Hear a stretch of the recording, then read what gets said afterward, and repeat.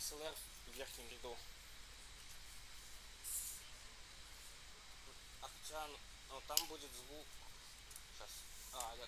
Там звук с трибуны оттуда пойдет. То есть вот его забрать можно. Хорошо. Главное, чтобы это нам ничего не нарушило. Нам надо с микрофоном. Скажите, а ректор будет выступать вот с таким микрофоном, или он будет стоять? Он будет, я думаю, стоять. Ну, в крайнем случае, не важно, когда нам так и сам сидит. Вы же делаете просто запись. Мы же вас будем слушать, ничего образовать. Можно будет?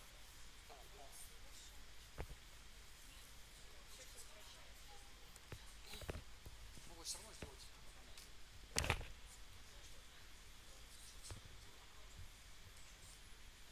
Это получается звук верхний, да?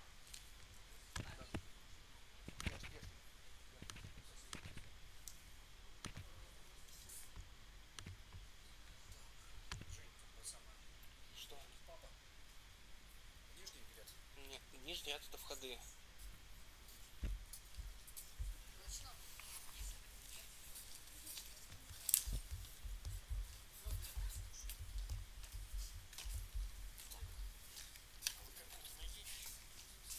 Можно будет мою сейчас уже нашли презентер? Нашли, пусть будет запасной. Лизу на ту машину передай. Давай.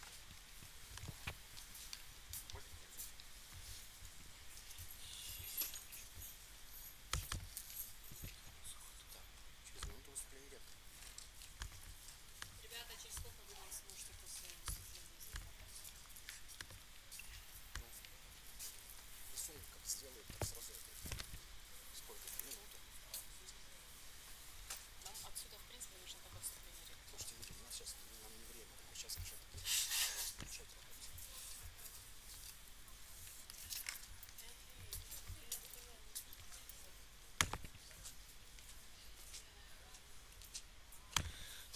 Делайте им тут просто запись, и пусть они ее забирают куда хотят. Русская какая у нас? Это русская. Это русская.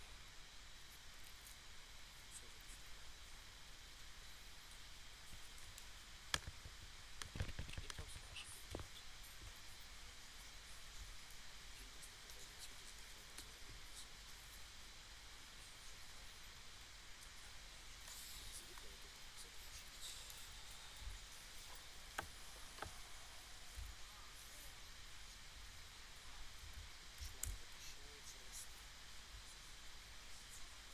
Вы от кого залогинованы на ютубе?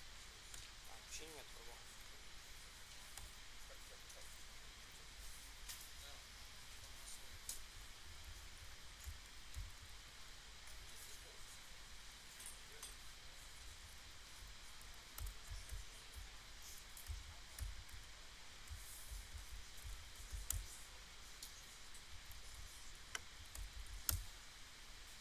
Леш, закрой презу, пожалуйста.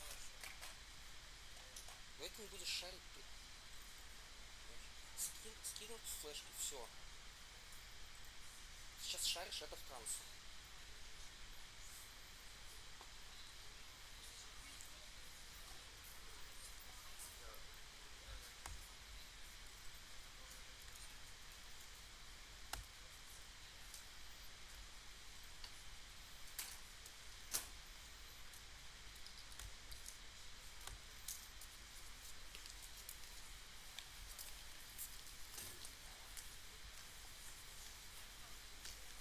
Сколько брать?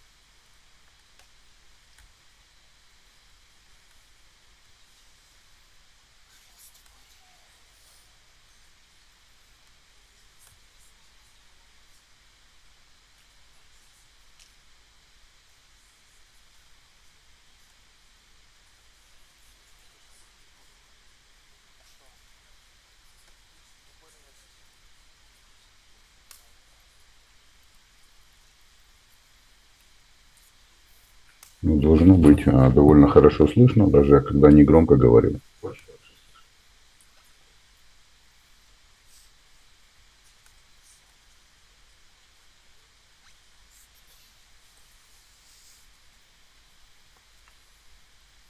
Короче, я не знаю, где мы поведемся без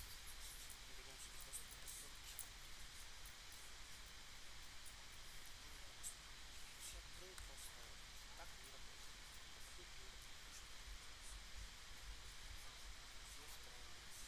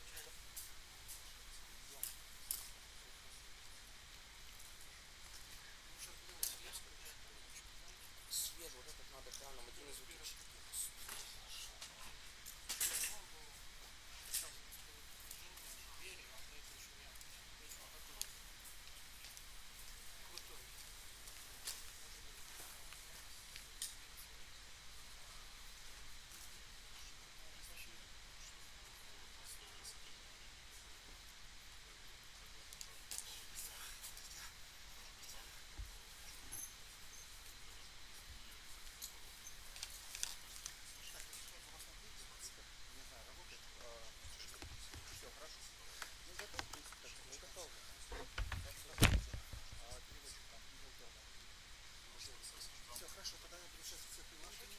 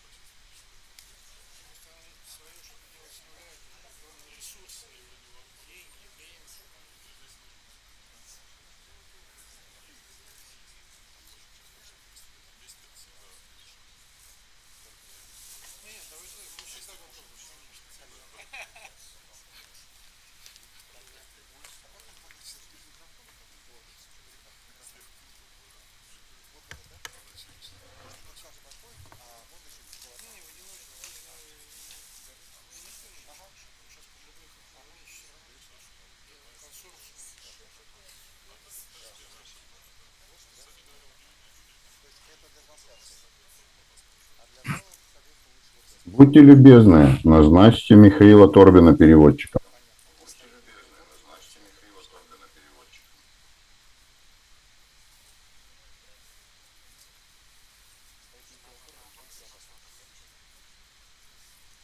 Вы его назначьте переводчиком, это у него название учетной записи транслятора, чтобы не путать.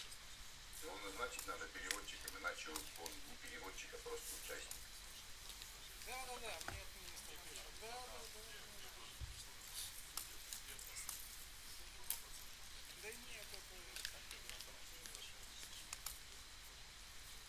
Перевод. Первый переводчик я, второй переводчик вы, Миша.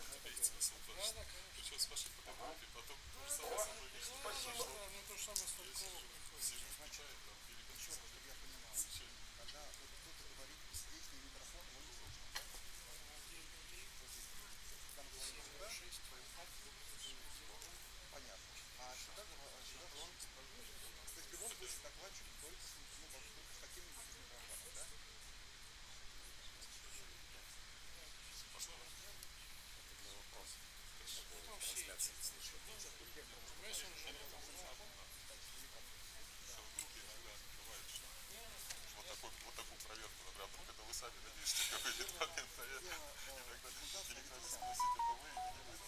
Ну они, конечно, стали круто работать. Ну, абсолютно, абсолютно. У меня весь институт рассылки, можно и нельзя тоже. Прямо сейчас. В Китае я там. Все, значит, я тогда даю микрофон, да? Вот сейчас потихоньку все приходит, но и в онлайн человек. Да, у вас, да, я понял. Это да,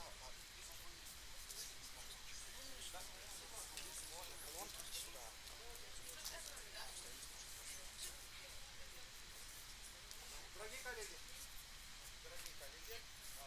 рада вас приветствовать. И, коллеги, трансляции, да? Вот, потом можно будет тоже передавать, кому-то передавать, чтобы вы нас услышали. Я прошу приветствовать ректор Московского университета. Please welcome Rector of the Moscow Physical Technical University, Mr. Livanov. Good morning, colleagues.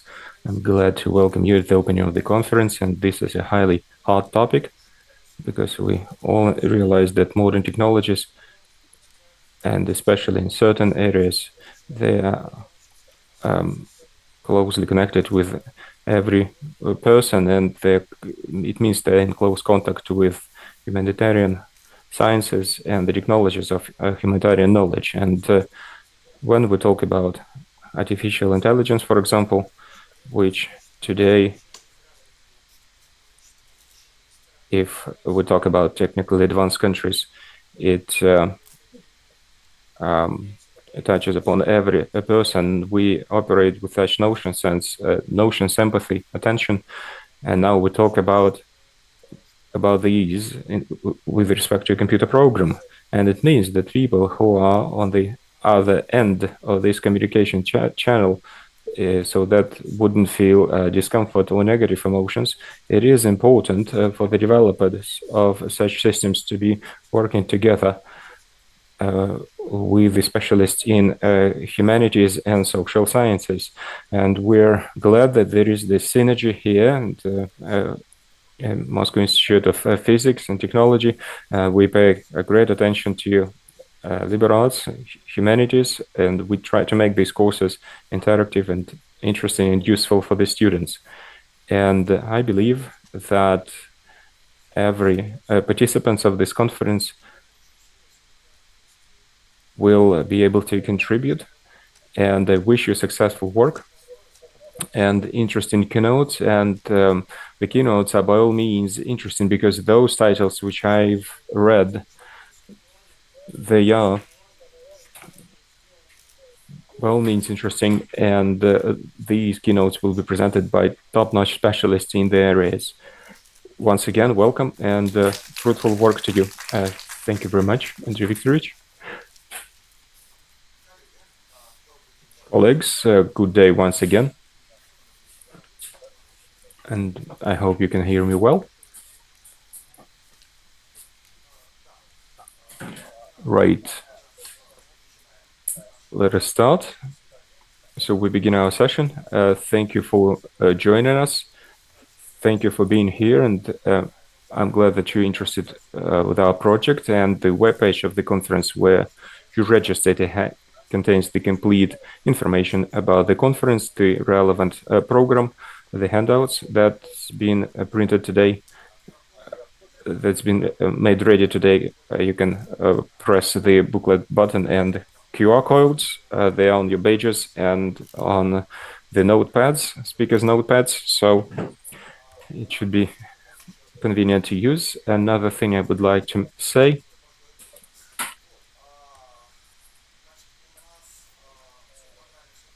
according the program will proceed as planned. Vorontsov unfortunately will not be able to join us because he's feeling unwell.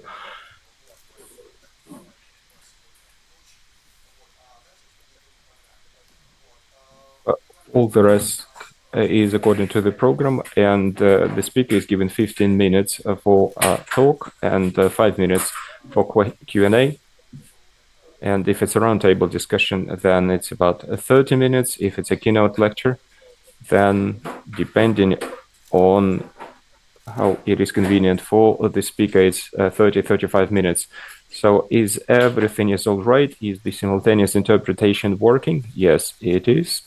Good. And we are broadcasting on our webpage, and there was the links to the broadcast were sent out, and now the broadcast is on YouTube as well. It's running. Thank you. So there is simultaneous interpretation on the Russian version of the webpage. Russian speakers can listen to translation into Russian, and on the English webpage it will be translated into English. We monitor question Q&A, and there is an icon of Telegram.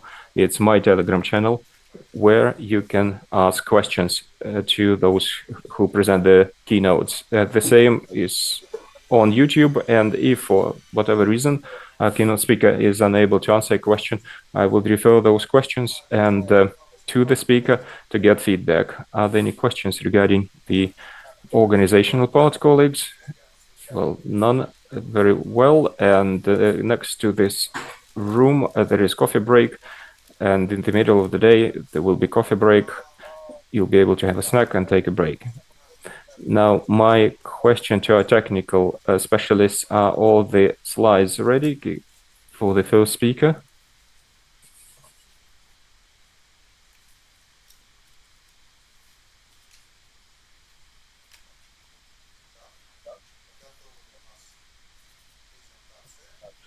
Are the slides ready?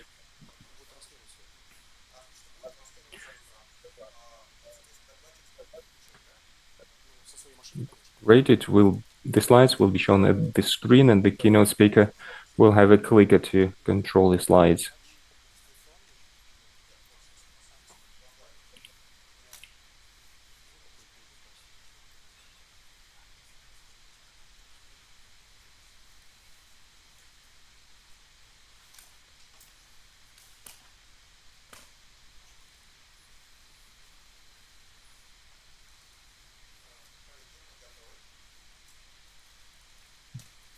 Colleagues, let me know if we are ready.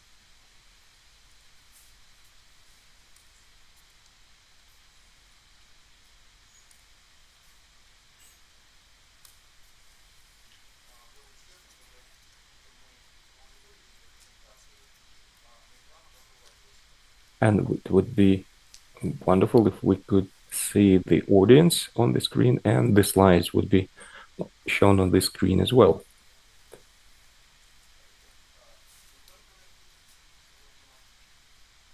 So where do I point the clicker? Right, okay. It's running. And I'll switch into Scream demonstration mode then.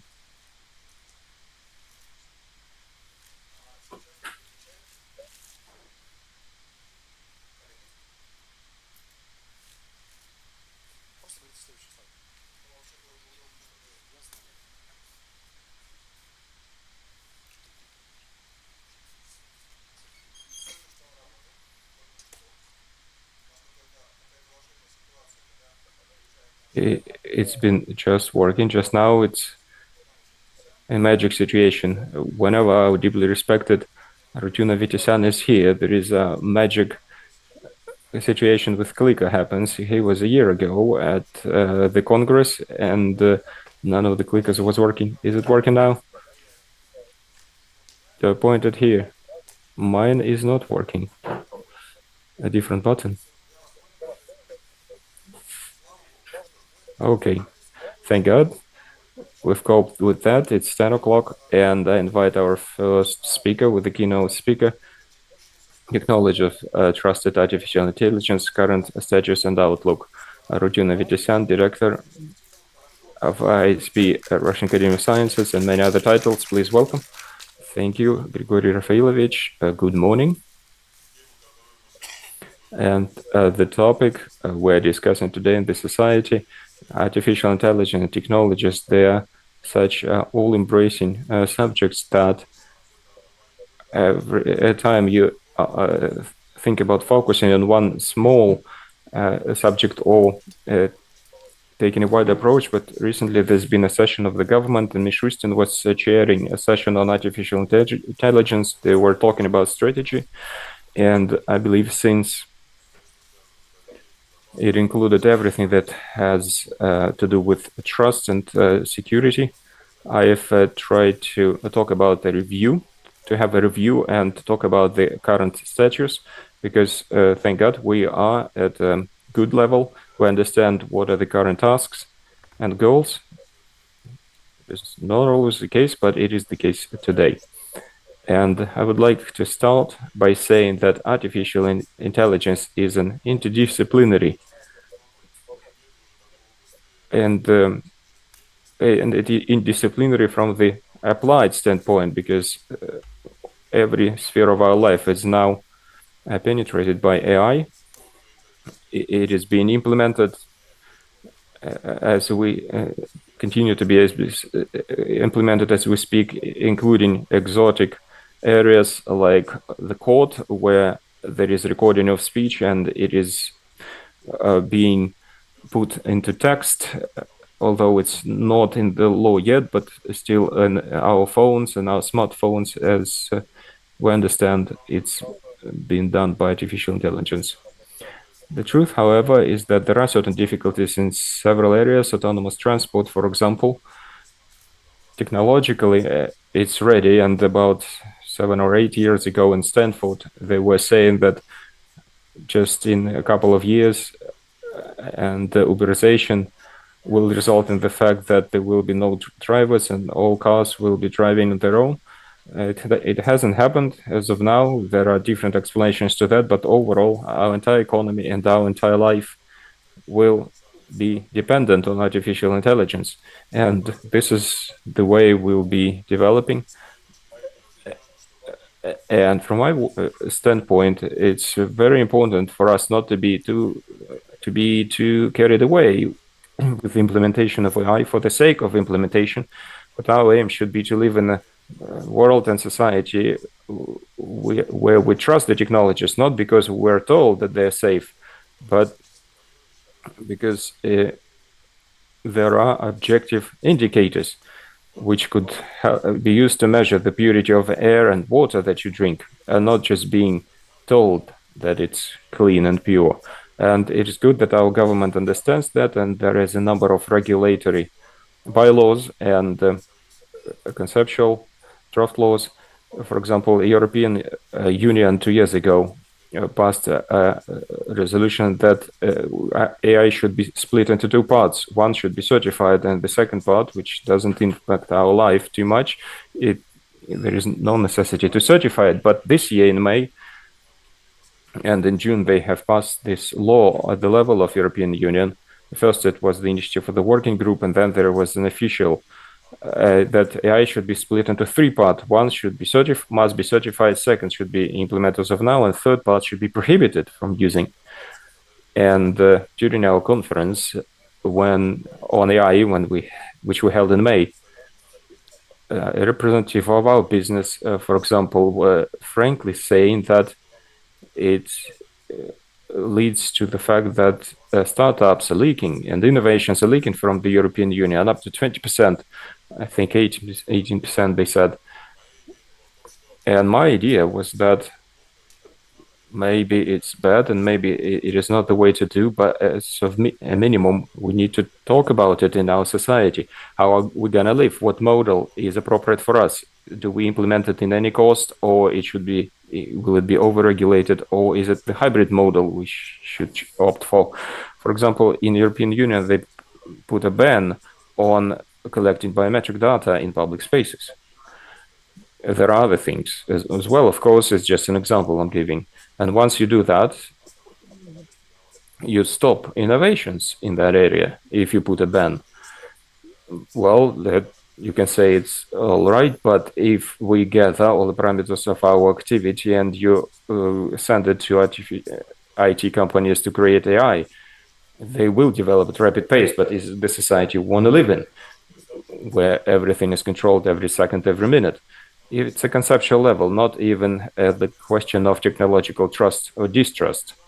So there is a number of organizations in the United States, it's NIST, and in China there is a separate group which is working on regulations in the area of AI. And it is interesting to know that literally several days ago, half a year ago, maybe even less, the Americans said that they will create a center for trusted AI, and it will be financed at the level of leading universities, Stanford and a number of others. And several days ago, they said that they are creating the National Center for AI Security, and it will be working not from the conceptual standpoint, but technological standpoint, especially if it's government administration and Ministry of Defense. It is particularly relevant there because the decision making there has a big impact, not to mention technological processes and other things which can have a major impact on our life. At the same time, all the methods of approach which existed previously, the verification, in broader sense, verification of software, which emerged in the beginning of 2000, and the first, it was in 1999. We know about that because starting 2002, we had a contract with Canadian company, Natel Networks, and everything that was happening there, you need to have knowledge in systemic programming, and started creating tools under the contract with them. And then later on, we developed those tools and we kept the rights, and we implemented it with Samsung since 2015. So I know this market of traditional IT systems where during 15 or 20 years, a new area emerged, and we formulated as a specialty, and it is part of mathematics, and it is aimed at a new area having to do with security, a safe development, starting from design to ending with operation. Kaspersky lab is in it, and it is a new area having to do with analysis of software, and all the developments that are there, they are not cannot be directly applied to AI, because AI is not just machine learning. Well, the slides my time is limited. I won't go through all the slides, so you'll be able to look through them later. And I'll be talking about most important things. But it's obvious that the artificial intelligence in the entire set of what we call machine systems, the machine learning is on this a part of that. And we need to ensure the work with this entire strata of technologies, because otherwise your security will not be real, so to say. We have that understanding here in Russia, and since 2017 we're working on safe design and development, and for the previous several years we've been working with what's called a trusted AI. And everyone present here, I think it's the Institute of Physics, the word of trust is more of a buzzword. There is no legal document which would regulate what trust is. We have 6 levels of trust. And you can take a document and you see there, if you want to satisfy this level, you need to do ABC, use these particular tools. And at the same time, there are newer standards which enhance the situation. And if we talk about artificial intelligence, unfortunately, it's not there yet. So,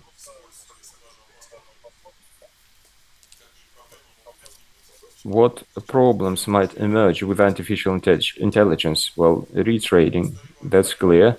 Our data growing old, outdated. Even in the most conservative areas, well, things change, and the data you used previously to learn, they are now outdated. What to do with that?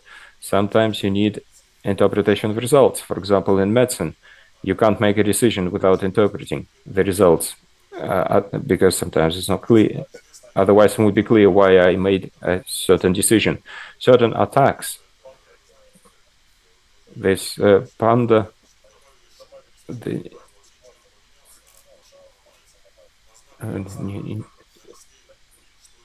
infamous panda, and they've put on the stop sign something the human eye cannot discern, but the car that is driven by AI, it breaks down. These are classic attacks, and there is no systemic approach. And I don't mean just Russia, it's a global problem. And during the 3-4 years, there's active effort, there are tools, but there is no systemic approach, and it cannot be transformed into protocol like at the state standard, for example. And it's a plus in a way for us, because it means for us that we are at the forefront, and we are in the same boat with everyone, and we are moving forward. Not to mention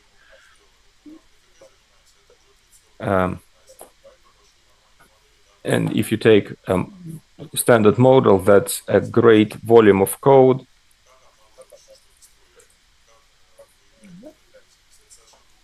and this bookmarks thing and the vulnerabilities we can talk about here. It's beyond what we talk about during training. Of course, stealing of the data, and there were articles where the article said that even social security numbers can be stolen, and so it's a vast area and a story which seems limitless, and it's difficult to find a solution. But as we said, the progress growing. As Karl Marx said, it's growing. If it's 300% growth, then capital won't stop at nothing. But here we talk about a growth which is way higher than 300%. It's by orders. And if we take the cycle of machine learning, and it's shown schematically here on the slide, so it's data-centered story, gathering of the data, cleaning the data, marking the data. And if it's a huge volume of that data, and recently there's been good works showing that you can use them to train, and then you use a smaller volume to continue training, but still we need to work with these huge volumes of data. Then learning happens, frameworks are used, and there are some open model, which are national one from Yandex, for example, and then the model is put into operation. And let's go through these challenges which I have mentioned. That's the models being outdated. First of all, even if we take cars which are surround us, and when they drive down the dedicated lane, for example, and there are sensors installed, there is no problem with that. However, the manufacturers of the automobiles and our companies, they say that their cars drive better than a driver. Those automatically driven cars, they make less mistakes. There are less collisions. If we excluded drivers altogether, then there will be less accidents on the roads. Partially they're right, but with this outdated data thing, if a natural disaster happens, what's then? The trees start falling. Or recently they've shown a case when there was a collision at the crossing, and just all the cars with autopilot driven, they stood still. It was a total collapse. They didn't know what to do. No one died. That's good. But overall, the situation wasn't good because the conditions, the environment changed. And this is, again, referring to the outdated models, outdated data. The world around us changes. For example, our health, we use certain medical data to train, to learn. Some time passes, and it happens very fast. Because of the ecology and other factors, we change. We become different. The same is true for social analysis. 10 years ago and today, if we take social media, we're different. Not to mention our children. We are different comparing to the situation 10 years ago. So the models which worked 10 years ago, they're not relevant now. And the models should improve. And if you have, it's in, well, we talk about Beijing for 20 years, but so what I have to say here, it is a multi-layered structure from technical strata to organization walls. Of course, if we take a simple software, it's not that big, but next challenge is infrastructure of development. This is an underestimated challenge, but when we talk about mass implementation, we need to understand that some people who come into this area, they are illiterate to a certain degree.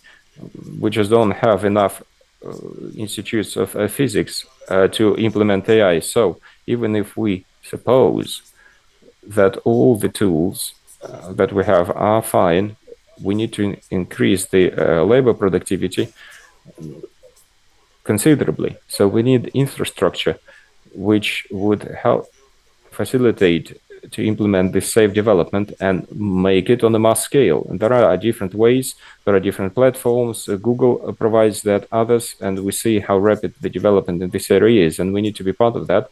And that includes hardware, and that's been mentioned in the concept that's been accepted. There is an understanding there that we are not capable to address that in foreseeable future, but at least we can operate these models, and hardware manufactured in nationally manufactured should be used, and resources will be allocated for that, serious resources. And the right part on the slide, you see libraries and subsystems that we need to develop, and that should be harmoniously made to avoid disbalance. And what I'm confused by, and my teachers used to say it, he said, I don't like when I came up with the idea and someone else implemented it. Why can't we implement the ideas we come up with? And because sometimes we miss the complexity of the world that we're faced with. Sometimes we think that we need to come up with a small thing and it's going to work and solve all the problems. It won't happen. It's an integrated approach that's needed. And that's very important. And I'll share a viewpoint in a couple of words why our relative small academic institution has such technologies that are used by Samsung and the largest corporations. And today it's one of the 6 centers of AI. The ensuring safety and security, like I said, we sometimes use wrong data, poison data, and poisoned is probably not a very good word because someone else poisoned them, it might seem, but they might be poisoned by themselves. And sometimes we think that if food was kept in the wrong place, in the wrong environment, it might become poisoned. So if data was gathered in the wrong way and they're processed in the wrong way, they're simply poisoned. And if the villain, if the counterpart understands that, the villain, the enemy, can attack your system and attack your stack. It's good that, yes, we have our own resources, but the global experience shows that your own resources are not enough. You need to go to the cloud. And several years ago, there was closed Microsoft conference to which you could get on the receiving invitation. And half of the keynotes was about Trust AI, and 20% it was about trusted cloud platforms, cryptography. And that word cryptography, and they said that there's no other way, and you need to work with Gamorph ciphering.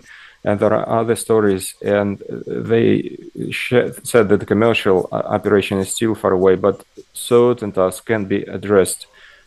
So a certain problem starting with the lowest level of hardware and systemic software, and it should be done across the entire stack of these technologies to move forward. Within our center, we performed a simple experiment. There's an AI model which can tell the difference between whether it's a human being or not. And the guys, they generated quite rapidly, generated an image, and then they ordered those T-shirts. These are our colleagues, and there are 2 cameras, and we showed that in one case on the left, they're both put in a square, but then he puts a T-shirt on and the computer vision stops recognizing this person as a human being. It means he can move on to a computer-controlled facility and the computer will not notice him. And all we did, we made this T-shirt, and I know that in China there are invisibility clothes that you can buy. So you put it on and the computer stops recognizing you. And we have shown that to demonstrate that it's not, well, too advanced. We didn't exactly put a lot of effort in it, But the point here is to show it and then to show how to counter it. And we demonstrated that if you train the model, this model will be able to recognize that and protect itself. There is in software, there is a compilator which you tune when you tune the compilator, and the compilator understands that something's wrong and it checks the story in dynamics, preventing them from happening. So a simple example which we implemented and realized, and there's work in that area, and there are publications, but it has to do not only with video, but other areas where artificial intelligence is used. And you have a chatbot, and in our country we had this negative experience. You can break into it. If the questions are wrong, it will start answering gibberish and nonsense, and you can entail the risk of being sued even. So it should be implemented very carefully. One thing, if it's in the metro, so when a person walks by without paying 100 rubles, that's okay. At some stage, this person will be caught, but it's a totally different story if a person enters a nuclear facility. So more protection mechanisms are needed there, and probably won't be able to achieve that through technologies alone. Organization measures needed as well, and that needs to be worked on, harmonized, written into laws and regulations, done with cooperation with the government, and it should be based on science, and science should be saying where it is possible, where it's not possible, and then implement organizational measures. So this is my opinion, and here great support that we live in the world where there's open source or open software, and recently we've transferred to the collaborative economy. So different options of this economy that we witness in our life: Yandex Taxi, Uber. These are the Google platform, or Yandex for other interactions. And one of the most powerful sides in this economy, this is open access software, which make it possible to cope with this technological challenge and the rate of development. So one of the key phenomenon here is an open code, because no single company would be capable to develop the industry at such a rapid pace. And Linux is a good example here. If you take our company, then they spend less than 1% of resources there, but we have products which can be implemented and used. And in reality, even the largest companies, they spend very little of their resources, and they use these huge infrastructures. Everything that has to do with big data and that is directly connected with artificial intelligence, this is open technology. Once Yahoo opened it in 2010, and I represent Russia in that international project, Thomas Kwan said they created an NGO. They transferred all the rights there for the people to believe that it's going to be an open source code, because there was a negative experience of Sana with Solaris, and well, one of the negative experiences. And we saw the explosion of big data since then. Then Spark came into play, and memory big data. The same is true with AI. Razor, PyTorch, what Yandex is now made available in open source, they are accessible, and it's been developed by a huge community. If you see a number of patches which is being added there at a regular basis, well, no single company would be able to do that. Yes, it's too wide of a field, because there's a billions lines of code and 100 million of people who are working on a regular basis. So once we talk, they're working on this open source code around the clock in China and other countries. United States is the key place, of course, but Europe, China is involved, the academia, because if you will look at the European Union, for example, most donations go to open source code, and it's a prerequisite for financing. And so the pressure is created, which you can do nothing about. You can only be part of it and use this model to develop sustainably. And we need models which would be able to harness this energy. And it's very important because otherwise we won't be competitive. And on this slide, these are the projects that has to do with the safety of artificial intelligence. And from them, we see there is no unified system. There is no understanding how all these could be used together. It's just a set of projects for now, but step by step, we'll learn to do that together. The most important thing is for us to ensure technological sovereignty, so that we have a set of tools which are fully on our resources, managed by our talented guys who are capable of adding their own innovations there, and we're doing that, and who would be able to use it both at the startup level and the level of large corporation without this digital inequality. And that's very important. We're talking about our research center. It was established in 2021, and I'm proud of that because formally we created it even before the Americans did. Why? Because we started working at that more than 20 years ago, because it was clear that artificial intelligence stands separately from the standard software, and you need special approach to work with it. And our responsibility is that trust. And with the Institute of Physics, we're collaborating. And what's important is that we included the model that on the one hand, there should be wide representation from the academia. On the other hand, because we have Innopolis and other centers that interact with us, so we share our knowledge and experience, and we have this unified ecosystem. Moreover, there are 6 or 8 centers, new centers, which are being created, and ideologically, it's included that they will be working with us and the Institute of Physics, and these ideas will be exchanged. So during the next 5-7 years, a unified ecosystem within the country is going to be created, because we need to create the entire industry and not just separate super projects. We do need super projects, that's true, but industry is more important. We need a long-term sustainable development of the industry, and that's the only way. And Kaspersky Laboratory is our partner for a good reason. And at one conference, Evgeny Kaspersky said, well, obviously, this is not a commercialized area. However, the business company paid money. And in the morning, he said, it was a joke, of course. He said they showed him the document in the morning, and he just signed it blindly. And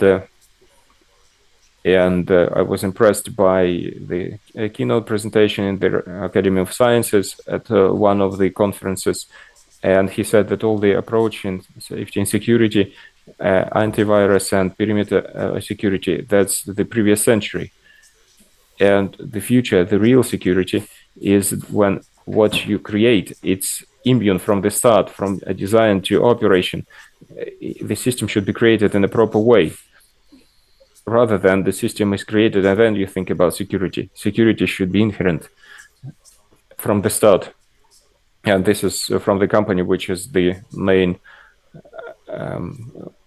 producer of antiviral software. And this is great. And we work in collaboration, create these projects this year. Well, during the previous year was been done, apart from the scientific component and specific technologies, but still it's quite useful. For example, we've checked PyTorch and TensorFlow, and we identified quite a few mistakes, errors, which are recognized by the global community. And you can access the webpage of both of these projects and read that this error was found by Krashev, and these are our tools which are capable of identifying those errors. And they even asked us not to mention those errors for them to prepare the patch, or sometimes we create the patch and send it to them. So open source code, despite today's situation, helps us stay in touch with the world and continue working. And everyone understands that it cannot be closed just like that. And this is not just talking about AI, it's true about other projects. For example, Linux core. Recently, we have filed 220 patches for the core, corrections for the core. And what's important is that we have 60, 70 specialists and now who are in contact, who work in different structures and in business, first of all, and they can work together, improving the core. So it means that even if the internet is closed down, we'll be able to maintain that core without any problem. And before it happened that once they found an error in the core, they would wait for the patch to come from the United States. Now we can write down a regulation specifying how many days it will take for this patch to be created, and everyone is going to receive it. And once it's ready, we send it to international community. They make the decision to pass it or not, but they do accept it. So once we talk, a new patch is created, 220 a year. And the same is true with AI. And I think this is exactly the approach as when our position is strong, and this is what I was talking about at the international, the global level. And it is on, of course, this bottom level of software for artificial intelligence is not enough, and we have a platform that helps create analytical systems with the minimum effort. When you can use your domain and use the platform and create your analytical system. And we use that to create several domains, and we sell that on the license basis, and we are creating this trusted platform. We're prepared to make it open source, but certain conditions are needed for that. Unfortunately, we don't have the internal market, which would be big enough. And if you make it open source, the platform development stops simply because the market is small. So this is not good as well. That's why we're looking for a best solution. In parallel, we have several other projects. The hallmark projects are dock marking. We've created one of the best systems on the market. When the water science on the screen, for example, I used to learn where the photograph was made, or in medicine, you use ECG to diagnose disorders, and more than 2 million with Kazakhstan, and they even signed the agreement with Ministry of Healthcare there. In Nizhny Novgorod and Moscow, there are several big clinics that are using that, and so we work not just with issues of trust and trying to understand what AI is. It's just, I wanted to show that historically we've been working with AI and realizing that you cannot just implement it just like that, but having experience in other areas. Now within the institute, we work on the interdisciplinary basis,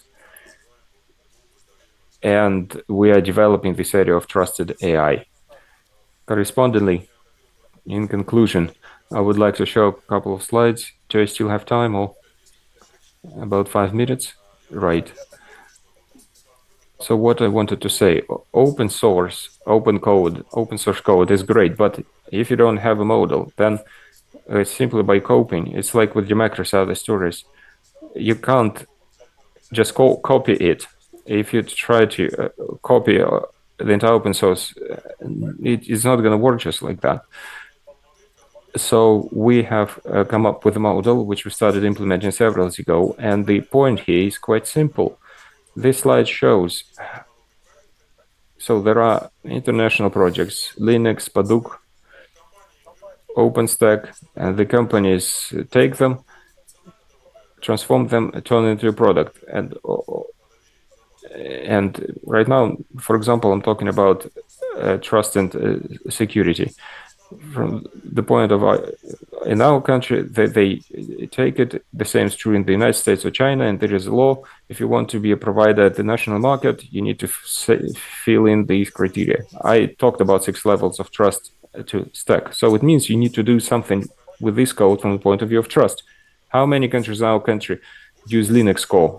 About 200. More than 10 create serious operating systems. 3 or 4 of them, they're in the list of the Ministry of Digital Development as recommended ones. So in parallel, they're doing the same thing, which from point of view of the state might seem useless because it's not a functional advantage.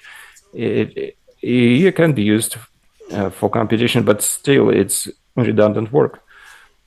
So idea was that we should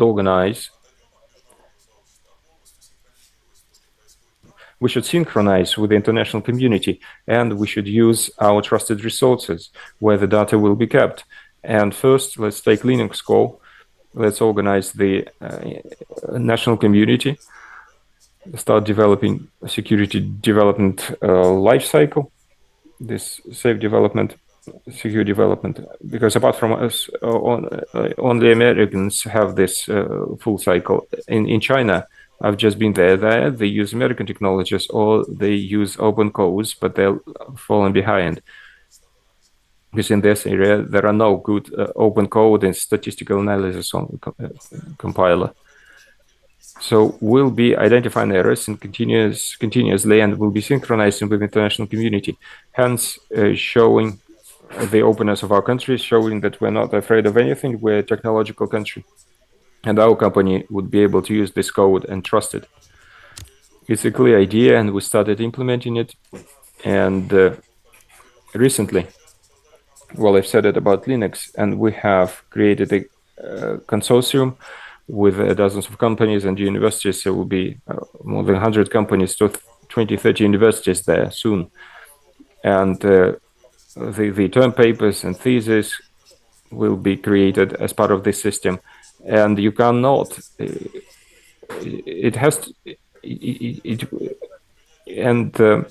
you can't cheat there because it's open and everyone is going to see what you do. Everyone's going to see how technical it is, how scientific it is, so you won't need to spend too much effort to bring it all together, and the efficiency is much higher. So nothing is going to be doubled, even at the level of Linux core. It means that the company, when they allocate 1 or 2 people to do this work, they don't pay us money, they just invest their resources. But they write 70% of the patches now, and only 30% is patches are created by the institute. And we hope to bring that share down to 10%, so the community starts functioning on their own. Of course, Linux core alone is not enough, and we have now 15 projects on systemic software components and PyTorch as well as part of AI. And this story will be continued, and it's surprising, but our international component worked. And when the strategic document on AI, if you read it, you will see that the international part, it declares the creation of a trusted depository of trusted solutions in AI. And this is the idea that's reached that level. So in this way, you eliminate all technological, political risks, and it helps develop your country considerably technologically. So on this slide, there are a number of numbers which I mentioned. And on the last slide, I wanted to say that we will continue promoting this at the BRICS level. And last year, I was presenting a keynote. And yes, the question will be how to organize it properly, because it shouldn't be just on our territory, but it should be accessible to everyone without limitations. And the results which are available, they are accessible to anyone. Any student can download that, but methods and how we analyze it, it's still not accessible. And it's limited to us and our business, because it's also a requirement from our business, because businesses invest their resources, including people. And for now, but overall, the idea has proven viable, and in terms of AI, it should be one of the key ones, because the area for open for works there is so wide, and I've shown the list of projects, and what's gonna work out of that, no one knows for now. But we need a cutting-edge science and monitoring to understand what's right and what's wrong and why. If we don't have that, we'll be doomed to sit and wait while others create it. It's clear that more and more countries, they will turn the open source code into semi-open. It's happening, like with Android, for example, or certain projects having to do with safe development. It's not available in open source code. Open source code is not a panacea, of course, but it's a way to progress, to move forward, and to be about the progressive countries. And thank you very much. I'm ready to answer your questions. Thank you very much.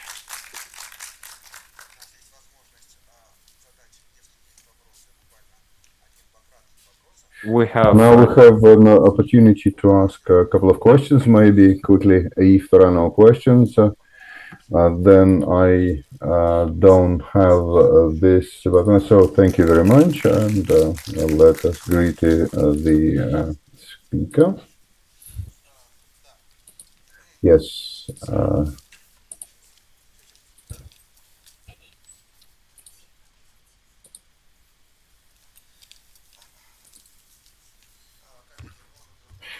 Colleagues, now we want presentation, the next presentation.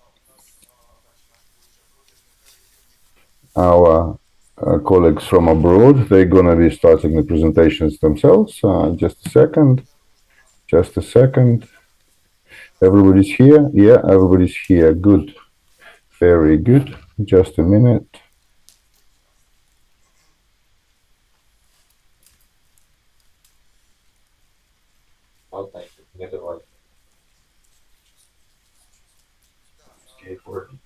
So I just, if it's possible, the next colleague from abroad to prepare the presentation, so you can turn on the share screen and you can start. And now I would like to announce next three keynote speakers.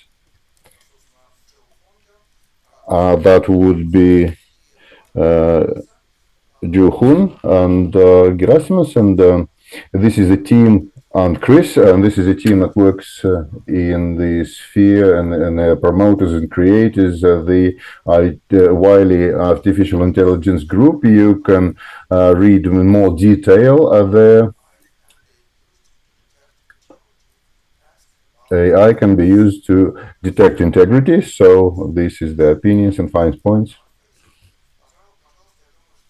So please, they are online, so please greet them.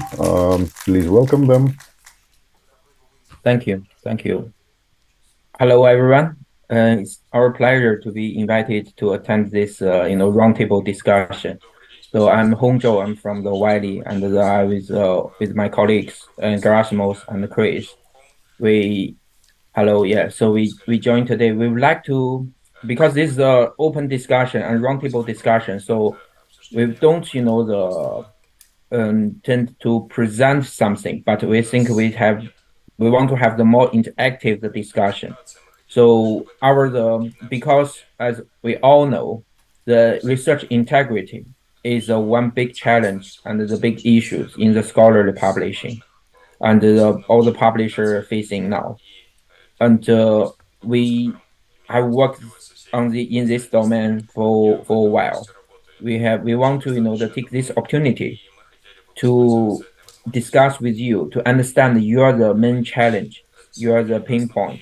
We can also share what we have heard, what we have experienced, and so hopefully we can identify some the things which you really need, and then we can provide in the future. We can provide these services, these products to support your work, your business, and the research work, etc.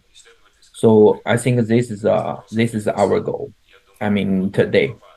So based on the proposed agenda before, so the first question, as open question to all of us, is what is the main challenge and the pain point and you are facing in your about the research integrity in your work, which you want to solve.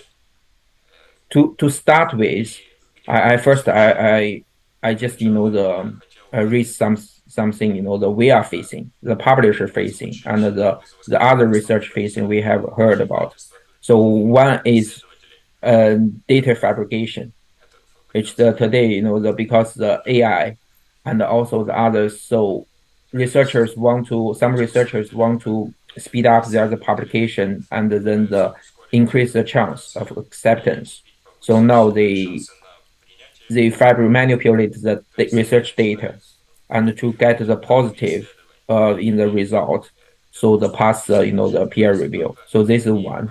The other is the plagiarism. Plagiarism now today is even harder because the generative AI and not just simply the copy the sentence, word, etc. They can rewrite it, so it's hard to detect. And the third one is image manipulation. Image manipulation is about the people use the software to copy, move, and the duplicate some part of the images to represent to change the meaning of the research and to increase still want to the false false reviewer, and so they can pass the peer review. So this is several. And another thing, last thing is conflict of interest, like the fake authorship, etc. So basically, this is what we have heard. I just wonder, whether you have, any one of you have want to share your thoughts or ideas or challenges, or you have heard. This is an interactive, the roundtable discussion. I think this is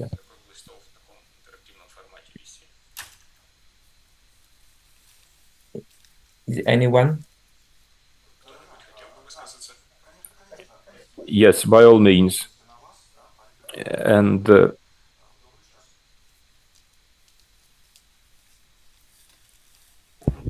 we're orienting, we're looking at you, so you carry on the way you want to do it, how you want to do it, so you do it.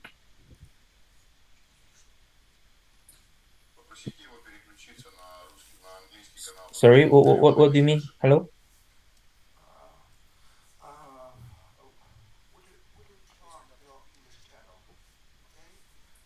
Yeah, we are in English channel, yeah.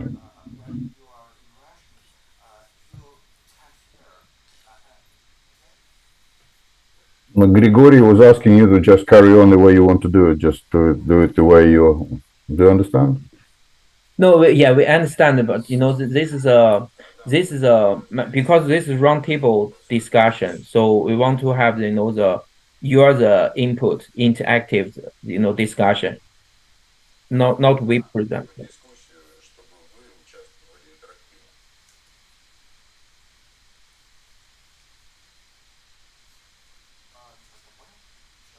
I don't quite understand. If you can repeat again, if you can say again.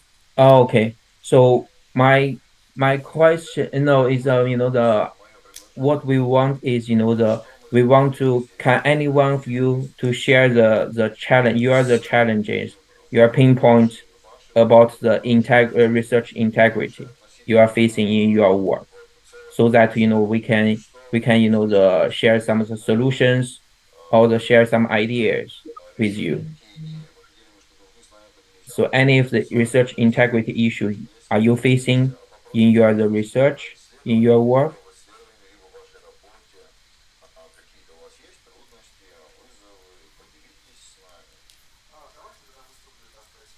Yeah, okay. Then I'll talk on behalf of my room. What I do is the integrated studies, and I deal with issues of ethics, academic ethics, optimization of research, search, and etc. So we have a number of points here. To a certain extent, they are working against the researcher, and of course, this is a group of particular violation of the classification of the academic classified from the point of view of the academic ethics and the plagiarism, for example, when it was literal plagiarism, sometimes it is not. So it's the plagiarism of ideas, which is very difficult to counteract and to stand up against. So you were the first one to come up with something, and for not everybody can do that. Not everybody ready to do that, and the moral and material expenses.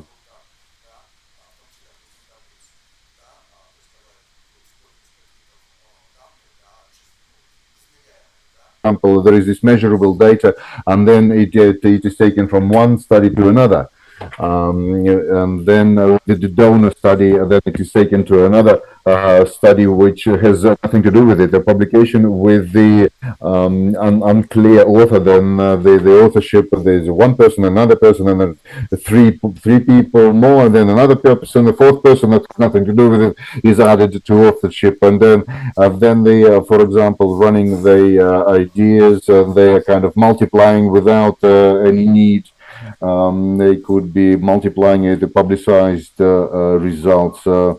They're replicating, and then is quoting sometimes is self-quoting, sometimes is cross-linking of here. This is probably the necessary and the so there is this if you want to lift a rating and you can trace it with the systems and sometimes even leading systems, then if it is a bad situation. So the false co-authorship, this is a really bad situation, and which can be done. So you can actually then there would be nothing good about it, and so there would be probably art historians would be writing on issues of chemistry and pedagogics, and co-authors are maybe one is chemist and another one is probably the one that is written this publication. So there is a number of people here, and the profile here, they cannot know it, and there would be geologists probably, and so etc., etc., etc. And this is the search of information, the correct information, and then the fact is very important, so you know what to look for, where to look for, how it can be trusted, how it can be substantiated. So there is this criteria for evaluation, so how my assessments are adequate and how I can substantiate. So this is the first set of problems that I can think about in our quick discussion. I can actually talk about, quickly. That is what we have. Very good, very good. Thank you for sharing this. This actually the plagiarism. I think this researcher the shared is also the many the other the researcher even publisher is facing. So plagiarism, as I mentioned, we are aligned. Plagiarism is a main issue, and authorship, yes, for false authorship, co-authorship, and the gift authorship, etc. So this is the kind of things, and the self-quoting, you mean the self-citation?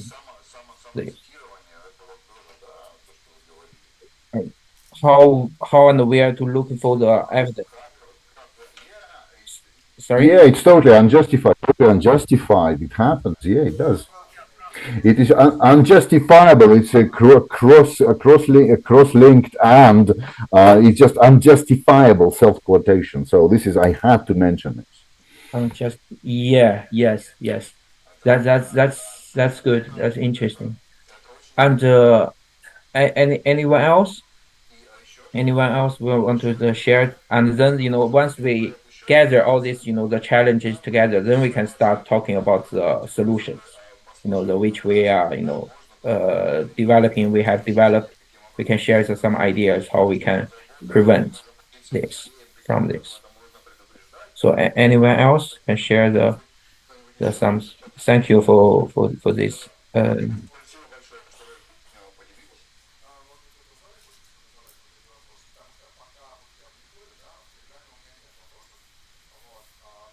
So far on YouTube, probably in our chats there are no issues, no questions, and if you want to share something, please probably do.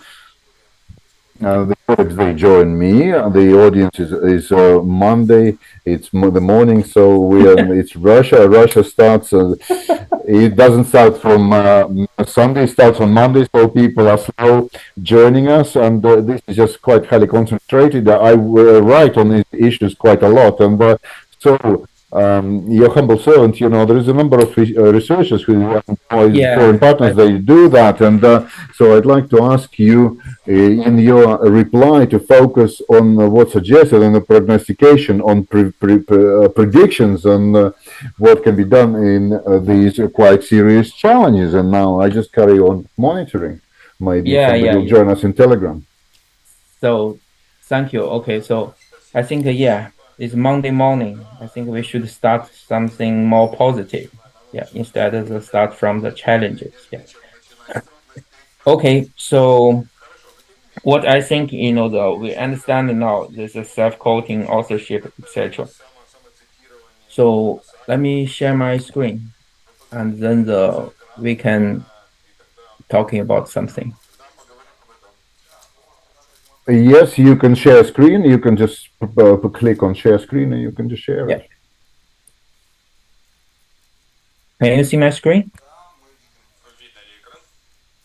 Yes, we can. Yes, we can. Okay, good. Okay, so based on what you just mentioned, someone shared one is authorship, and then the plagiarism, and etc. So I just the showing some of the work we are doing, and we have done quickly. So basically, we have as our group, we aim to leverage AI, big data, cloud technologies to develop automated and intelligent solution to detect the integrity issues, which the screening and integrity issues. Our service is covered in the 3 areas you can see here. One is screening. Screening, basically, we help the reviewer and even help the author itself to detect, to screen, to measure the quality, novelty, relevancy, and readability, etc. And also another second category is integrity. Integrity means we want to detect paper mill detection, paper mill issues, image manipulation, and unusual behavior, because this is also along with the gift, the authors, fake reviewers, etc. And the third one is about the facilitation. Actually, this is not detect issues, not screening manuscript, but it's help the reviewer and to facilitate their work during the submission and review. For example, today is one of the most challenging for the publisher, for editor, it's really hard to find reviewer. I mean, the suitable reviewers. It's very hard. So how can we leverage the AI and the big data to automatically suggest the relevant reviewer and the increase, acceptance rate? So this is something we are working on. So, and then let's start from the first two. I mean, the author battle. Author identity verification. So this is what Chris, my colleagues, is working on. We are based on we developed the author identity verification service to help the editor and the reviewer validate the authors and the reviewers. And for example, is this author and this reviewer is from which the institution, and is their email is a match, there's the institutional emails, and also this author has the past published any have the retraction history before, so etc. So this is the kind of thing. So in order to identify the authors, first thing we need to understand who they are, what's their publication history, where they're from, so etc. Have they published the many paper in the different cross, the various of the topic areas before? So this is something we need to understand so that we can identify, oh, this is the author is a real author or is just the fake author, etc. Or have the something we need to pay more attention. Reference quality check. I think this is the relevant to the things is the citation, self-quoting, etc. Because the reference is very valuable information. We have developed this service, and the input could be a manuscript or list of the past references. The output is a list of the resolved references. So we can identify is there any self-citation, and also is any the retraction or questionable references, which is a question in the other, the by others before, or is there any old references? Because today normally in the paper mill, they just randomly to add some of the references from different topics, which is totally irrelevant to the to this article or manuscript. So that's why we want to detect whether this topic is aligned with the manuscript or is have the very the difference from this. So with this is a strong signal can tell us which is this manuscript is a good quality or not. So this is what we are doing. So we can automatically highlight, is it retracted, or is it any concern, or is there any self-citation, or is this reference is too old? For example, they said maybe the 60 years of this, they said the several papers which they published the 60, 70 years ago. It's possible, but it should have below the certain the percentage. So this is a tool which to answer the challenges you are facing. And let me share with you another things, interesting things we are working on. Yeah, so this is a anyway, so this I can share with you another things about language screening. So this is another readability is also is a very important, and the okay, so readability is very important. So how can we leverage today's the AI and also the language tools to improve? So we detect we do the evaluation based on the 40 the content, the document in full domain 20, yeah, and then the testing the several the tools in the market. So our funding is the pro writing aid. This is is quite effective tool, which is cheaper than the other tools, but also they produce quite good results. So I think this is we can share with you. This is the information.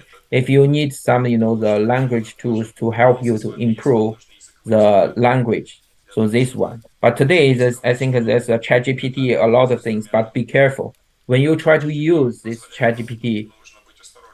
Because many publishers today they clearly mention in their guideline, you need mention if you use ChatGPT, no matter you use the generative the part of the manuscript, or you use to the polish your the work, it's better to mention it. So I think this is a important things. And okay, so another things is about image manipulation. So this is a before, so far the people to use the naked eyes to detect these images, to see whether it's some subfigure or some part of the object is a duplicate, is copied from other papers. So it takes hours for human eyes to do it. But for AI, you can just take seconds to detect this. And also with the better, the accurate, better result. You can, this is a real example. On the top is from human. Bottom, you can see that the counter, the boundary is more detailed. It's not just simple rectangle boundary, but its the boundary is aligned with the real, duplicated area. But the result is not 100% accurate. But that's why we still need human to verify and make decisions. Because before, so that's why many people they worry about the AI will replace their work. But actually, the AI is to facilitate their work.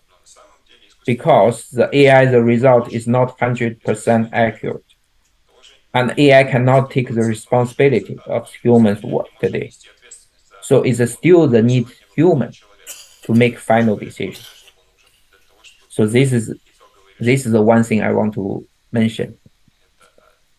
This is some of the real examples from the papier. And the left-hand side, the researcher is just raise the concern. So say, oh, this looks like the similar, but they don't know. They're not sure. So instead we run the tools, run this AI, apply the AI on this. We can now we got evidence to say yes, this is a duplicated. Not only one duplication, but actually the 3 duplications in one image. So last thing I want to mention is about the paper mail. This is my colleagues Garasimo is working on with the team. So basically, we try to detect the paper mail papers. The paper mail paper basically is some of the companies today they want to the make money, so they put advertisement in the Facebook, in the web, to see if you pay the the $20,000 or something, we can guarantee to publish a paper in the in one journal or something.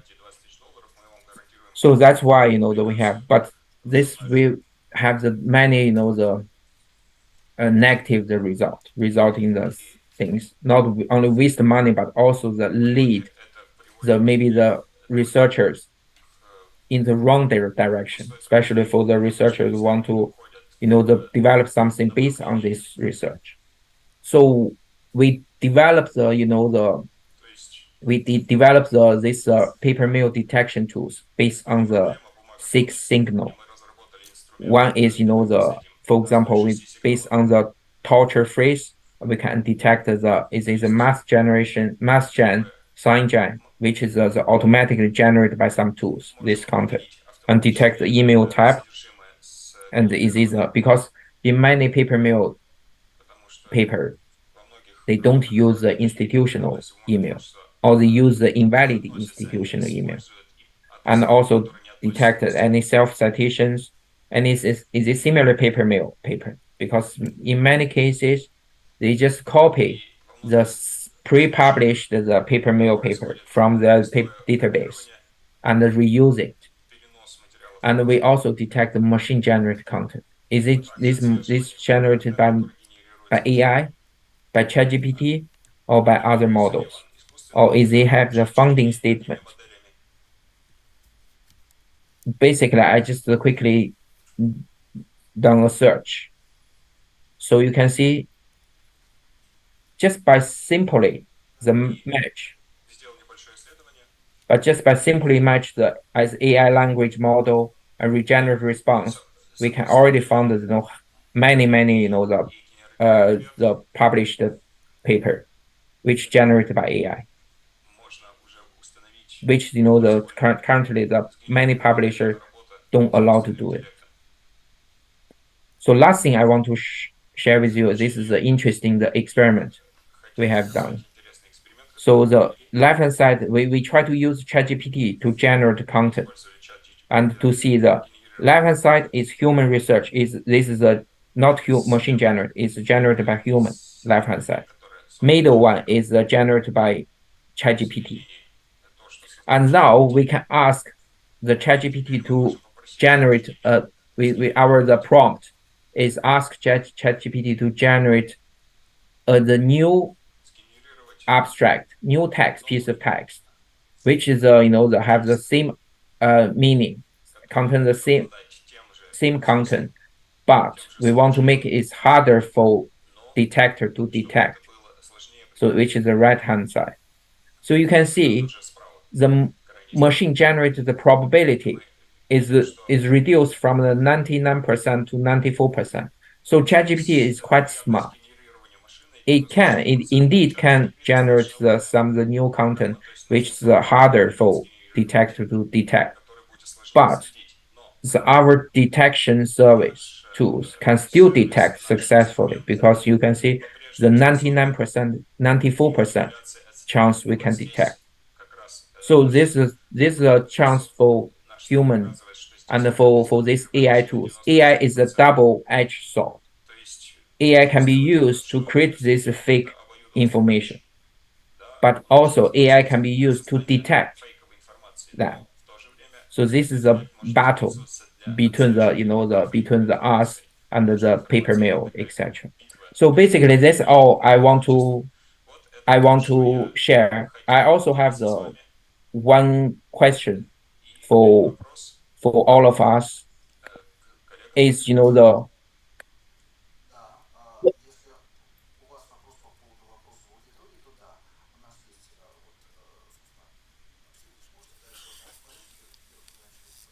So there are some questions from the audience.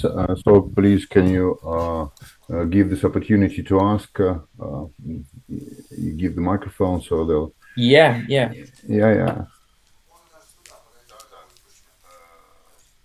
You can even come here. Yeah. Okay.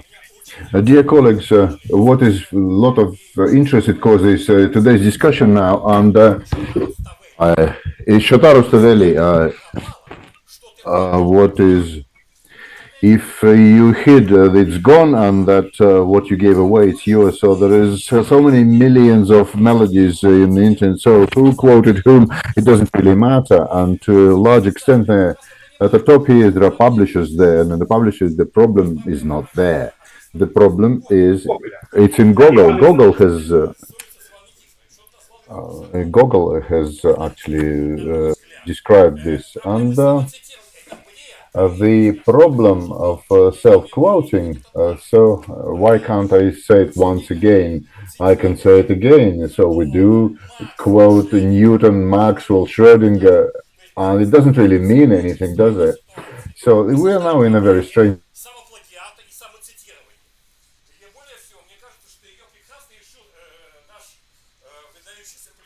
By our political, he was blamed for self-quoting. She said, colleagues, I'm just working on one problem, and nobody's dealing with it seriously, and I can't really quote anybody else. So people are looking, searching, and anti-plagiarism is just stupid. We are learned people, and we are academics, and we're looking for something new, whether it's been said or not. Well, some people are quoting themselves or not quoting themselves, so they do artificial intelligence or not. Doesn't really matter. If he's a professional, he's new in that, and it is good this artificial intelligence is used. So if Beethoven is rewritten a symphony, and then he thought that it's something square, and then he's probably inspired by that, and he's got the right to do that. And now we have this huge minus here, and we've got a lot of work for publishers, authors, and supervisors and students, and who copied whom, and he copied me. No, or is it Peter or is it Maria that who copied? They've got the same work, and that not in the primary school now. So who copied who? And of course, it's huge in a statewide, countrywide. If there was, for example, in Moscow Humanitarian University, it was being licensed, and it was found that in order to carry on that licensing, they have to 1.5 tons of paper to the Ministry of Education. They had to deliver, and it has to be checked for plagiarism manually by people. If there is no, so of course there is 1.5 tons. Well, no, director was invited and says, Привезите килограммов 20. И тогда мы посмотрим. Знаете, меня эта история очень заинтересовала по части самоцитирования. 20 kilograms, self-quoting, self-plagiarism. So I went to the Deputy Minister of Education and who curating these issues, 1.5 tons of paper. This is a whole library, 1,500 books. It's absolutely immeasurable information. It is all original, so there is no quoting, there is no self-quoting, self-plagiarism, there is no. So we can do that, The answer was wonderful. There was artificial intelligence would read all that. So that was the answer. So thank you very much. Let's give a round of applause to our discussion starter. So thank you very much. Thank you, your colleagues. And I have some comments, but our time is running out. So there is a raised hand there in Zoom. Yes, Vasily Gromov. Vasily, please. Yeah, please do speak. And I'll turn up the microphone and turn on the speak into Russian channel. If you speak in Russian, there is this interpretation button at the bottom. Please turn it on.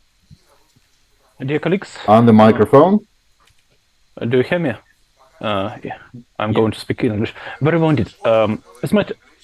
Yes. I'm going to speak English. I believe that everybody else could understand me.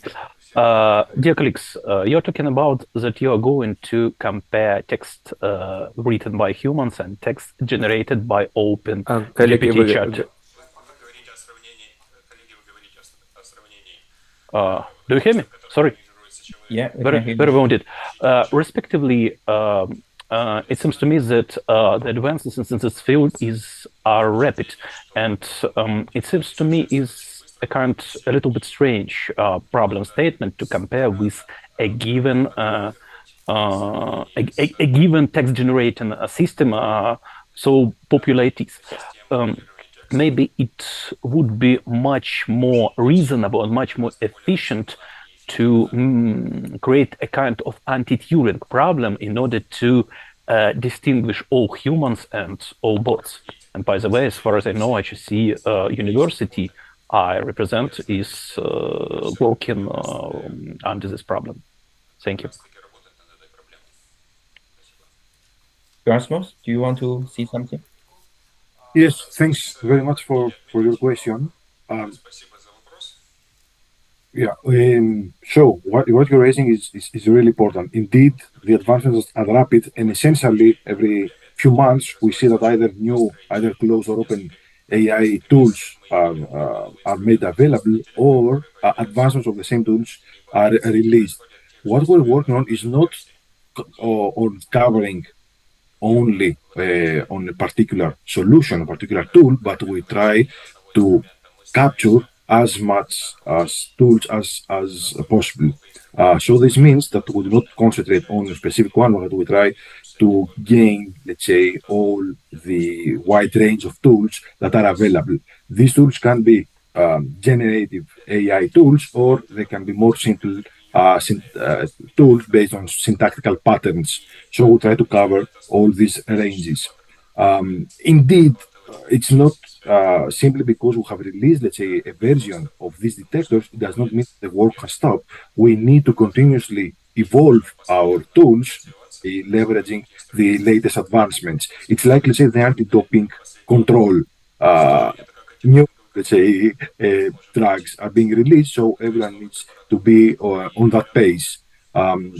Also, what is really interested in me is the fact that you said that your university is working on this area, so perhaps who can have a sort of offline discussion and see what you have done from your end, what we have done from our end. By the way, our aim is not only to, of course, provide these solutions to the ecosystem, but we also work on the research area. So we actively make some publications on these tools. So perhaps we can establish sort of initial preliminary collaboration and see how the two, let's say, groups can work with the aim of assisting the whole ecosystem. I don't know if you want to continue. Thank you very much. I'm going to write my email in the chat of the conference, please, if it is possible to get in contact. Thank you very Great. much. Thank you very much for that. Good outcome of this roundtable. Замечательный результат того круглого стола. Такой там, так.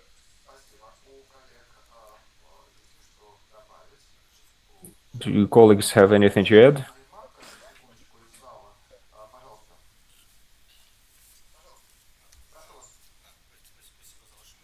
Yes, please. Thank you very much for your considerations. Well, I have radical suggestions here. What do you think that the papers, academic papers, they should be got rid of as the communication tool because it just died? And you see the tools that generate the bad papers, then they are much cheaper than the tools that establish that falsehood. So the reader of the paper will not have the resources to check every article, every paper, and to make decisions based on whether to trust this paper or not. Maybe there is another way of communication. In front of my eyes, I have the open. Очевидно, что в open source такого явления вообще нету. Да, там есть какой-то плагиат, но вот такой плагиат, который... Plagiarism there, but then plagiarism is it doesn't get in the way of the system. It doesn't make the system unstable, and it is quite really clear that there is no new authors, there is no author multiplication, and the problem is not with papers, but with what they're written for, the purpose, because the paper is the tool of measuring effectiveness of the scholar. And if you can measure somehow differently than the articles, these papers, they will not be rubbish. So just we have to look at the cause. So thank you very much, dear colleague. So do you want to comment here? So I can see something, and then the Chris and the Grasmo feel free to jump in. So this is a really good question, and also this is a trend. I think as you said, this is the fake papers, all this paper mill. It's not only the waste money, but waste time, waste the researcher and misleading the researchers in the wrong direction in the future. But currently, many people keep asking, "Oh, is this existing the system, peer review system? Is this the right way to go? I can support this, especially in the open access movement."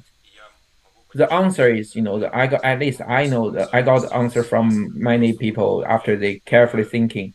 They think seems there's no better way to do it. So the peer review system is still the best way we can think to do this now.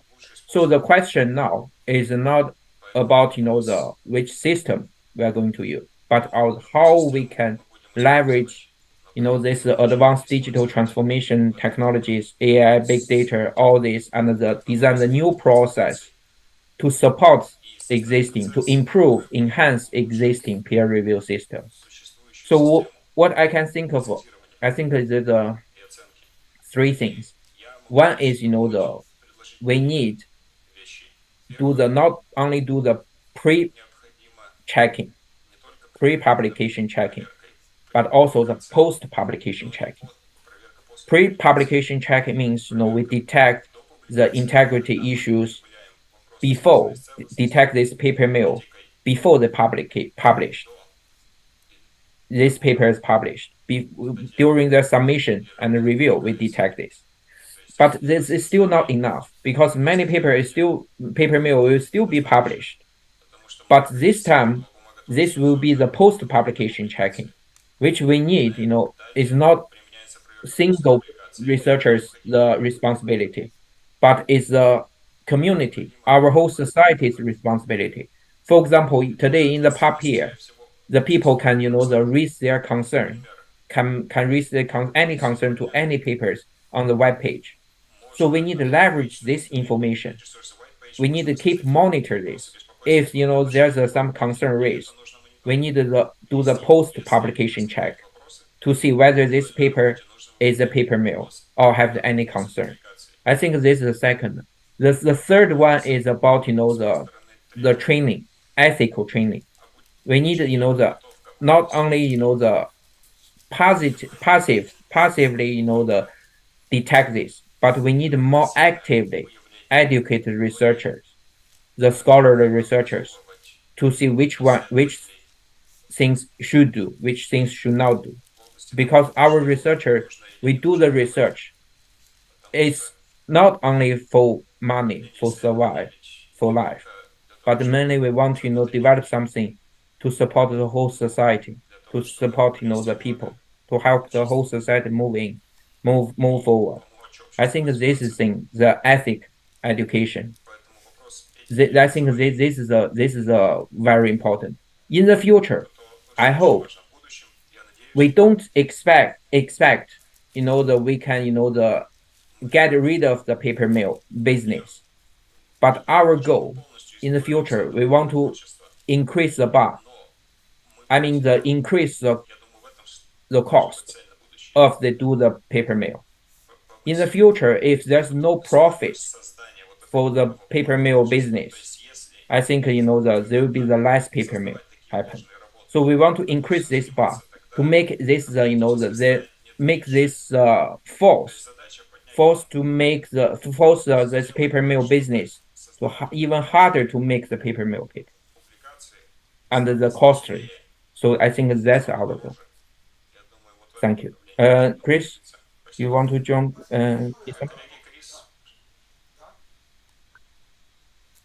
No, okay. Okay, yeah. No, that was excellent. Thanks, Hong. Thank you very much, and I think that maybe this is the war of the sword and the shield. So there is and any system is interested in survival, and that is most varied. Systems want to survive. If we look at European colleagues, like for example, and in the developing of itself, and sometimes the system, not often the system, not always the system, it correlates with the effectiveness of the activity that the system is actually produces or provides for. So, dear colleagues, now we to thank all our participants of the roundtable, our headliners, and I would like to once again, this is the Hunju, Gerasimus Ratsis, and Chris Mavagames. Thank you very much for finding the time. Thanks for all the discussion participants from Russia who participated in discussion. Please give a round of applause. Thank you all. Thanks for the great questions and the discussion. Thank you all. Thank you very much. Okay.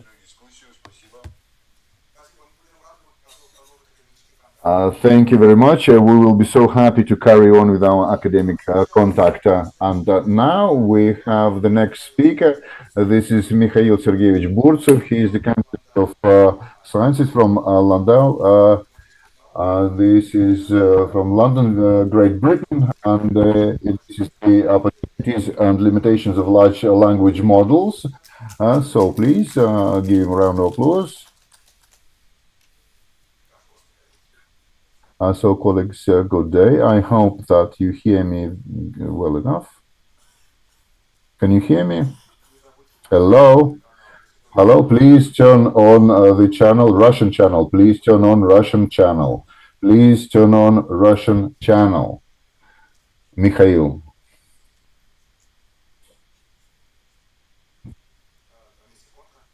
There is an icon. Can you see me now? Now we can hear you. Great. Thank you. I'm so sorry, dear colleagues. Good morning. I am so happy to see you all here. And my keynote will be on the continuance of the previous round table, but it will be how the texts are generated. Will be technical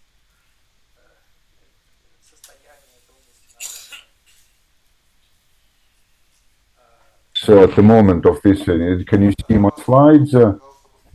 Yes, we can hear it. Yeah, we can hear your slides. It's all very well. All good. And let's sort out what is deep learning, neural networks, which are based on the large language models, and to understand where this technology is now. So, and where it's going to go. The artificial neural networks now they are the attempt to model of animals and probably the mammals and other animals. So this is the algorithm that models the network of elements. This is neuron. Every element is neuron.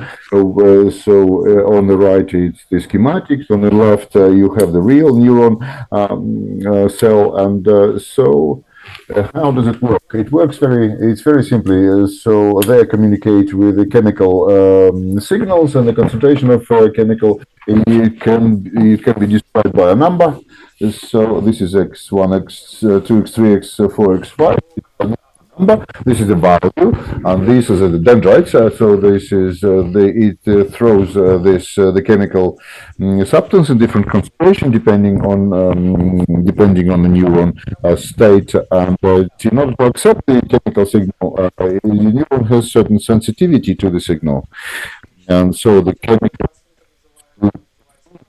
neurotransmitter is called. So receptor molecules. If there are no receptors, then it doesn't matter how much this signal substance, then the neuron won't feel anything anyway. So a real neuron it can change the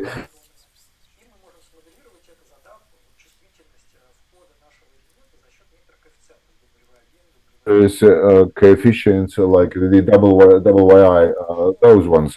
And how sensitive this concentration, how much this concentration impacts on the neuron, on the activation of the neuron. So we have the inputs, we have the sensitivities, and then we give a very simple model. We multiply this concentration, sensitivity, we get it together. Then we have the sum total of the neighboring cells, connected cells, and then the impact on our neuron, and we have non-linear. We have the non-linear transformation. Then we turns this into a neural network. This is the function. This is non-linear transformation. It could be done. It's very, very simple. Sometimes very simple. It could be sigmoid, or it could be various. It could be half linear transformation. It doesn't matter. And now, if we look at the neural networks now, and the expressions that we have, we get high school, and it gives us really huge success. And what we get where we have the neurons, one neuron, we have masses of them. We connect them up together. The yellow ones, you can see these are the values. The thicker ones, these are the weights as well. The weight sensitivities, the thinner ones, so the weight is less. And what is most amazing here is that, in contrast to other algorithms where we have to explain how algorithm works, here there is this meta algorithm that actually optimizes neural networks for the task in hand. So how does that happen? The pictures. We want to have the picture recognition, for example. The cuts different from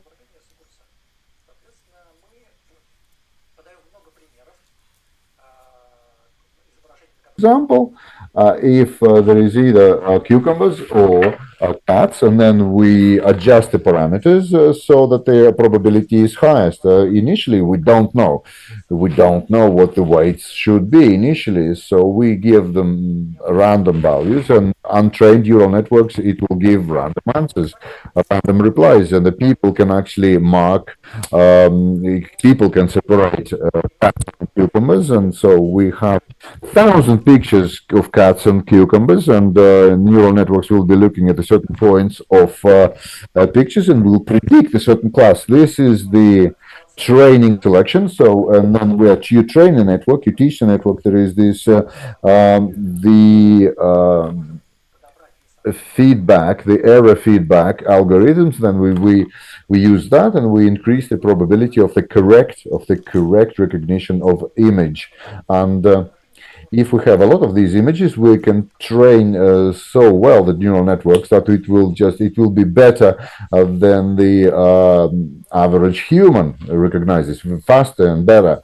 So how well it has trained, we leave certain examples that neural network has never seen, and then we test how well the neural network actually operates with these notions. So if they understand the weights for the cat and for the cucumber in terms of weights, and this approach is quite primitive, and it turns out with the rules for weights renewal, there are a certain expression that describe the neuron, and then people can build this huge, on the right there's a huge number of architectures, and for them it will be always the process of optimization will actually it will work.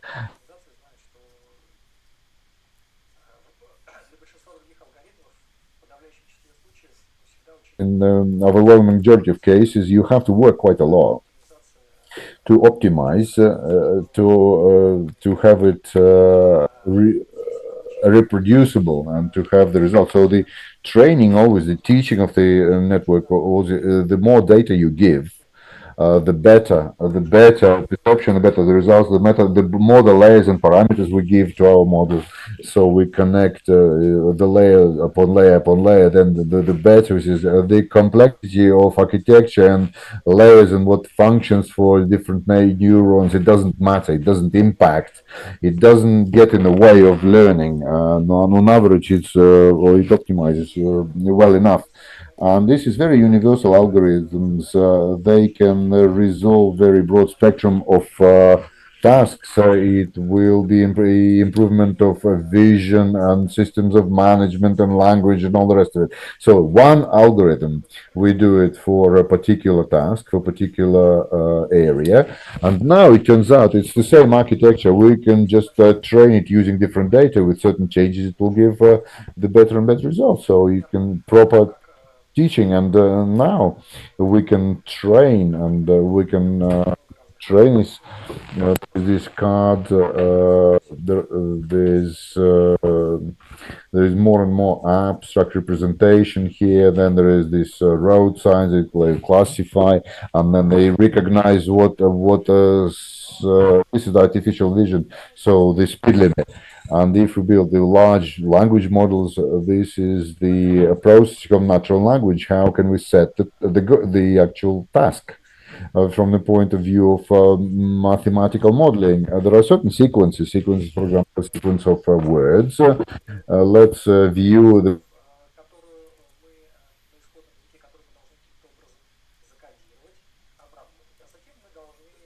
then we have to generate this sequence to convert into a different the target language sequence of words. And, this is, you see, the neural network for one language from part of the encoder, and it codes. There is the encoder that codes the input sequence. You can actually, if this is a sequence of elements, and then there is output, there is a decoder, and then it takes is the hidden parameters, the vectors of representations that you get through coding. It decode words, and then this approach was used from 2000, I can't remember, from 2013, 14, 15. This is the architecture encoder decoder. Then in 2017 there was a revolution. There was a transformer architecture. What difference of in these architectures? So here you can see how the architecture works from the top. And the coding and decoding, it uses the information on all the elements, not only the last element, but it exchanges the information between the representations of all the elements. So thus the model can learn the relationship between all the elements of the sequence. And in the process of coding, all the input and the decoding, and then you have the generation of sentences in other language, we see that the information is used from all the possible elements from before, and also the elements which we had in the initial sequence. And the key goal of the machine translation, we train the model. We have a lot of input, a lot of translations and we teach the model to predict the translation starting from the initial text. The example of training with the teacher, when we generated data, there is task 1, 2, 3, 4, 5, and there may be textual or some other, or probably artificial vision, and then we train this model. They're built on neural networks, and there may be different architectures, there may be different parameters, and it will not be able to do anything other than the goal given, task given. And then the another one, the next is the model with there was this. That's what it's called. This self-learning, self-teaching model. So this is same as teaching with learning with a teacher, but here we can generate a lot of data, much more data, without the use of really labor intensive this work with the tutor. How does that work? A huge volume of data, and for natural language it will be text in natural language. And what we can do, we can not generate the new data, but we can to spoil the data that we have and get the model learn to restore the data. For example, we will have a sentence, and the sentence, I am a virtual assistant, and we get rid of the virtual assistant, and there is a mask, and the model should guess what's under the mask, what's masked. We should guess the context, should predict the virtual. So if we have a lot of text, then 10-15% we can close with masks, and there will be vast amount of data where we can train the model. So what would be the point of this training? That we get a certain model which would reproduce the words. So, and then it turns out that is the point, that it doesn't work task, but this guesswork, the model can work, can have the representation of the links between the words, the statistical relationships, which would help it to predict the words. And this is what it's called. It will make it possible to build a model of language. This is the language mask model, which this is what's called, to give the good representation of syntaxes and structural language, grammar, and possible certain semantics, etc. What happens afterwards? Of course, directly this model is probably very difficult to use and could be the system of correction of errors, and then there would be candidates for. So this will be directly it could not be used, but these models could be retrained and additionally trained. This is the pre-training, and then fine-tuning on the right. And then we can take a model where there is the language masking, massive amounts of data, then they learn a model of the language, and then we use this model, and then we train it for particular goals, for particular tasks. This fine-tuning and small data. For example, find the answers in the text, and the essence of the name of organization, names of people, dates, or maybe names of currencies. and then there is just a couple of sentences, then the model will have to decide whether they contradict each other or not, these two sentences, that kind of thing. So now we can save a lot of resources once we train this model. And then there's 10 times less data to get the high quality model when we are doing fine tuning. So there was a boom in natural language processing and language automation that we have now. This was the cause, and it turns out that what you can do is quite a lot of, you can be much more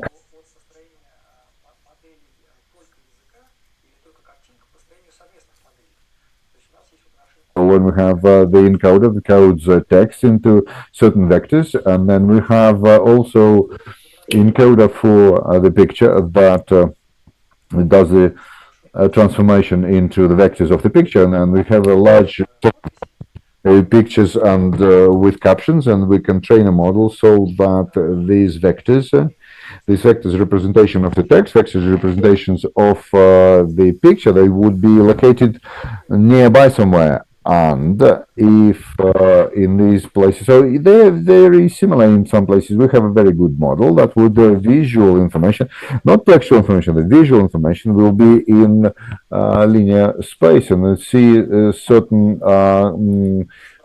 close notion, so we can have the close text, and then maybe text and we'll find picture, or picture will find the involved text, related text. And so if we have the computer vision, for example, and a fixed certain number of classes, for example, cucumbers and cats, but when we train our encoder, and then there would be just a textual encoder, and then we could give, for example, photograph of and then some object, and then it could be a cat or the cucumber, and then we don't have to train the model again with cucumbers and cats. We can just get this representation of these sentences.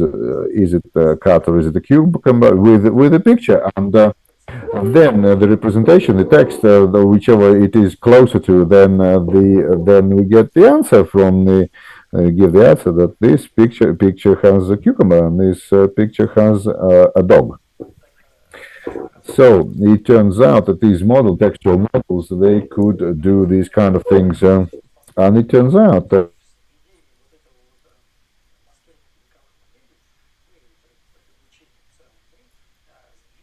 we got closer together to a more universal approach when we train just the one model using big sets of data. Is a large model, and then we are fine-tuning it for various sets of tasks so that they go and work in some narrow field. And the other approach of building language models, this is the narrative language models. The previous one, there was masked language models when we masking it and then restore one word or two words. And here we will be masking the next word, always mask the next word and predict only the last word in the end of sequence. So this is the model. This is the green, this is the initial. So then there's the language models and predict the next model. So and recursively we feed it back, and then the model starts generating, and it just keeps generating this, and then so we are building the model generator. Of course, the most famous ones, this is the AI company, this is GPT company, General Pre-trained Transformer, and it gives us the opportunity to it gives us the model that can generate language. It can generate language, and of course, all these models, they since they will come from small language models to large language models. What does it mean? It means that if used to be the case, then the number of parameters, the weights tens of thousands, maybe hundreds of thousands, maybe millions parameters, and this was our model of language. And now large language model this is billions of parameters, hundreds of billions of parameters.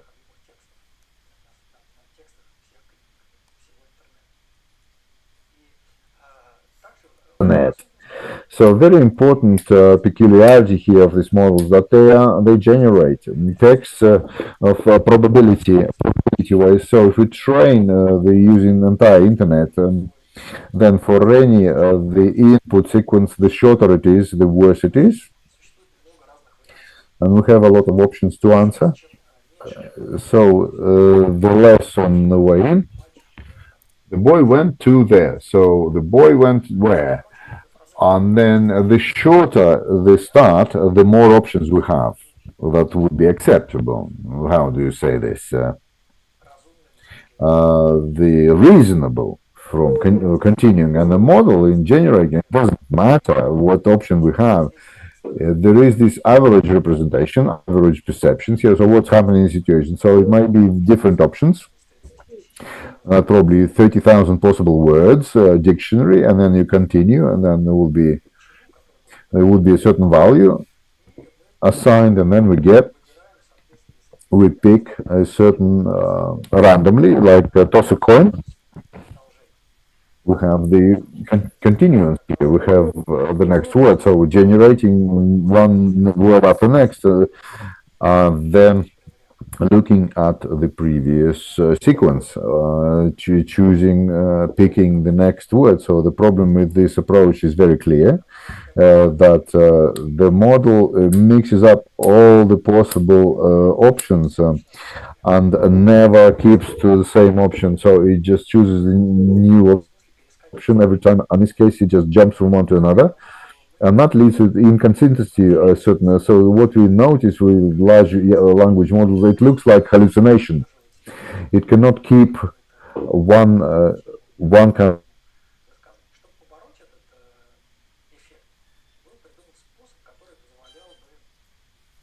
There was a way to make model not to average to look the entire internet, but to reproduce a specific selection, a format of data representation, certain rules, follow certain rules. So methodology of RLHF.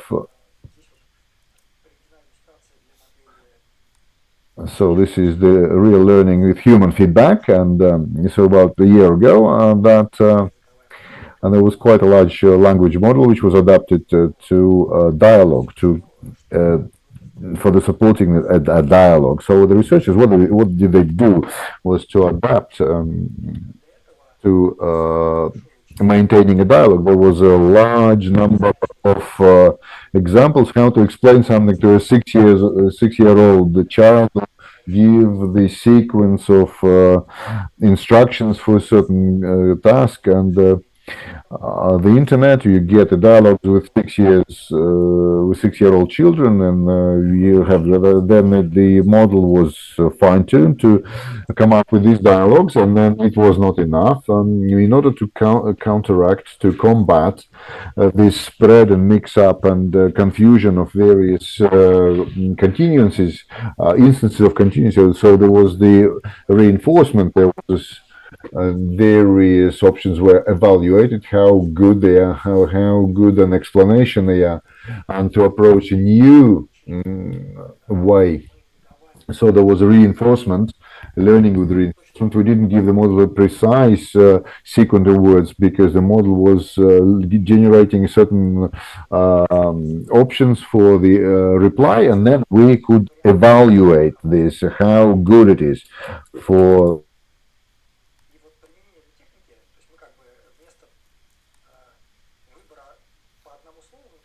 choosing just one sentence. We were looking for the whole chain of words that increased the quality really seriously. And on the 30th November of 2022, there was ChatGPT was published, and it is not possible to find a human who doesn't know what ChatGPT is. Everybody knows in the most developed countries, and there was a massive wave of interest. So what ChatGPT is going to be everything. So everything is going to be turned around And really, this is quite an impressive technology that people who were doing large language models and they didn't know that such clever answers and reduced hallucinations with this technology. They couldn't believe it, and that led to tragic, dramatic interactions with the giant IT like Microsoft and Google.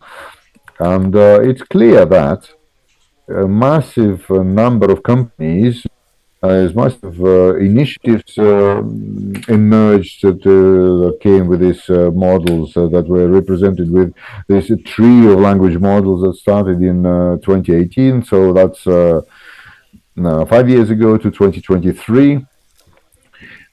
These are the models. There's a huge number of these models. If we put them together in this kind of sequence, specialized models that we you might be using as the key advantage of the basic the basic important quality is that we can don't have to train it for the particular task. We модель попробует сгенерировать текст, который является ответственной задачей, решением этой задачи. Это значит, что task, and that means that we have a certain universal model which can work with a lot of tasks. It could be formulated in natural language, and no training data is required. But we see that it doesn't always work very well with these girls. But in terms of universality, it is universal, truly universal. Like this is pre-trained model, this fine-tuning. Here, there's just 1-2 example. Maybe even without examples, you just give the goal, give the task, and then our model will work on it. So, what would be the opportunities that it opens in these large language models? Then, for instance, these models simulate well certain common sense, the horse sense, so they could actually model that. It could be used in robots, and it could lead to the revolution that we've been waiting for so long, like robots which could exist in the real world. And how this could help the connection of this language model and robot. So we give the current situation, and then if you don't give the current situation, this language model, it doesn't know all the details. It won't be able to give the right answer. These 3 language models are given, and each one of which has been given the so that was I spilled my drink. Can you help? And how it was built, what it looks like. The models, they give really these predictions, like some are rational and some, but they don't help the solution here. I am so sorry, we're running out of time, so the schedule, please, yeah.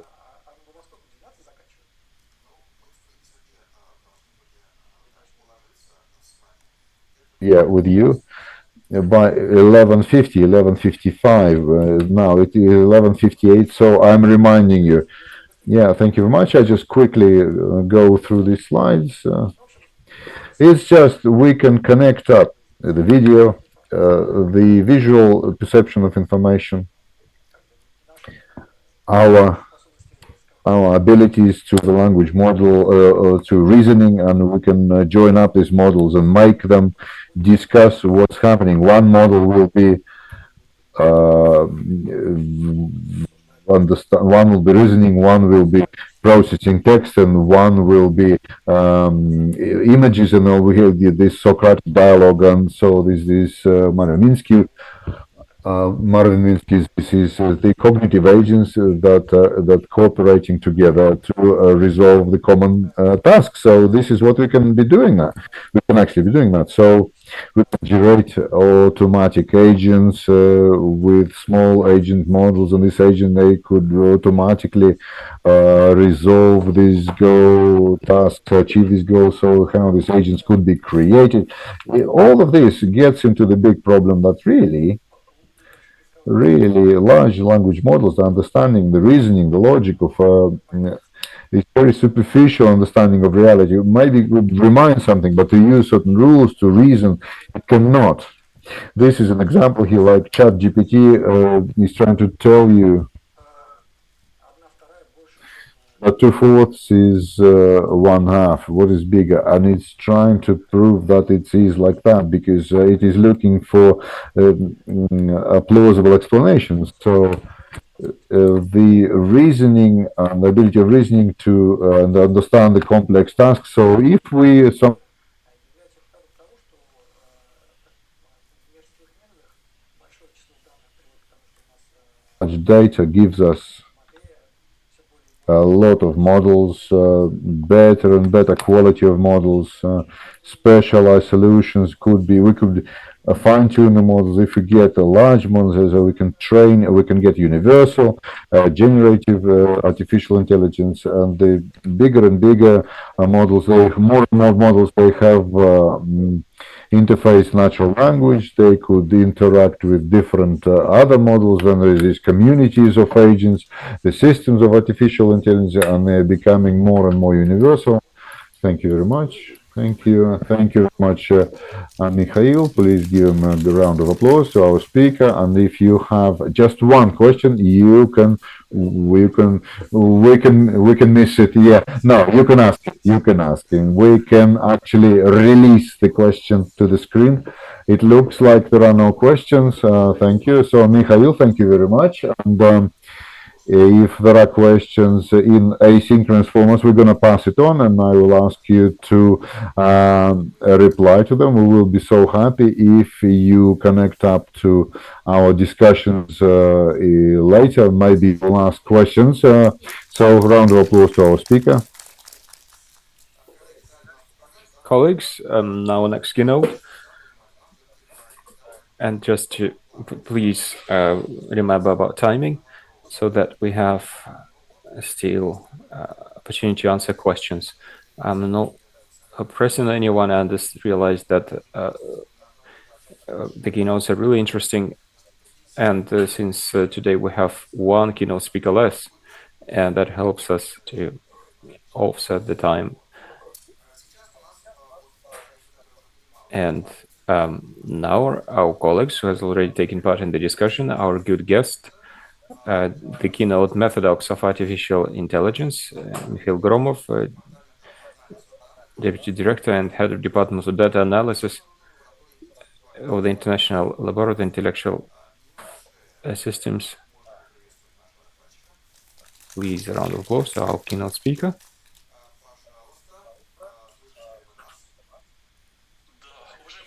Can you hear us? Yes, I can hear you quite well. I hope you can hear me, and the slides are switching. Yes, everything's fine. Great. To colleagues and friends, I apologize for not being able to be present with you personally. And nevertheless, I'll present my keynote online. And the first statement in this keynote is that we like to say that humanity is going through different types of crises: demographic, economic, food, finance, etc. And I won't list them all because the names are many, but I will allow to add another statement, that the key difference from today's crisis from other types of crisis that the humanity faced before is the crisis of complexity. The core of today's crisis is the crisis of complexity. And I will allow myself to clarify and specify this thought. And I'll say the following. For the first time in human history, we are faced with a situation when we have to, in practical aspect, we have to work with the systems which are more sophisticated than us. And yes, we are used to working with the systems which are simpler than us. That's what classical science is dealing with. And research disciplines were used to working with equally sophisticated systems that other people, humanitarian sciences, are dealing with that, but systems which are more sophisticated than us, we don't know how, and we don't know how to work with them. And we haven't even posed the problem of having to work with the systems which are more complex than us. And the fact that we will be dealing with these systems on a daily basis. My keynote will be about AI systems. This is obvious. However, apart from the AI systems, we can talk about sophisticated social systems, social media, and various structures which are exponentially becoming more complex, and they surpass the abilities of a human being.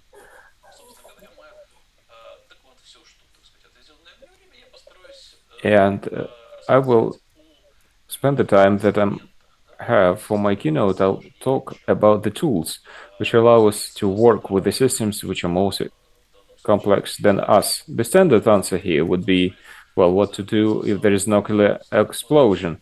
Light a coffin and crawl to the cemetery slowly. Why slowly? Not to raise panic. But we have here specialists who are specialists in computer science and applied math, people who are used to, who know how to give answers, and not to talk about what's possible, what needs to be done. And I will make an attempt to give an answer. And there is a semantic tool, cognitive tool, which we have called metadocs. So I will try to tell about what metadocs is. Well, metadocs is, there are many, and I will try to illustrate this construct using the AI methodocs, which will be of interest for the audience. Metadoxes were created in Pereslegin's school. This is our philosopher and futurologist. And in the center of metadox is the natural balance. This is the balance trileptic construction, which, unlike a classic dialectic Hegel's construction, it has two peaks, which create dialectic contradiction. And here we have three peaks, and this is the balance which joins the existence, being, and a contact with God. We'll not try to recall what Kant or Aristotle thought about that. We'll try to see what it means for us. The being, the existence. So we have all woken up in the morning, we went to work or went to a conference.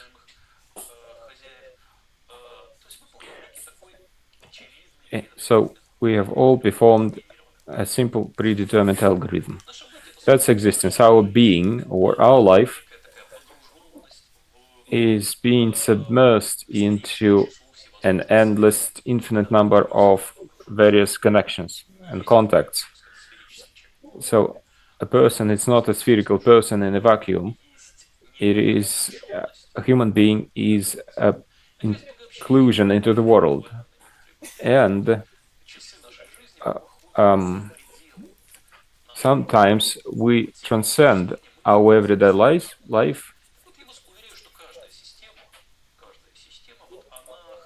and this is can be called communion with God. So this is, well, I'm not trying to suggest any philosophical construct. It's just the point is this construction is convenient to build. And we see the level, the quality of life, the meaning of life, and for the society, it's safety, efficiency, and justice. And these constructions can be suggested further. Well, balance is a nice construction, but why metadox and what is metadox? Those of you who have studied or who have encountered nonlinear dynamics, you will see that this is in fractal theory. I will try to explain what this is. So if we take the central balance as the key statement, we can relate two logical operations with that. Number one, we can have the following balance. And what I mean by that, let's take the existence, a random top, which is the existence, and try to build the existence with the shade of being or communion with God. Well, if you're at the communion with God sounds odd to you, you can replace it with transcendence, for example. And the same can be done with the communion with God.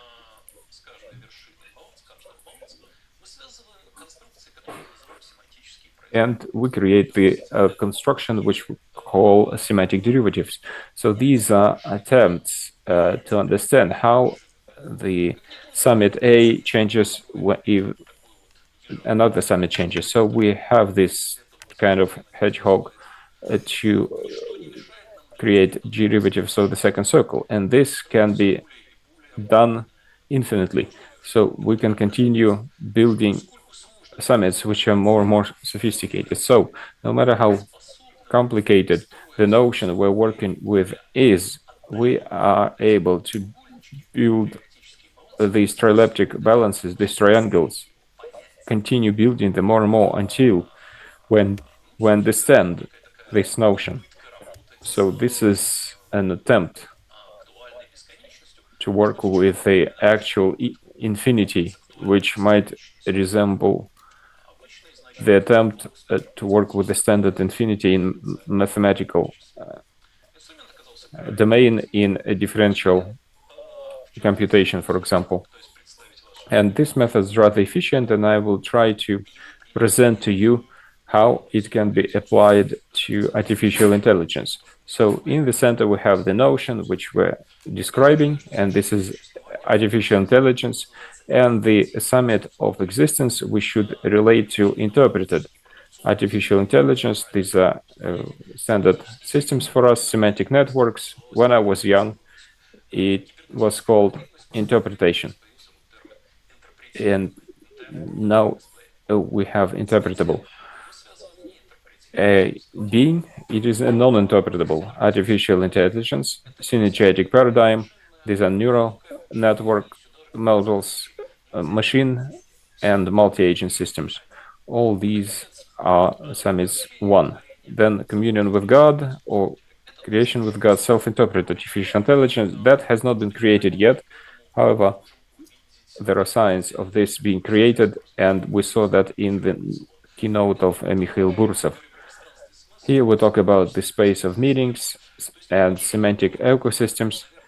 So studying or learning will be like a journey in a semantic space. And maybe a good comparison can be found in science fiction. And here I would give Solaris by Lemma as an example. What do the derivatives look like here? The first derivative would be, so these are the models to process natural languages, large language models.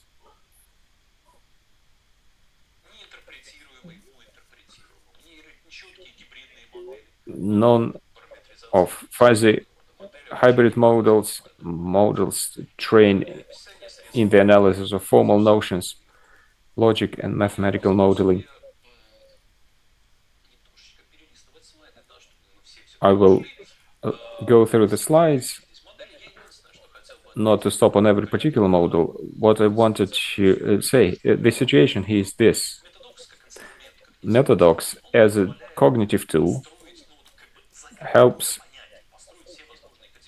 build all possible categories which are possible here. Part of these categories have been created, part are being created, and part have not been created and probably maybe will never be created. Nevertheless, we see all potential options, and we might think about transforming some of them into clear mathematical statements.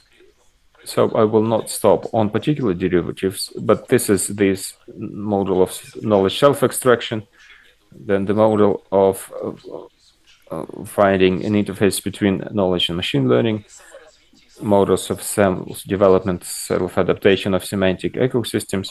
By all means, they will emerge. And here we have tried to perform the first logical operation, which I mentioned. Let's try to build the first trileptic balance of the next circle of metodocs by trying to what is the interpreted artificial intelligence. So artificial with a shade of interpretable.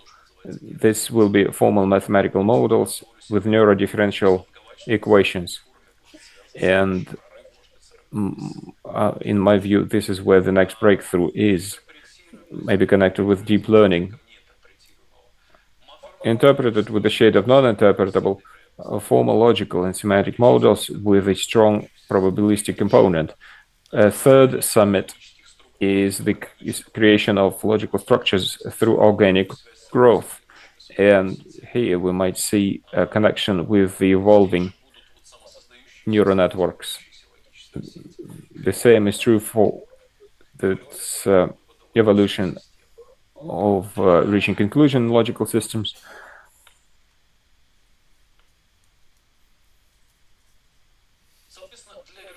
Correspondingly, if we take the summit, which is connected, and for those who are interested, you can contact me by email and or in chat. I will refer the entire metodocs to you. So here we see the algorithms, evolving paradigm mechanism, then the structuring, the topology of formal models, and non-classical logics in artificial intelligence, evolution of development of the model. And when I talk about complexity, we need to say that complexity specifies itself in a way, and our tools to overcome are semantically challenging aspects. They again encounter limits. So that's a Leibniz limit, and Leibniz was the last person who knew everything. We don't know everything. It's our cognitive limit. Hodgson limit, it means if we take different parts of science or even the language that we are trying to connect with GPT chat, they are based on different axioms which contradict each other. Hawking limit, not everything can be comprehended in this universe, and Nietzsche limit. So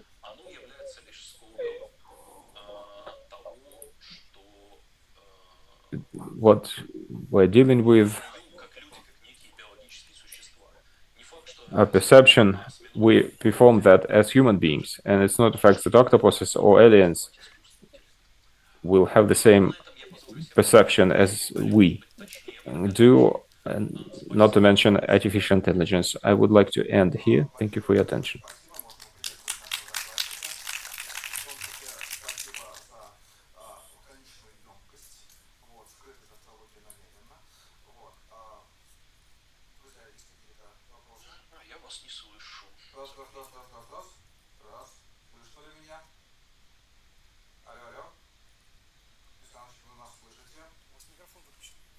Your microphone is off.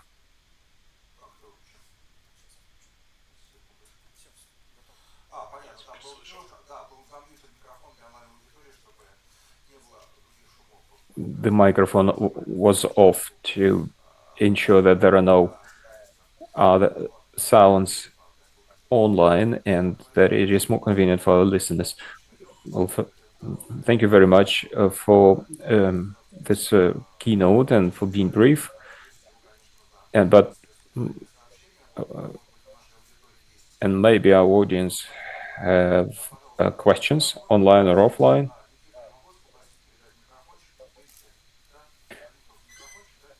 If you could pass the microphone to our colleagues.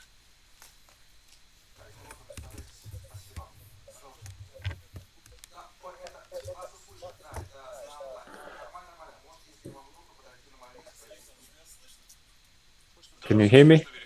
Yes, I can hear you quite well, Vladimir Sergeyevich. Glad to see you. It's great that you've mentioned Pereslegin's name and Metadocs.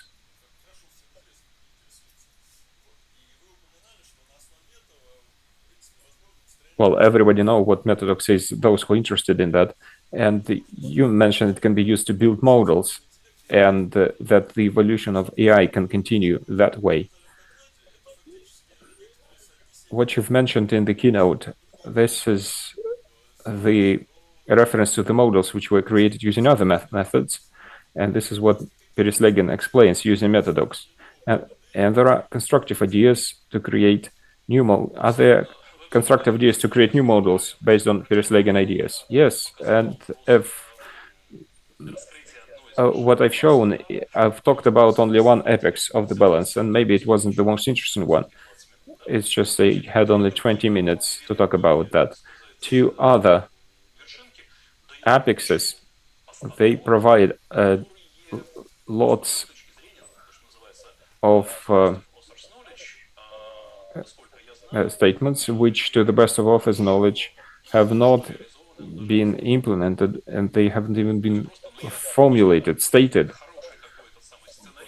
Maybe as a good a screenwriter, I've just ended my speech in the most interesting point. Well, when somebody, there are a lot of new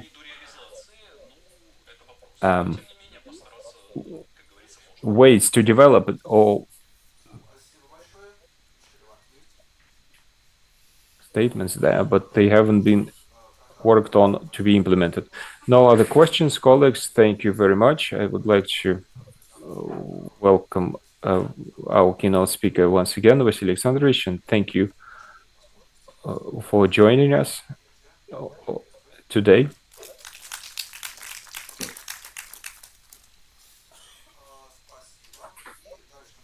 Thank you, and according to our program, our next keynote speaker is Georgy Marinetsky, Doctor of Physical Mathematics and Science, Head of Department of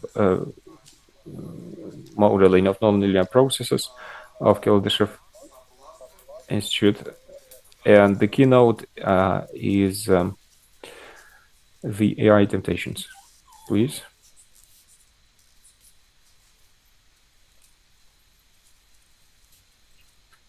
The AI temptations.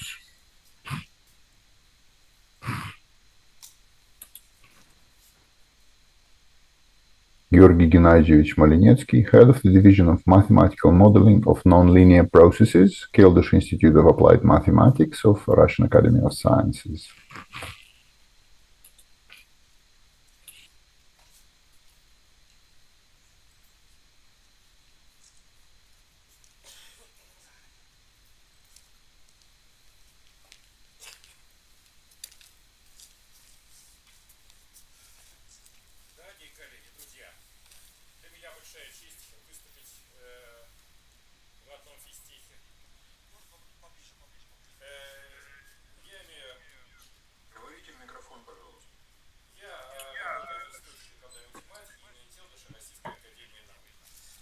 I work in this institute as announced, and our situation is very similar as it was in 1946 when the computers came. Then Newman and Ullman, there was no limitations to the computers, and then the goal set, there was not a single, not evolution modeling, no long-term weather forecasting. It was not resolved. So the situation is saying there is a certain field of opportunity. We have this who wrote what work, who is the author of what paper, and then certain temptations you can. So these temptations you can. Let's talk about these temptations that you can actually stand up to some temptations, some of these, and that is what I wanted to talk about. Once again. Yeah, great. Yeah.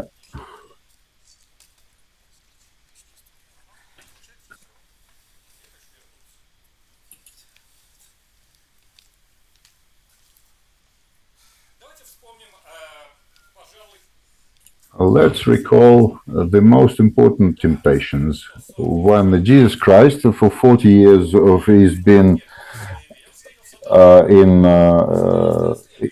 for 40 days in the desert, he met Satan. Well, if everything is the way you think, then turn these stones into bread because you are hungry. And Christ replies, Тогда он вознес его на вершину огромной скалы и сказал: послушай, но тогда бросься со скалы, тебе ангелы and подхватят. then jump off the rock, and the angels will pick you up. And don't tempt your God, he said. Christ said. And now, if all the kingdoms will be yours if you bow in front of me and says, go away, leave me, Satan, he said. And now let's talk about our temptations. The Heidegger, he was talking about future, musing about the future. The threat, first of all, is not from potential technological machines, and it is against the essence of human being is the real threat, and not the killing machine. So he compares this is 1984, the book, that tells you about the totalitarian regime, and the book or Brave New World, Huxley, and Brave New World is much more horrifying, this book. So this is the temptation that we need to avoid. So in his book, our post-human future, he clearly says we are not ready for the will of God. We can't order children with the needed values. So there's this synergy language, the self-organization, and self-organization. This is the cross section of mathematical modeling, subject knowledge, and philosophical reflection. And Stephanie, the synergetics will be the basis of the Weltanschauung of academia in 2022. And Мой учитель Сергей Павлович Кутюр говорил, что это язык. Язык, который позволяет говорить естественникам, гуманитариям, математикам. that is the natural sciences, humanitarians, and mathematicians. They could talk in that language. So, why self-organization is critical? What evolution advantages was gave us? So this is the advantage. So any type, the if we have the excess of resources, then geometric progression. This is the expression here, the equation. So this is not Malthus. This is Kapitsa. This is n square. This is the red. This is the hyperbolic curve here. And if we develop this strategy by 2025, we will be infinitely. So there will be infinite, and our number will be infinite. So this is the blue line. So this is historical. This is the historical breaking point at unequaled. So this is why we want to talk about what our opportunities are and what our threats are.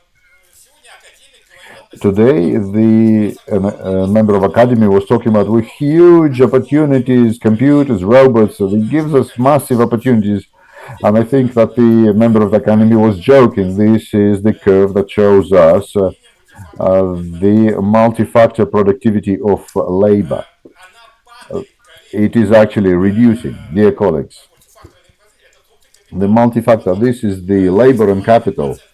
So 3.5% a year, that is 55, 65, and that gave us, that growth was only innovations. This is the automobiles and automation in the US, new materials, big chemistry, big chemicals, and the conveyor. And now, what we Отдали уменьшение в 10 раз. Коллеги, это означает следующее. Рухнула коммунистическая идеология. Почему? communist ideology has gone because it was actually counting on the growth of productivity. Liberal ideology has gone because it was expecting the increase of productivity. We need to have the new paradigm, new goals, and Robert Solow, the use of computers gave it the effect in what spheres of economy? Only one, the production of computers. No other spheres, but the computers. They have a huge social meaning. So Al Jazeera every year give us hours. 5 billion people they are prepared to go to war because of the social media and computers. The inequality is obvious. It's very evident. So this is the new world that we're entering, and of course the member of academy, of course, was joking how it was growing, the multi-factor productivity or the GDP by 2.4% a year. There were the discoveries, of course, stimulating the first industrial revolution, 1780, 1830, 2%. This is the steam engine. That was the real jump, real leap, though symbolic. The automobile, this is 2.3%. This is second industrial revolution. The third industrial revolution that we're talking about, 2020, and it's 0.4%. And the prediction by after 2030 is 0.2%. So is that this, the music wasn't playing for a long time, and we weren't dancing all that long. So this is what we have. Everything comes to an end. And in terms of language and other, for 800 years there was no philosophy. We come Мы приходим к 17 веку, имея в виду произносится туда. Поэтому, естественно, совершенно иные мысли, иные стратегии.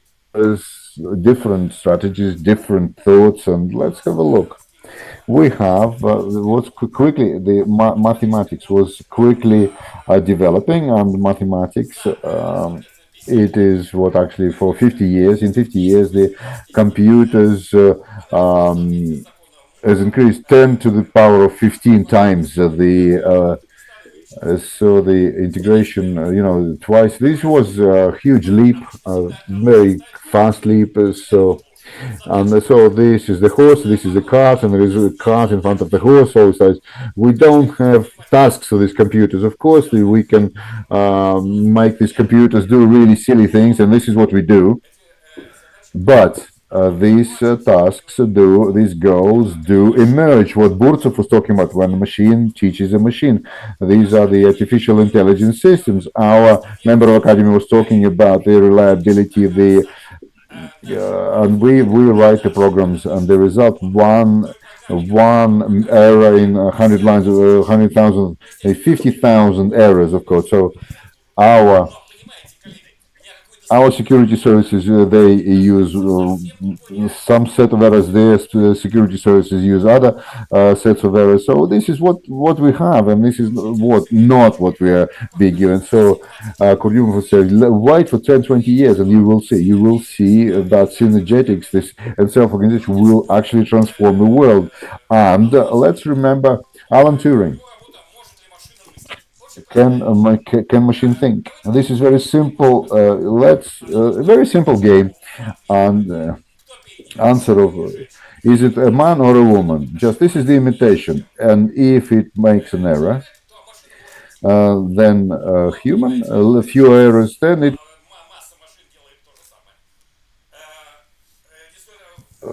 they could guess at a gender of a person, and the answer is that what is implemented in the neural network. So self-organization, we have the data, we have the limits, and then we change the weights, and the best way it is learning. It is, as Burtsov was talking about, Mikhail, that how to think the data, how to spread the data, how to substitute the words, and with that, this peak, this leap, is to do that with this very well stimulated game. So this is Alpha Zero program. This is the KZ. So go.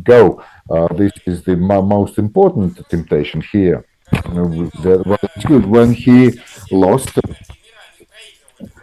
everybody, every player, a famous player, loses to the systems of artificial chess. And I thought it plays like a strong player, but it human player, but it actually plays like God. So that's what he said. We took this. This is the machine. This is a machine job. It's the same. We cannot compete, or we cannot run against the bus because we will always lose. It's the same with these machines. So there are these two directions of AI. One top down, one on the bottom up, and then the green one. This is neural networks, which have gained an advantage, and naturally, they now in many tasks they are doing better than humans. They have totally different properties. And now let's do this thought experiment. Let's imagine that what Burtsov was talking about and what was Gromov was talking about. Say it's implemented. Look at the planets and give them and say where is it gonna be in some time? And the artificial Понимать, что это смерть науки. Наука хороша тем, что она проста. Люди смотрели на it's simple.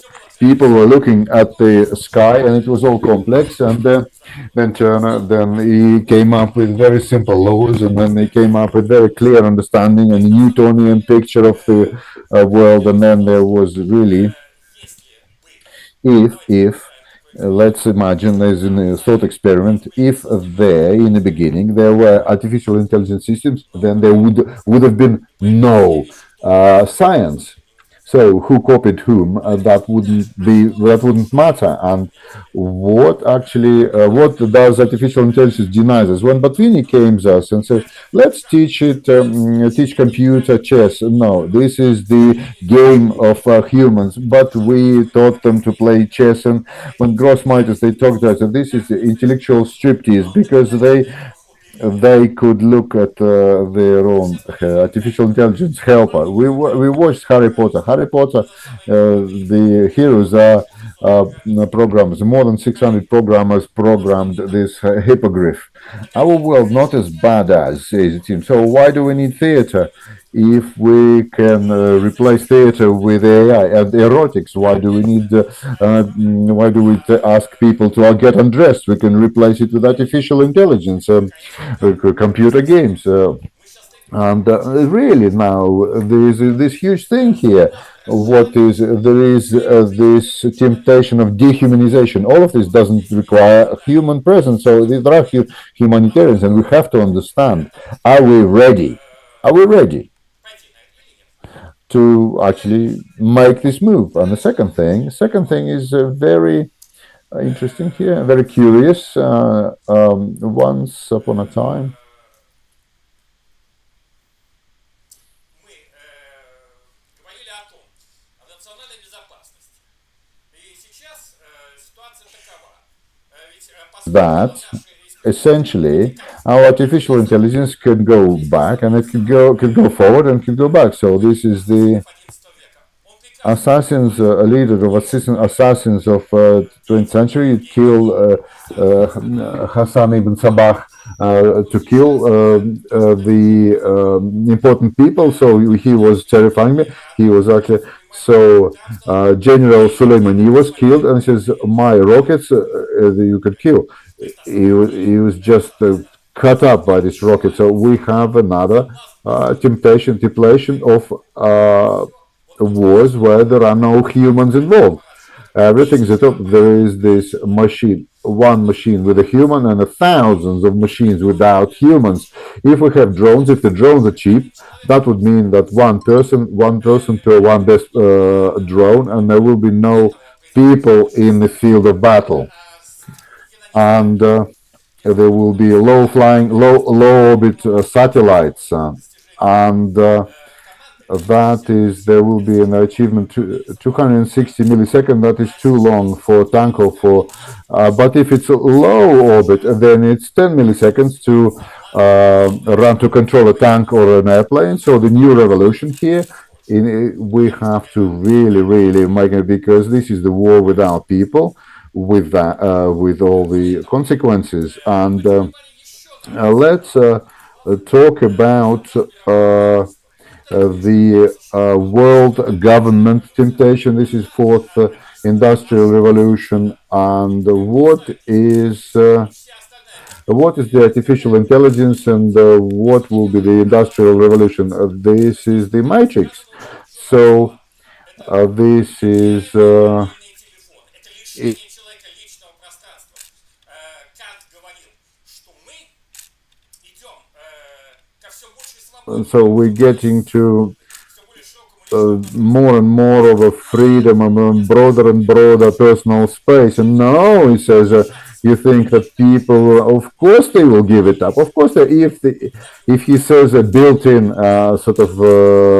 built-in mobile telephone, then he totally. This is a total control. These. This is the internet connected. When they share everything on the internet, people who run their lives in the virtual space. So this is the third temptation that Satan offered to Christ. So this is the temptation to work not by law but the notion. So the future is computing machines. This is Lenin was talking about. They will be judging people, because they're so passionless, and so this is a system of social rating, for example, and it is recording your conversations, your letters, and your moods, and then assesses you, and that's above the law. Because we have a program, you don't need the law, and then if you have bad rating, you lose the right to fly airplanes, and that's more than 11,000. No fast train, more than 4 million people. You lose right for healthcare and your family too, and that is already happening. So this is probably the most popular. So the system of artificial intelligence, it hasn't been paid $1 million. So what do you do with that? You just make pay $100 million fine. So what do you do? Are we ready? Are you ready to this situation to live?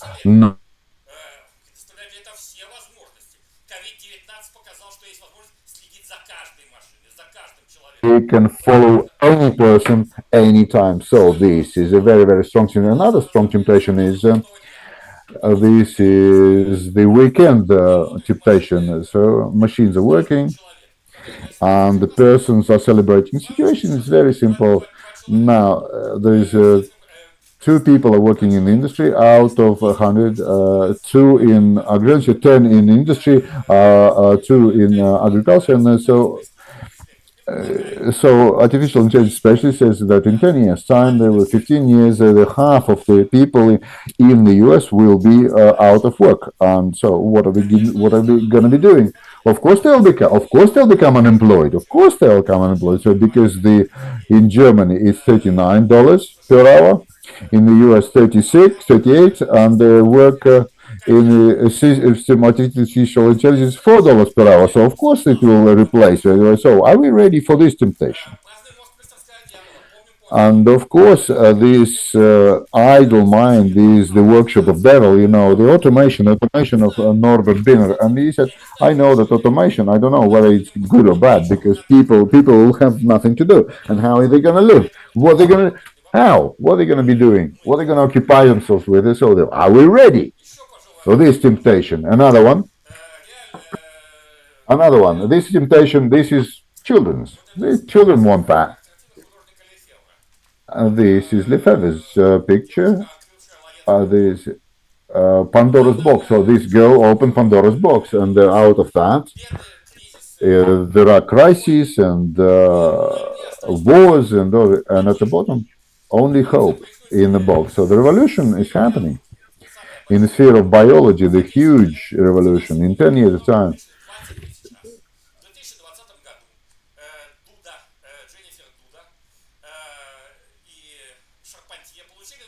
Charpentier, they got a Nobel Prize for the method of operation of editing genome, and these genome manipulation operations have been done. This is next. This is being God. Can you imagine that you want your children to not have cancer ever?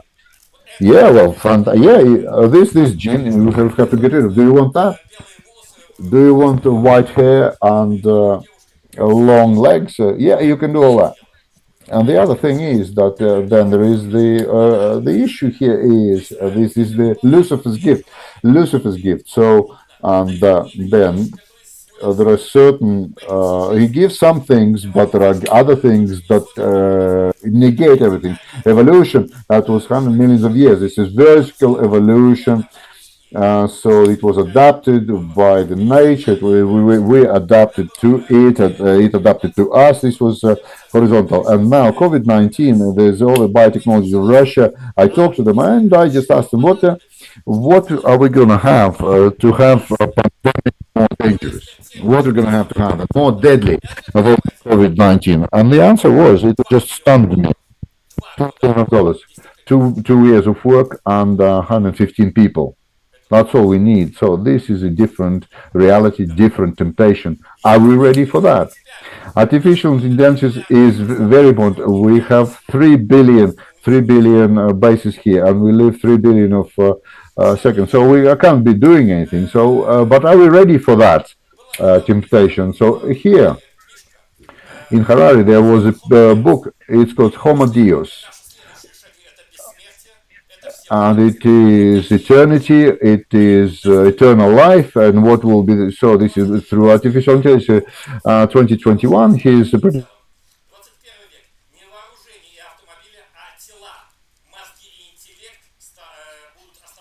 intellect, they will be the main commodity. It will be the class of people will be not working class, useless class, and they will die off. But he thinks this is the happiness of Homo Deus, and people will be treating other people as animals. Do you have artificial intelligence in your head? No. If it's not been implemented, then he will treat you as an animal. So democracy and free market will be replaced by Google and Facebook. So this book and what is happening now, this situation is very similar to what is described there. Are we ready for this temptation? So this is the ChatGPT fantasy, and this is the expert magazine. So do the GPT magazine. They asked them to actually make a design, and the ChatGPT did this. And other systems they suggested their their cover. You know, four fingers on the hand. Here and what's happening here, but very very soon all these people will not be needed. The market has gone in Europe 2-3 times the orders for what people do. They don't draw very well, they don't paint very well, these machines, but they do it fast, and you can actually work with it afterwards. And then there is another issue here. You understand? Mikhail Burtsov was talking about. You can ask different questions, and the system of artificial intelligence. Of course, the most important question here: what woman is most attractive? And Denis Davidov said,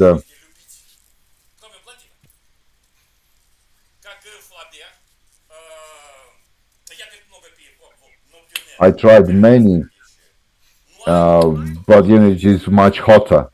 And of course, she thinks the artificial intelligence, this is the most beautiful woman. And it's very interesting. We're talking about the work of lots of bureaucrats, and there's something funny in that. For example, a system of artificial intelligence asked to name most popular trades, the professions and occupations, and what it's named: engineer, programmers of artificial intelligence, robot technician, specialist of cybersecurity, biotechnologies, developer of virtual and augmented reality, blockchain engineer, engineer of sustainable energy, specialist of gene therapy and gene regulation, data analyst and engineer program of Internet Things. This is the Skolkovo University and High School of Economics, and another 5-6 ministries. They worked for 11 years and they came up with 300 traits, like IT evangelists, specialists. You will be working with believers, or the space, or a space litter cleaner. This thing worked for 1 second, and neither list has any meaning. So I think that is quite. We have to prefer GPT because it was faster. And one more thing, and our member of Academy mentioned in terms of security, in terms of liability, and there is the inevitable risk, temptation. Herbert Wells in Но Элои, чтобы жизнь не казалась им совсем благой, их время от времени убивают. И вот поскольку люди всерьез полагают про достоверность, people they talk about reliability and the system. Our artificial intelligence and their artificial intelligence, which one's better? I think, yeah, well, one thing, Earth is good, but there are errors. There are hallucinations. Alphabet, a huge presentation it did своей системы, of their system, which had to answer questions about James Webb telescope. He should have answered all these, and all the questions were answered, but all the questions were answered. And they asked, who first discovered exoplanets? And he said, this telescope. Because the capitalization of this company has dropped by $1 billion. Because using all these things in military is more than dangerous. Because can you imagine if this is on strategic missiles and American system were sure that the nuclear attack is happening, but it goes through human being, and I understand that it's all no. We should not wake up a president if there is an attack that there will be no half the world, but the other half the world will survive. But if it is a mistake, well, then they should not wake up the president. And this colonel, he was awarded for that, for the wonderful results of saving humanity. But he was also let go of. He was sacked. But you have to actually only count on yourself, rely on yourself only. And there was a teacher who came and asked me, there is an essay. Is it ChatGPT that wrote this essay, or is it my student? I said, very simple. Just give this essay to ChatGPT and formulate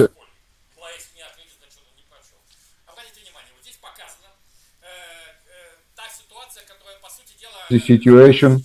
This is the situation that developed now. For example, the students who come to FISTECH, to physical technology, they don't believe me. It's the same in the Moscow State University, the Quant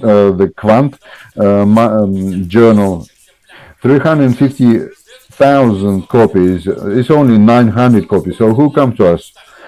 In Stalin time, we can't teach our pupils anything. They're not ready. I saw there was a reform. We came back to many things that happened in high school. So the good marks and bad marks in the 60s, children are very good, and now we understand that they're not very well.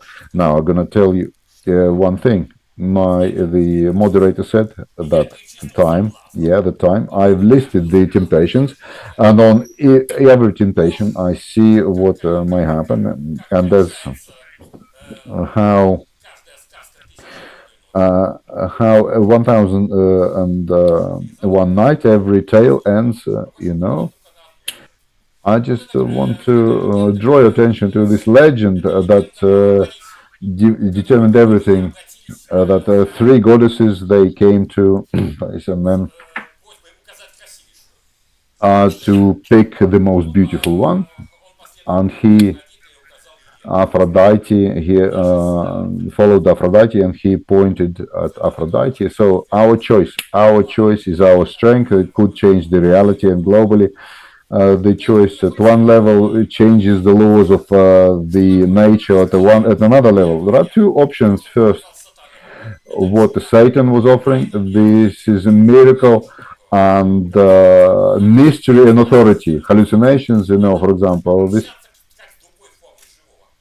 Ну, а ему отвечал, соответственно, Христос. Jesus Christ told him it is three other values: freedom, clarity, and hope. And choice is ours. Thank you. Thank you very much. Thank you. Thank you. This is a very, very striking keynote, and keynote. One of them is unrecognized to violate a certain articles of legislation, but I corrected. They have Facebook and both Instagram. It belongs to companies. It is not be could not be working here.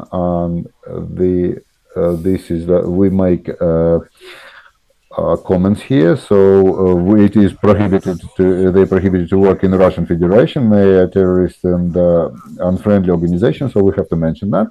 One short question you can ask, but if not, then you can do it asynchronously. You can do it in the lobby. You can ask it offline or later.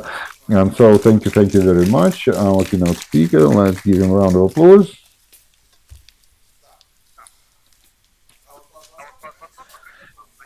What's up? They've gone a little bit cleverer than those guys, and so. And our next keynote will be, and according to the program, this is Anikin. Oh, is he here? Yeah, wonderful. Do you have presentation? Yeah, good. So let us do that. So, yeah. Now, flash disk here.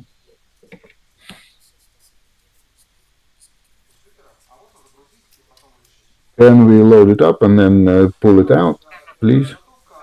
So while we're preparing, I just announced him. So he came here specifically from Novosibirsk. This is Yuri Anikin, candidate of science in techniques, deputy chief scientific secretary of the Siberian branch of the Russian Academy of Sciences, deputy director of NSU Cognitive Engineering, Novosibirsk State University. So this is interdisciplinarity as a methodology for digital sciences. I think it's most interesting. So let's give him a round of applause.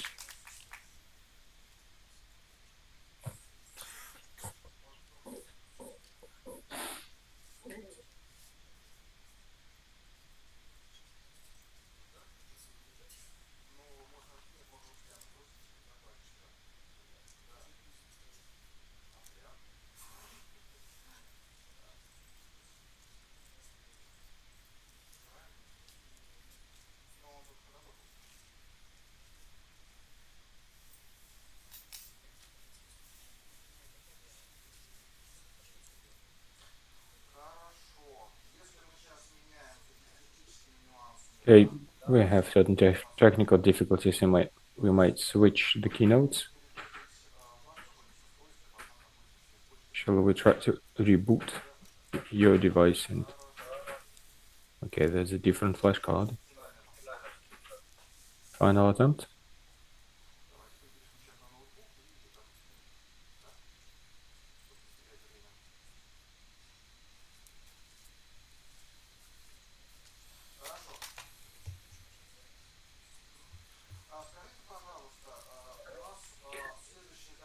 Could you please let me know, following speakers from the High School of Economics, are they present? Yes, and Ilya, is he on the line?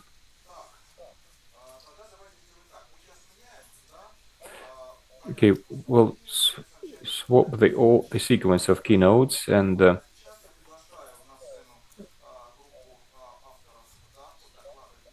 Yuri Anikin will speak later, and now invite the group from the Higher School of Economy. Part of the we have one participant from online from France. So artificial intelligence is a tool of basic news literacy. We have Ilya Kiria, PhD in Media Studies, candidate of Philological Sciences, research of Laboratory Grisek University from Grenoble, Alps.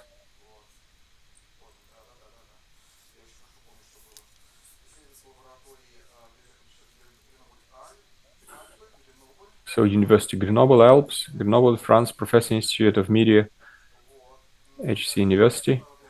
The next author Svetlana Shomova, Doctor of Sciences in Political Sciences, Professor Institute of Media. Dmitry Lvovsky, Candidate of Science in Techniques, Assistant Professor, School of Data Analysis and Artificial Intelligence, Research Fellow, International Laboratory for Intelligent Systems and Structural Analysis, and Irina Dushakova, Candidate of Science in Philology, Senior Lecturer, Institute of Media, HSE, University of Moscow. Colleagues, if everyone's present, including online. Ilya Vladimirovich, are you here? Are you with us? Хотя я вижу его, он, так сказать, вот Илья Кирия присутствует. Может быть, как-то Ilya Vladimirovich.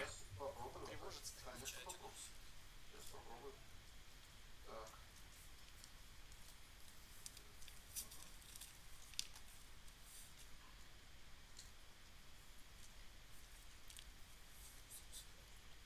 Видимо, из-за смены докладов. Да, видимо, из-за смены докладов он немножко, видимо, отошел. Уже, да? Хорошо. Тогда в следующий раз я объявлю, собственно, в более сжатом варианте, просто по именам. Вот. Если у нас... Colleagues, I'm here. Стоп. Илья появился. Секундочку. Я его только что видел. Он желтый такой. Я его не слышу. Я не слышу голоса. А видео я вижу очень хорошо. Пожалуйста, говорите, включите I правильно. can't hear the voice, but I can see the video.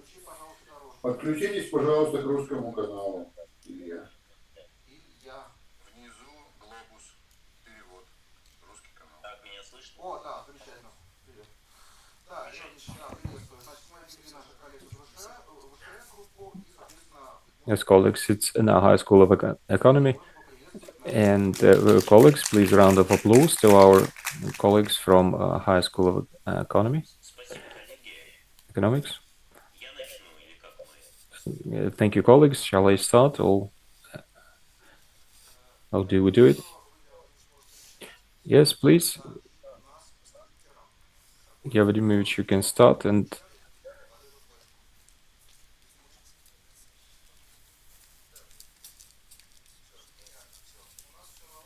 all right, everything's working. So please, you can start. Colleagues, good day. I hope you can hear me. Svetlana Andreevna, if you could switch the slides for me. Colleagues, good day. My name is Ilya Kiria, and my co-authors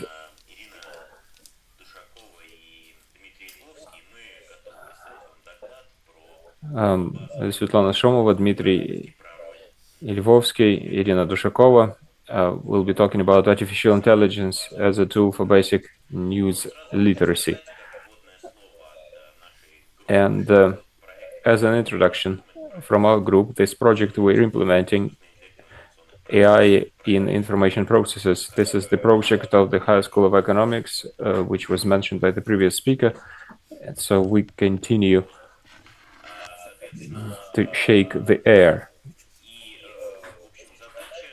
And the objective of this project is to study and develop various intellectual mechanisms, identifying fakes and information manipulations. And this problem has been, well, it has existed for quite some time. And news aggregates are trying to fight with it. That includes Google. But the key problem here is that algos used by those aggregators, they are private, closed ones, and they are oriented towards commercial objectives of those platforms. And at the same time, these platforms, part of which are prohibited on the territory of the Russian Federation, we must mention that, they try not to look like arbiters in content, but they try to be technological companies who are neutral, which do not filter the content. But really, according to research, most of these aggregates, they prefer not to delete the amount of their content. They simply reduce the rank of how often this content shows up. So they simply distort the algos. They play with algorithms in order, on the one hand, not to break its status as a neutral technological company, and on the other hand, filter it somehow. And so our project aims at development of various algos and technological means of marking of biased texts. Why?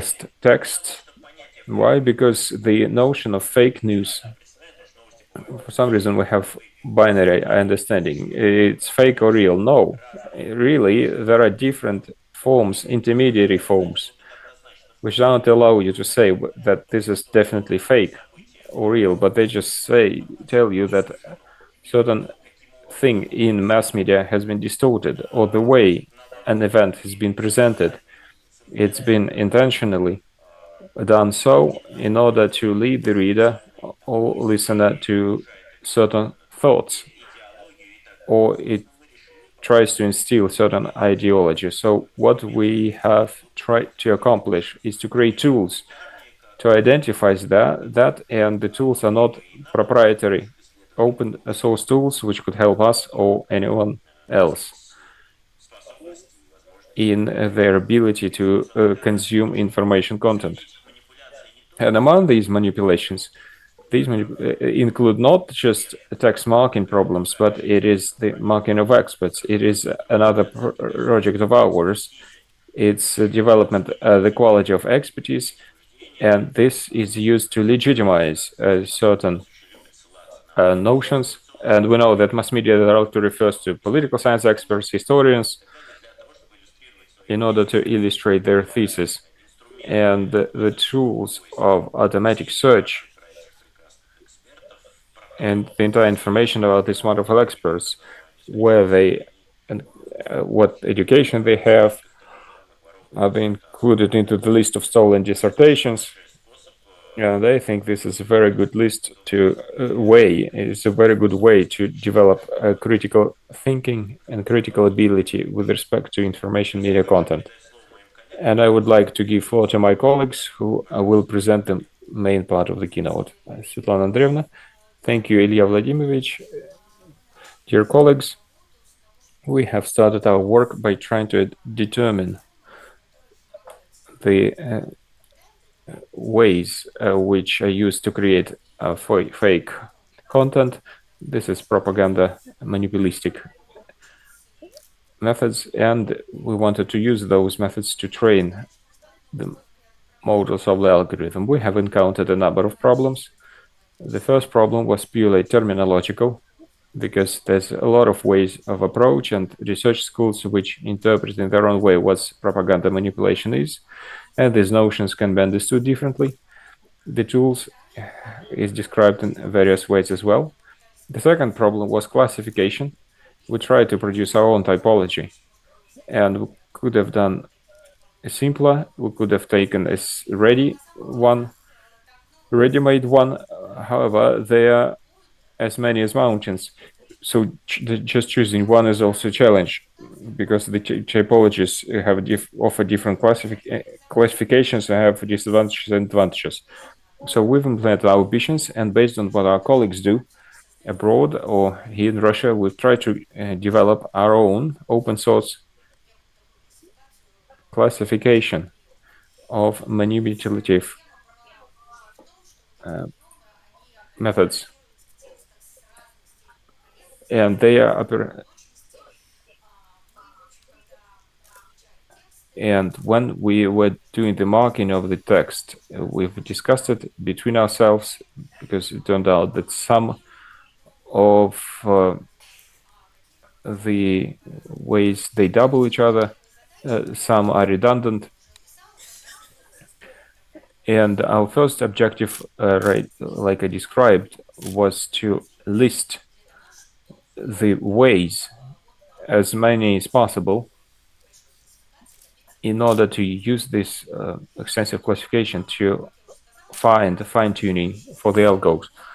We were based our work on the existing systems, but we also completed our work with the newest recent studies. We have identified 3 groups of weights which make the text reliable. These are certain manipulative characteristics which can refer to the text as in general, and it's most difficult to analyze them automatically. These are manipulative ways and manipulative characteristics, and these are markers which are simply visible. If you are a consumer of media, if you know different types of text, then sometimes you might notice that some texts have a lot of exclamation marks or capitalizations which try to draw attention to certain part of the text, and these are markers showing that something's not right with the text. The second objective was to accumulate the core of text, and back then it was a highly relevant agenda, so we chose text about coronavirus. And once we were selecting those texts from the point of view of marking, we took 2 important factors into account. The first factor, what's important are not just the producers of the content, but the platforms where it's being disseminated. And the secondly, it's very important to take into account not just text created by professional journalists, but also the texts which are created by users on Yandex.Zen platform, for example, and blogs elsewhere. And we've used ВКонтакте and Yandex.Zen platforms because they fit the requirements we had, and they allow to create the core of texts and then start marking it.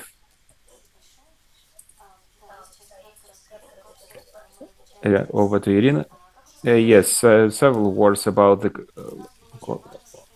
how we marked the text. As been said, it was important to preserve balance, which colleagues created on other languages, and at the same time preserve the specifics of the Russian corpus. The top-level marking was general characteristics of the text. We marked the text by genre, and here the idea was to verify the correlation between the genre and the manipulative tricks which prevailed.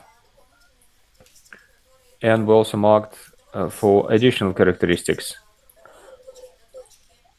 which is difficult to identify from point to point, but which in general characterize the text as the text using certain types of manipulations with higher probability. For example, it is rather difficult to mark a specific fragment of the text to explain there is more storytelling there than facts. And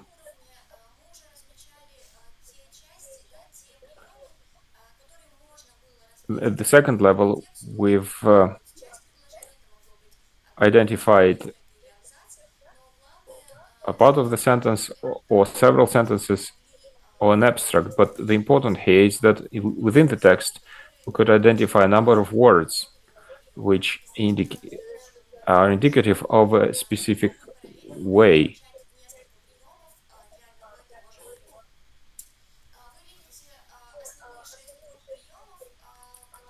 You see several groups of technique.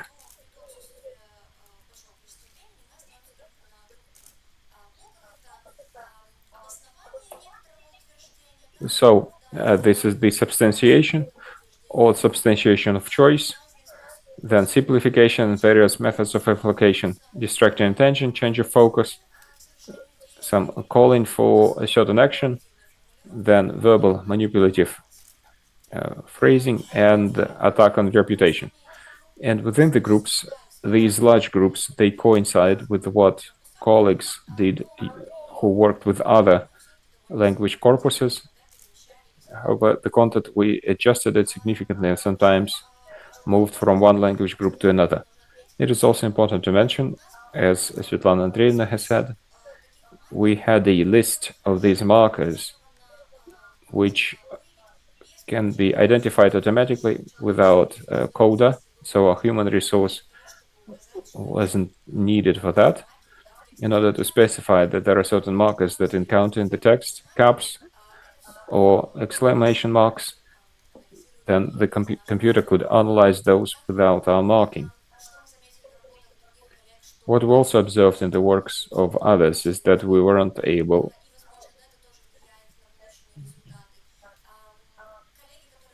to mark. Colleagues who worked with English texts, they suggested a very rigid sequence of identifying manipulative devices. Now, in our marking, we follow the logic of the text rather than the groups of techniques.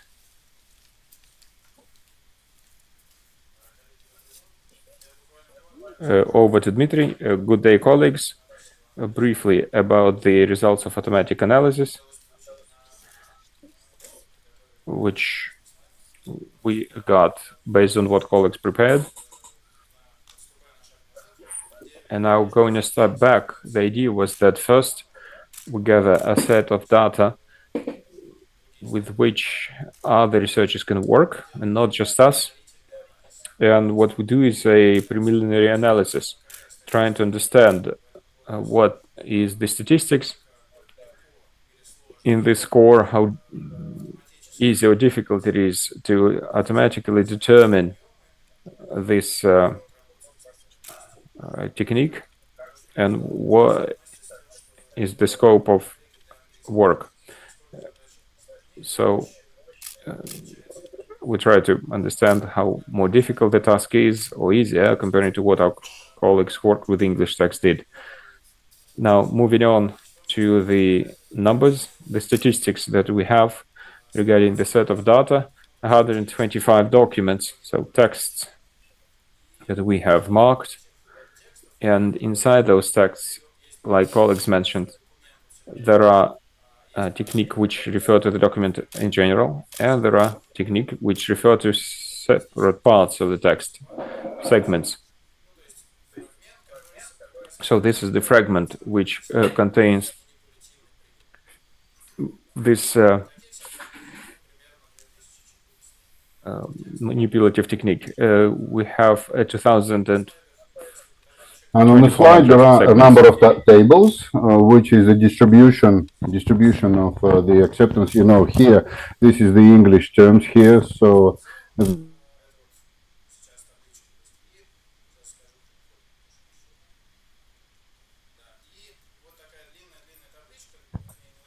So this is the long table. Here we shouldn't be taking it too seriously now.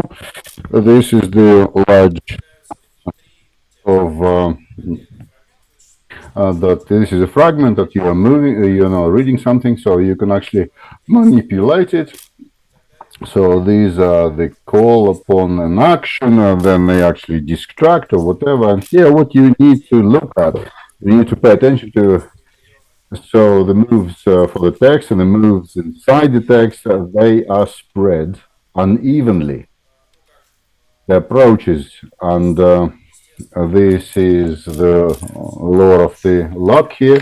The ones that I find simpler, they are probably less interesting from the point of view of psychology and journalism, and they probably are less frequent, and automatically they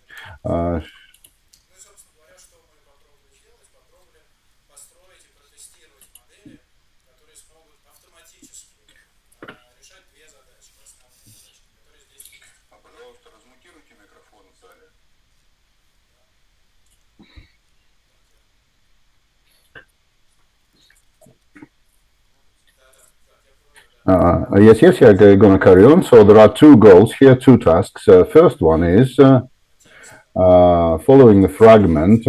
This is, does it have actually the manipulation moves, or is it just the text where there is certain information? And There is a second task here, then there is a fragment here as a text, and what kind of move we have, what kind of approach we have here. And on the language of artificial intelligence, machine learning, this is that initially we classify the two.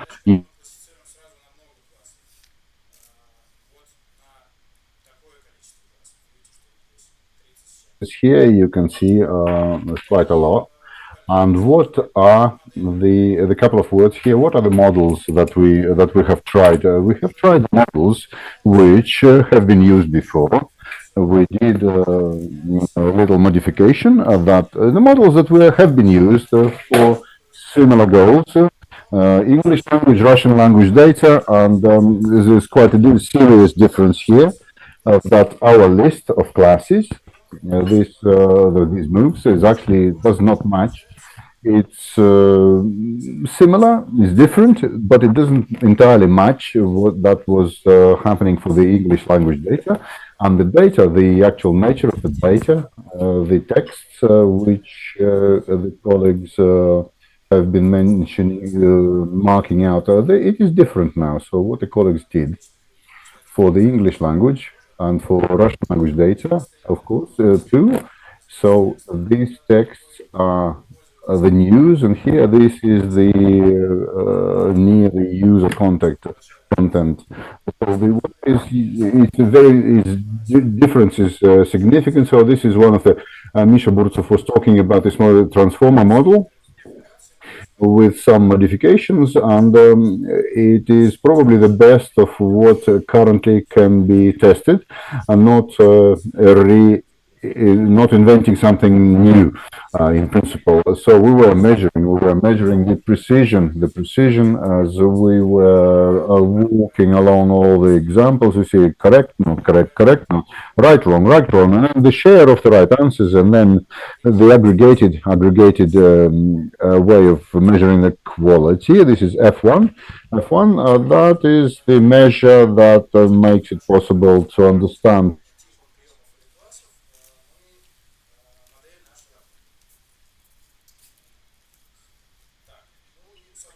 so the accuracy. And now we're talking separate tasks. I'm not going to be going into technical details.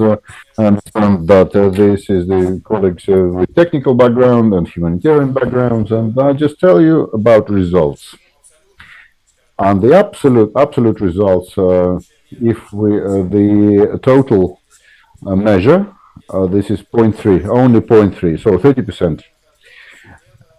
The correct answers, 0.5%. So what does it tell us?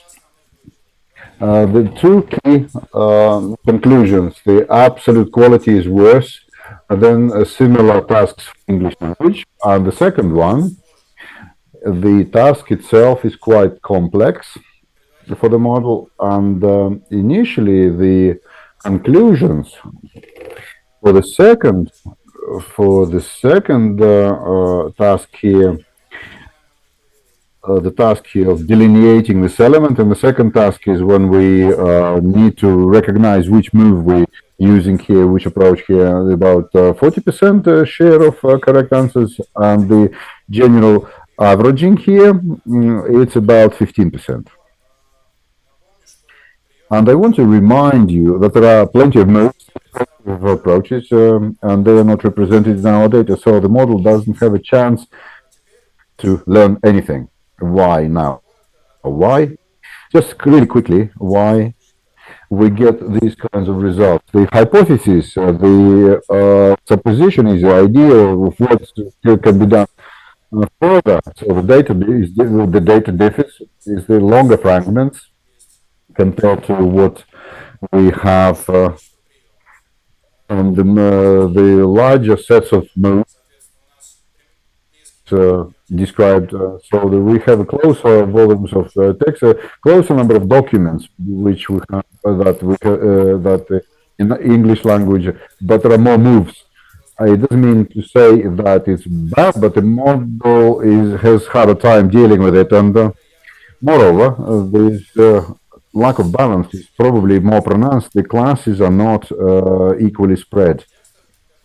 in the text that we were actually assessing. In some there is very few, in some there is plenty. So the model has a challenge in this, and the large classes, they are well represented and they are quite satisfactory. They could be automatically established here, and then what is the future? What are the ideas? What is the classic approach for the people doing the machine learning to get more data?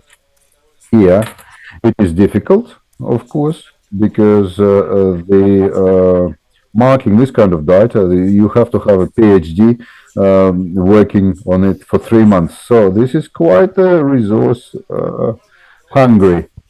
So what we can try different models. We can try to join up the classes. That's dangerous because joining classes of these moves that is kind of notional, and the value is in the particular move being encountered here. It's not kind of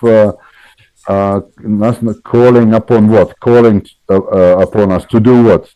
Be aggressive or to do something else or to do what? Not just calling upon us. So this almighty AI, yeah, you can see that it's not almighty, and this work is not. So it's ChatGPT. Of course, certain experiments we did, and the quality will be probably even less or even lower because this kind of data has not been there. This is just a drop in an ocean. This is drop in an ocean.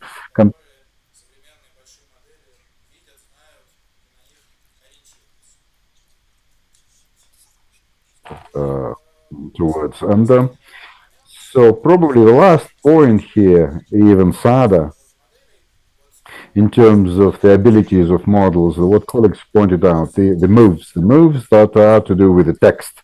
If we look at a document and we say, right, here, this is a lie, this is a total just rubbish, and you don't have to read the sentence. Well, I'm exaggerating here, but that is kind of thing I'm talking about, right? This is even more complicated to use a model just to recognize whether there is a lie in the text. Quite accuracy could be really clear. To say it is a lie, and it's 90%, you can actually say, but how you are lied to, how exactly, that is only 40%, 40% quality. And the causes are quite clear, they are obvious. There is not enough documents for these models which can work well, and uneven spread of these moves. Some of them are plenty, some of them are not. And we didn't use neural networks. It's just a random forest. That's what we use. The neural network wouldn't have shown anything because there is not enough data for analysis. And on a positive note, I want to end, and I want to say that, in my humble opinion, so the data selection here, it is very, so you can experiment with your own model, and this was a very important result of intellectual work. Is that these moves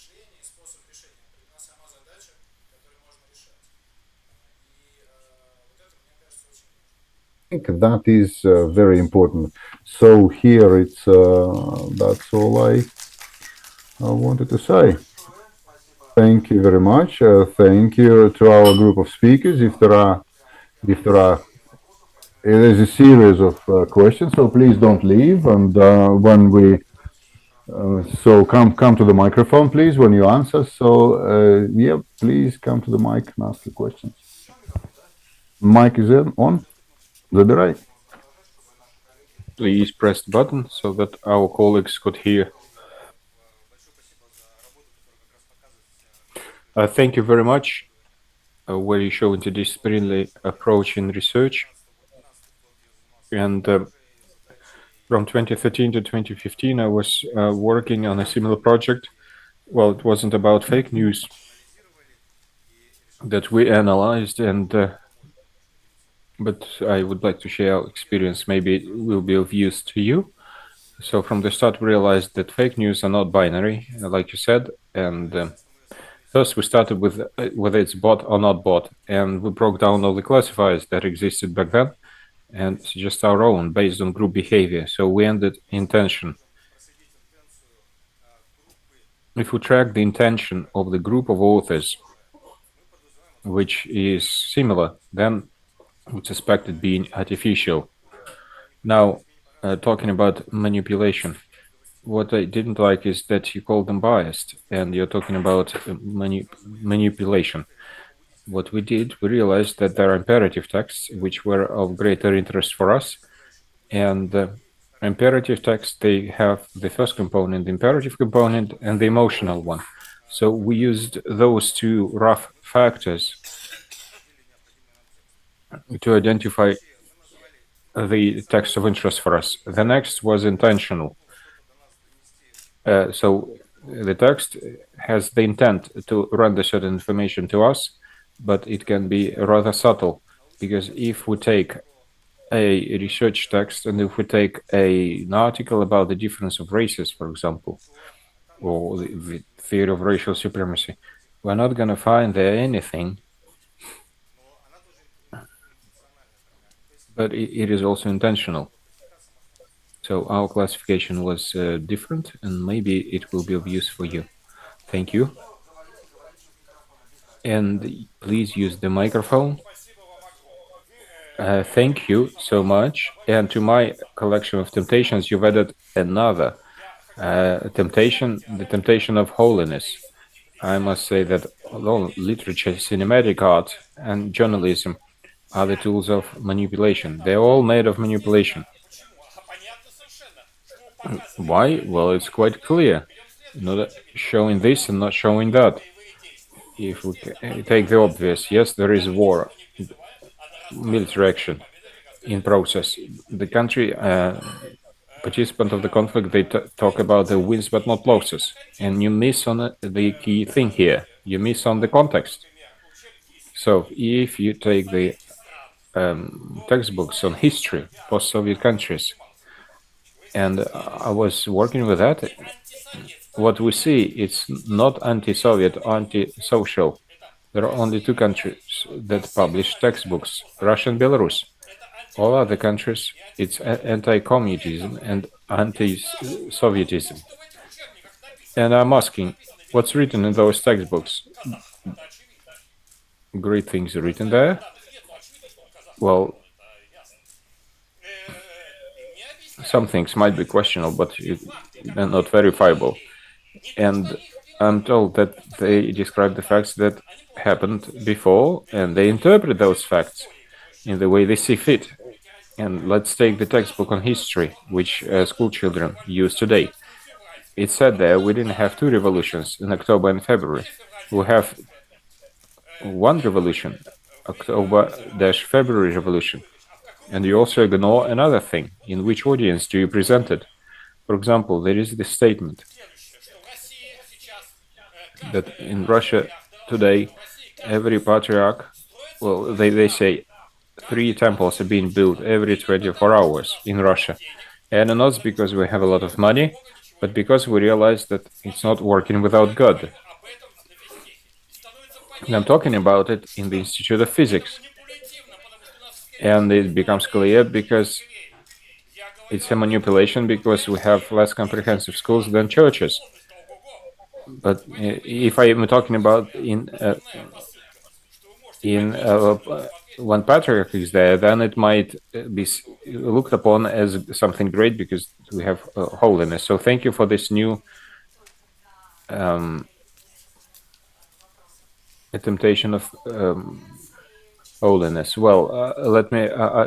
I can answer to certain of the statements that have made as far as manipulation. Partially agree, partially not. Yes, it's true that manipulation is in a way present in all those texts.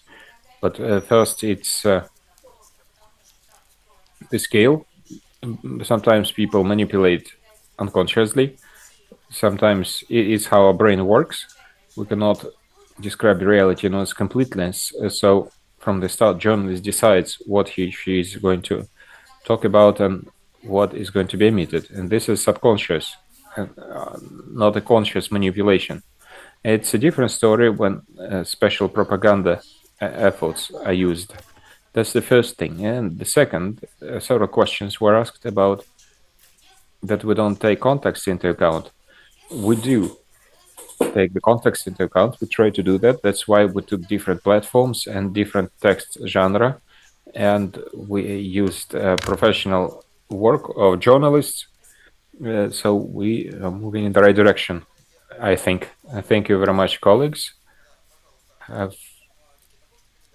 Nikita, if you could pass the microphone.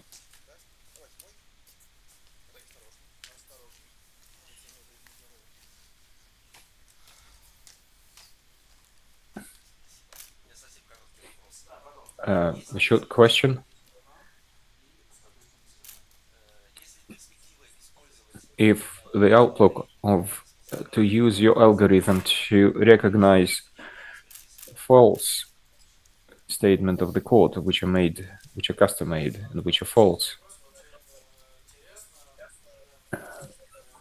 Thank you for the question. It's interesting. I think we've discussed it with some of the colleagues.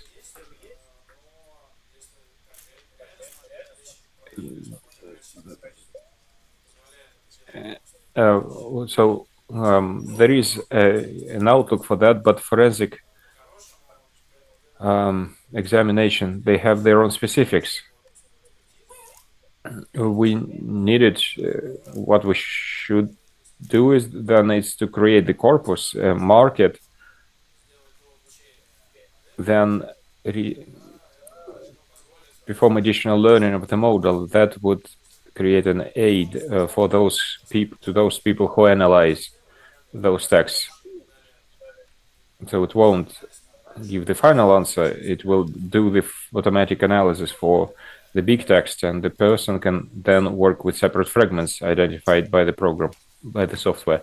This is real.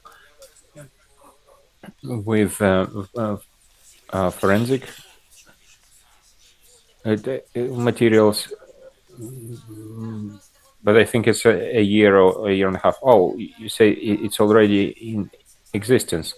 Good, we can discuss it later on. Ilya Kiria, who talked about experts and expertise and its attribution and attempt to perform expert assessment.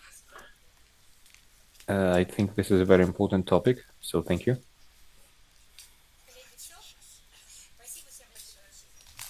Thank you, colleagues. Thank you very much. Let's try to reload the flashcard.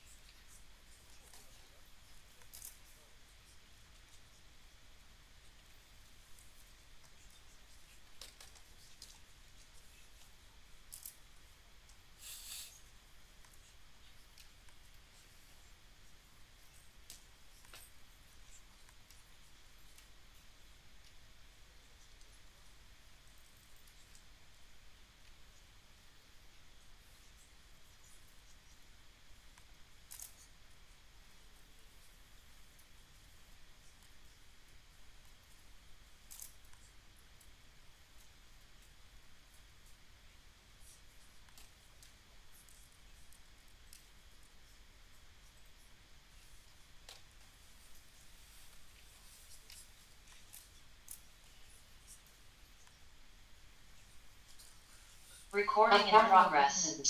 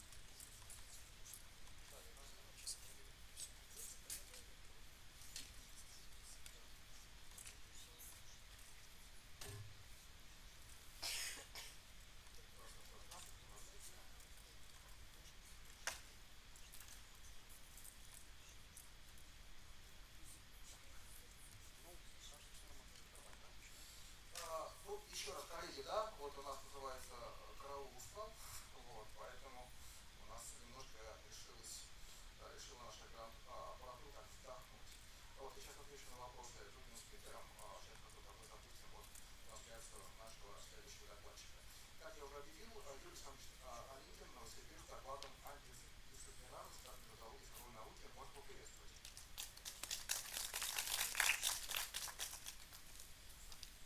Добрый день. Я заканчивал Новосибирский государственный университет. Мне все время рассказывали, что Новосибирский государственный университет – это дочка Антон. Методика обучения первоначально и устройство внутри университета изначально брали в уровень ТПИ, поэтому все время интересно было также здесь сравнить с тем, как у нас учится. Пока мне кажется, что все очень действительно похоже, та же атмосфера обсуждения. В общем, в любом случае, с удовольствием, большим удовольствием воспользоваться приглашением именно здесь выступить с докладом. И немного переживал о том, что доклад будет излишне провокационным, но по предыдущим докладам понял, что все нормально. Идем в мейнстрим. Итак, доклад я завел на эту конференцию. Немного поздно не узнал, но зацепился именно за междисциплинарность, понял, что тема мне очень близка. Фактически время от времени конференции на эту тему или семинары случаются, но практически никогда не обсуждается метод. Вот, и это понятно, потому что задача сложная и задача Recording in progress. Больше того, когда я начал изучать эту тематику, ну, понятно, что понятие междисциплинарности возникло очень давно, условно говоря. This disciplinary subject emerged long ago, starting with cybernetics, and interdisciplinarity has been in place since the 80s, but it doesn't influence the methodology of research. So where is the motivation of what I do and why I work with interdisciplinarity as methodology of new sciences? Let me just say it from the start that so far we don't have any publications on this topic. We work in a workshop mode, and it's time to test our ideas. So here I am to test. Well, first of all, and I endorse what Vasily Gromov has said, that he talked about complexity and the difficulty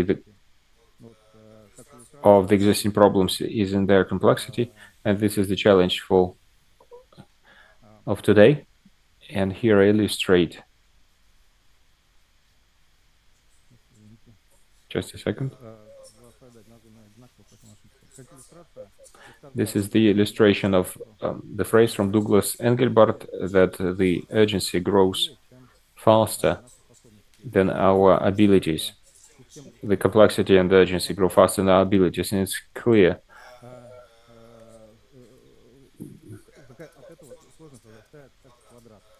And the complexity grows in the power of 2, and the intellect can only grow linearly. So it's natural that we fall behind the complexity or more and more.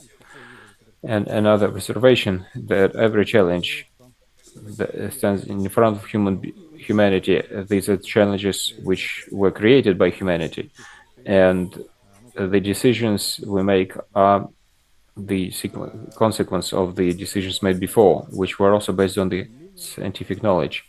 This is called motivation, what we aspire for, and we aspire to make economy more competitive,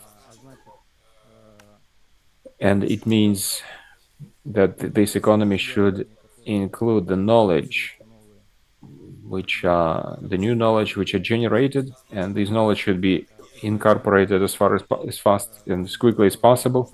And it means that these knowledge, they should be in digital form, because it's in digital form that the information, or let's say the more formalized the information or knowledge, the faster it becomes part of the circulation. And since it is science that is working with the tools and methodologies of work with the science, so it's only science that should be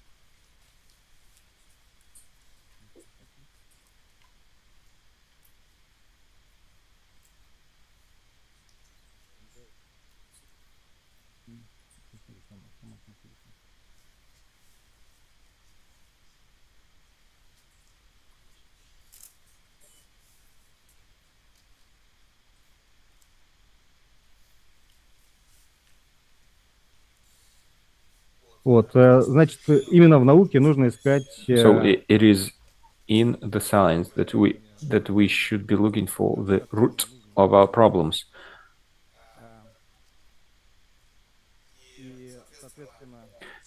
And correspondingly, the analysis has shown that the existing method of research required objectivization. So it should be taken out of the observed reality. A small area should be taken, a small domain should be taken out of the observed reality and then described. But the reverse operation, when we could input it into the model that we've created, whether we could put it into a model which was then integrate the entire reality, then this is not in the method. And when we try to take the new conscience, we need to build ontology first, create new terms, and use those terms to create new observation tools. And on that basis, create a new theory. And only then, using that theory, we model reality. And this as well tell us that we create different ontologies. Most frequently, they are subject matter ones or disciplinary, and they do not have this requirement. And if, again, making reference to Gromov's keynote, these two limits, they are called as Leibniz limit. No. Leibniz limit and Holson. Now, the idea what should be done with the method. First of all, we say that knowledge is modal, and modals can be of different type and have different maturity. It can progress from descriptive to fully formalized, then computational and executable. But knowledge should always be a modal. So according to the ontology cybernetics by Valentin Turchinov, knowledge should either create forecast or it should generate other knowledge capable to make forecasts. Correspondingly, research theory is the language for the model together with ontology. We do not draw the difference between those, but it is very important, this interlayer, where ontology and axiomatics of the theory. So theory as the apparatus, a set of operations or relations, and only then we get the model with the description which uses a particular language of modeling. So a research method is the method of work with knowledge as models. Anyways, those should be integratable regardless of how we're trying to achieve that. And the research process is the generation of ontologies, the generation improvement of the maturity of those models, and the integration of those models. So here we're talking about improvement of forecasting power. Correspondingly, methodology has the requirement in the sense that it should be working with the whole, with something holistic, and it should be working with something which is holistic, but not solid. Solid is yet to be achieved, but it should include ethical and rational social, because right now it seems these things are in different worlds and they do not intersect. And like I mentioned before, they surpass Leibniz and Holstein limits. And Leibniz is the possibility to integrate the entire knowledge, and Holstein limit is the possibility to integrate all ontologies. So interdisciplinarity is the consequence from the observation, meaning that the world is not one. So psychologists, sociologists, and even linguists, they describe four domains, four spaces of human experience: physical world, then world of thought, individual world, and social world. And that allows to conclude that we need four disciplines which are going to be the limits for integration of models of other research disciplines, and that's physics, mathematics, cognitive science, and ethics. So when research communication turns to question regarding the falsification and verification, then research communication turns into model discussion and testing of models, and articles in a transition process should transform into a description of models. It means they should be readable by machine first, and then be used maybe by AI for navigation purposes. And knowledge transfer into the economy, this is the modal transfer per se. Most likely it will be like pulling the knowledge out. So the economy will be taking the models from a general storage room, so to say, and if they're not there, an order will be made to create those models. And if we cannot create the models using existing languages, then we need to create new ontology. But again, the ontology we're creating a new, or ontology we're completing, it should be transferable or combined with other ontologies. So what else is needed? New scientific and research ontologies, well, not even new, but formalized disciplinary ontologies. So each discipline should have its ontology. The important thing is that we don't know how to work with them. We don't teach our students to work with them. And not every time we realize that we have a special work with ontologies when we work with terms or even notions. This work with ontologies. Then program languages of subject matter domains. This is interdisciplinary work for sure. Need linguists and those working with programming languages and programmers, and subject matter experts by all means.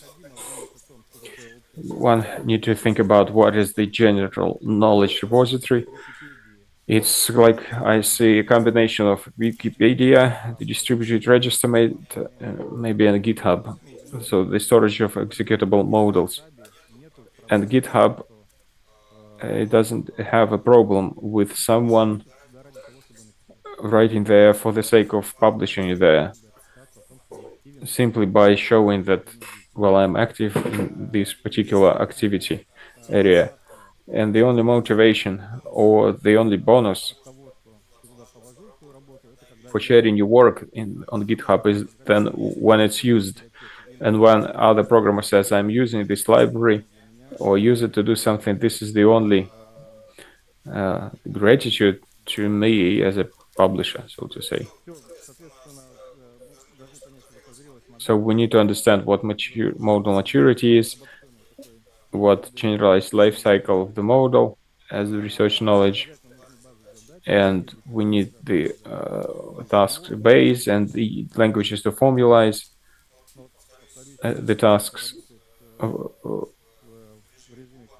Now it works in club mode, and we have plans in the Center for Methods.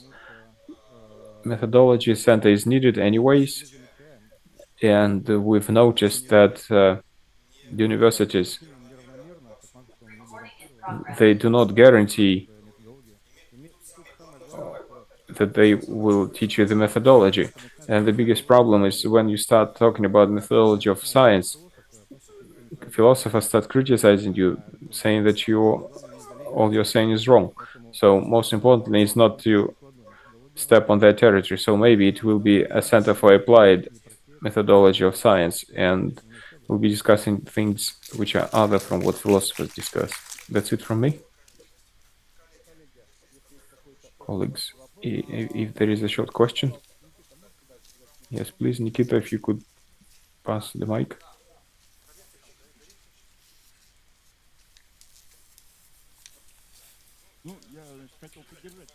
I wanted to endorse your approach, that it's not plagiarism that we should fight with, but we should make sure that articles include new knowledge. But in what form? There's book knowledge and there's practical knowledge, and they are not equivalent. And in what form should knowledge be presented in order to understand whether there's new in it or not? So do you consider this practical side somehow? I believe типу знания к другому и книжному. Ну, книжное можно говорить. If we talk about knowledge from the books and by disciplines in school and then university, then this model of ontology fits there quite nicely. The language plus ontology. Now, as far as practical knowledge,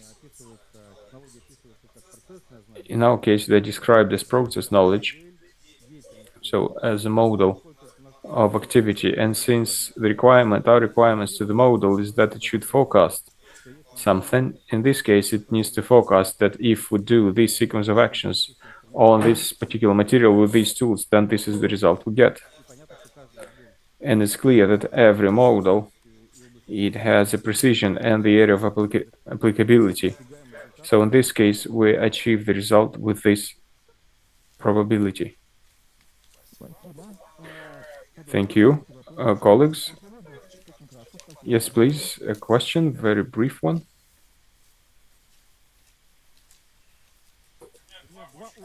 I have two very short questions. I don't understand you or Gromov. Where did complexity come from? The science of geography has been completed and chemistry completed. All the elements have been opened. Synthesis reaction are not awarded a Nobel Prize. This is the first thing I don't understand. And secondly, let's have a look. There is Russian economy is being developing with GDP grew 10%, where Chinese GDP grew 35 times. Is our knowledge with China different? Answering your first question.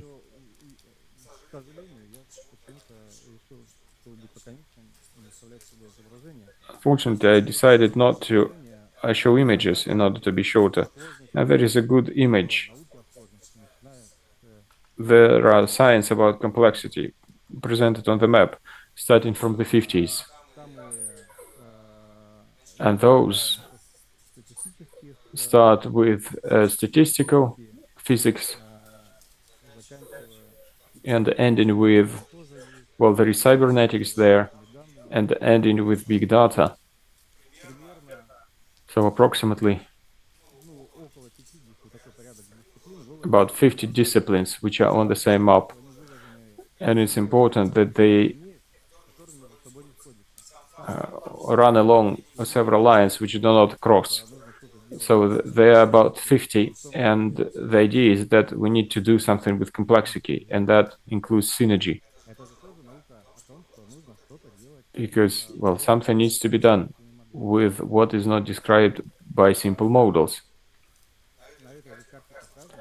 And at the same time, the same map shows that their number is not growing less. It only increases. It means that this problem is as relevant as back in the 60s. As far as the second question, I'm not ready to answer. I understand. Thank you very much. And then on this note that welcomes us to think about it more, let's thank the keynote presenter. Thank you very much. It's been really interesting and very good content. Thank you.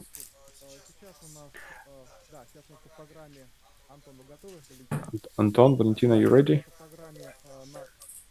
So our keynote.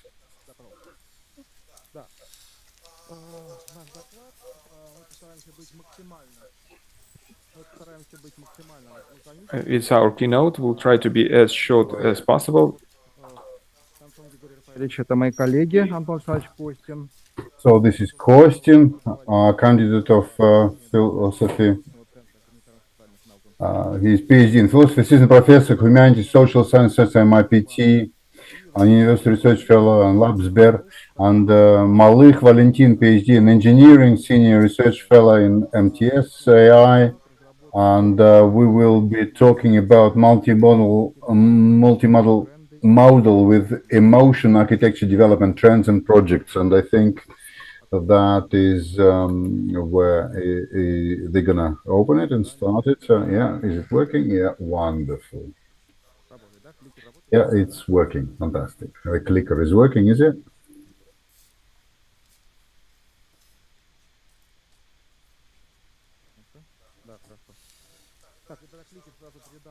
So the clicker is going to be passed on to there. And so, colleagues, yeah, hello. I'm gonna greet our keynote speakers. We're gonna get together at a coffee break, a very quick one, because everybody wants to talk. Everybody is very curious, and the results, whether it's infected or not, that is counteracting the physical health, because we have to take some food sometimes and take some rest. So I very quickly, the project is in on laboratory with the FISTEC, so with the MIPT, that is to do with generation of models.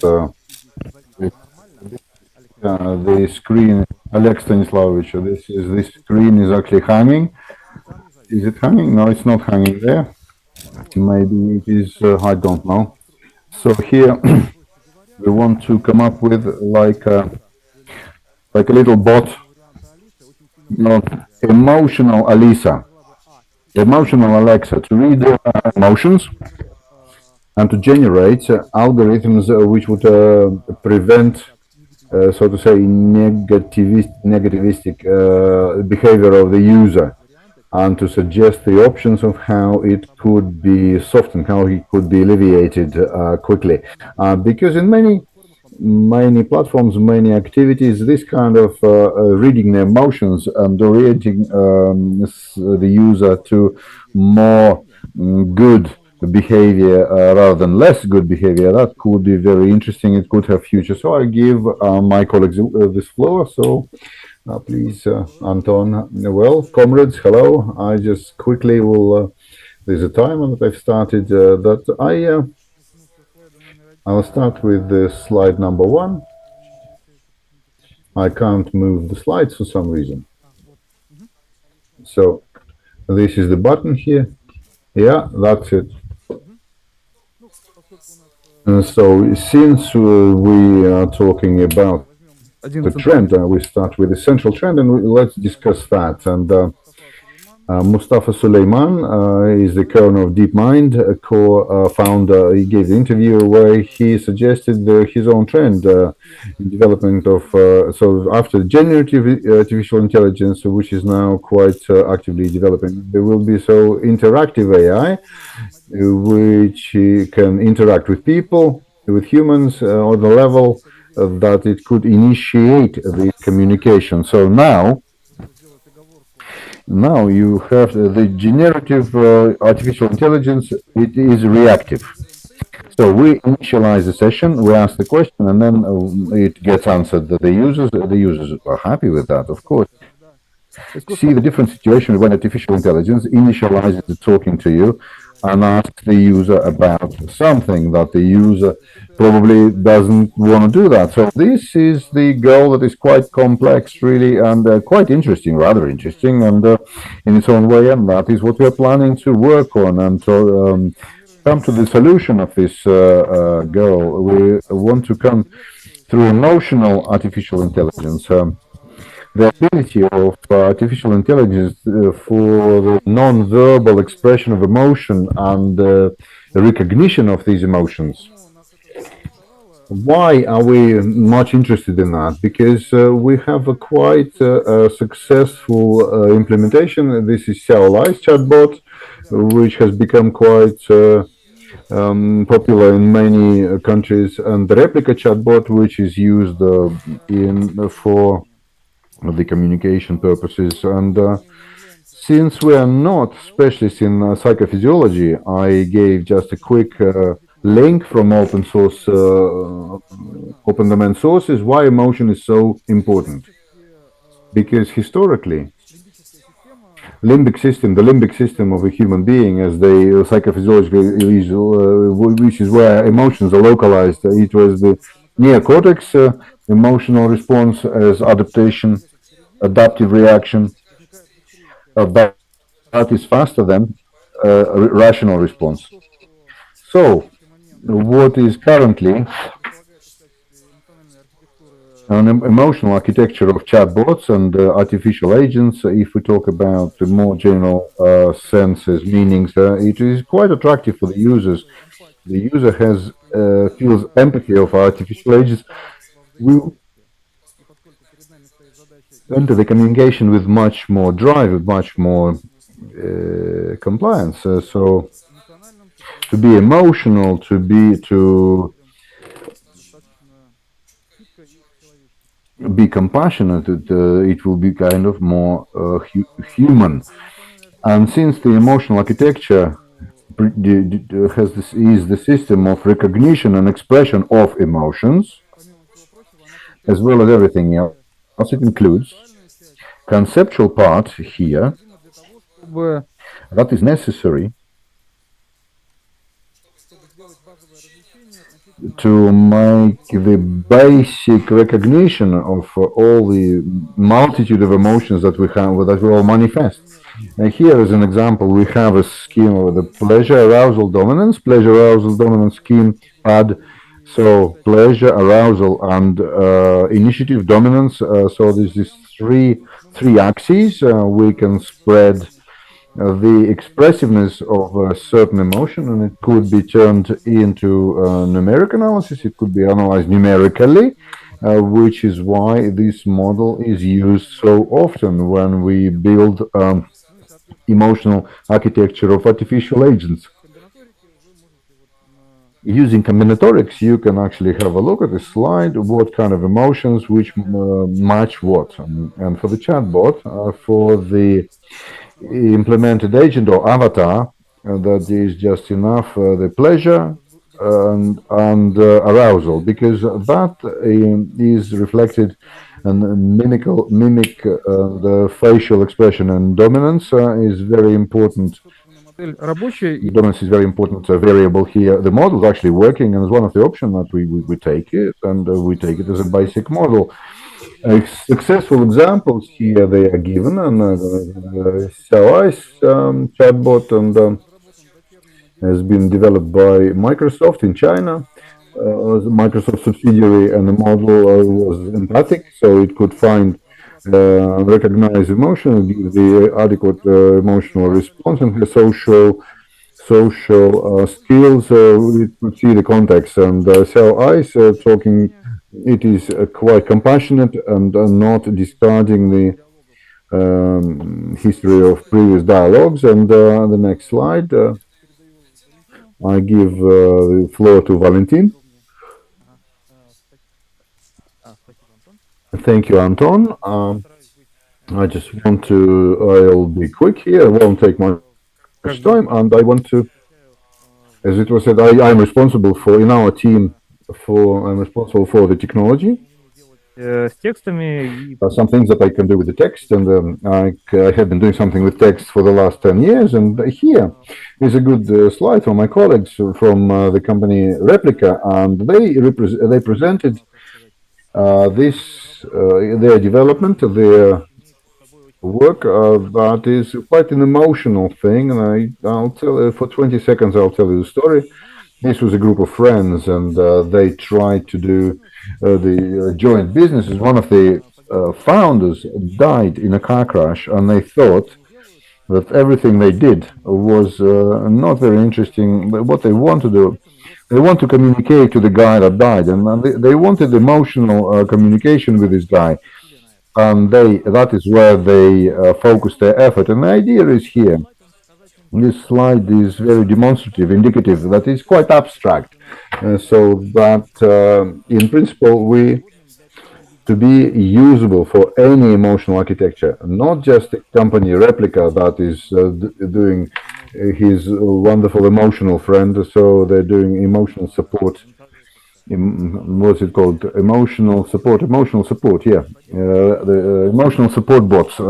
We have a different goal, but the principle is the same. We have the same basic models. We have the same current developments that exist in the market, and in the market of models, not the market, scientific market, but not academic, but the market of models. And of course, this is multimodal also, because this is also the use of speech recognition, maybe speech generation, and maybe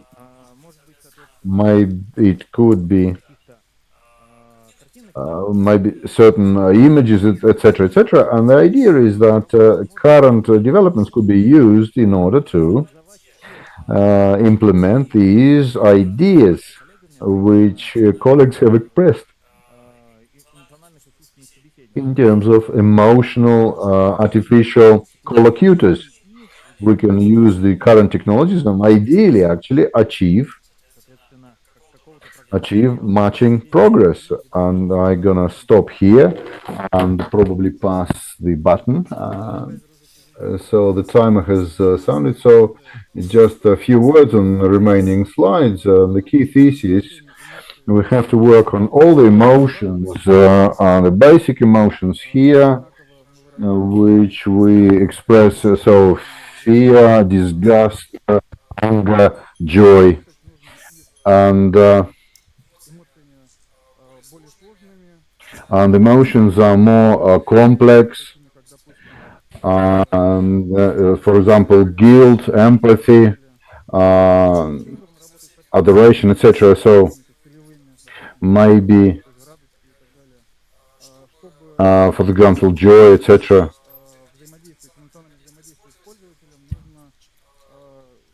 And if we to work with the user, we have to know the range and to give. You have to have the understanding of human emotion. So if we talk about cases, our colleagues in the lab, there was a phenomenon of a drive to fear, addiction to fear, with certain agents and avatars, for example, inspiring fear or scary. So this is a fear as a negative emotion we classify there. But when in this context the users and artificial agents, what makes them kind of closer to each other. This is the curious picture that we've seen, and the research method, how we're going to be using emotions and responses of people to express the emotions by chatbot. And this was the Wizard of Oz. Of course, we're going to be doing so before we come up with artificial agents. So there's the volunteer first, the representative selection, men and women.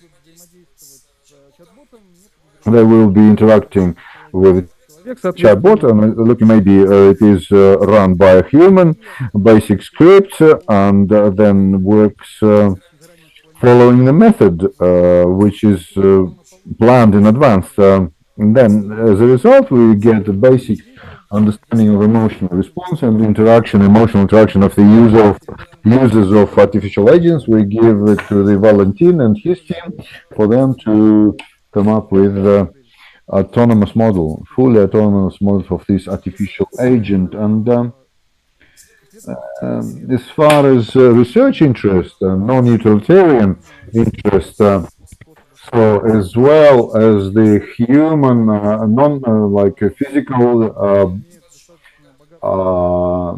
body language, quite a broad range. For example, change of light and can impact emotional conditions. And if we work with this complex, like virtual reality or augmented reality, emotional response there could be distributed, and it could be interacted with through the medium, through certain personages, certain characters, and a certain asymmetric perception of and expression. We people, we can probably learn something from chatbots. Thank you. Well, thank you very much, dear colleagues. And if we have, yeah, probably give the microphone to people if you want to talk.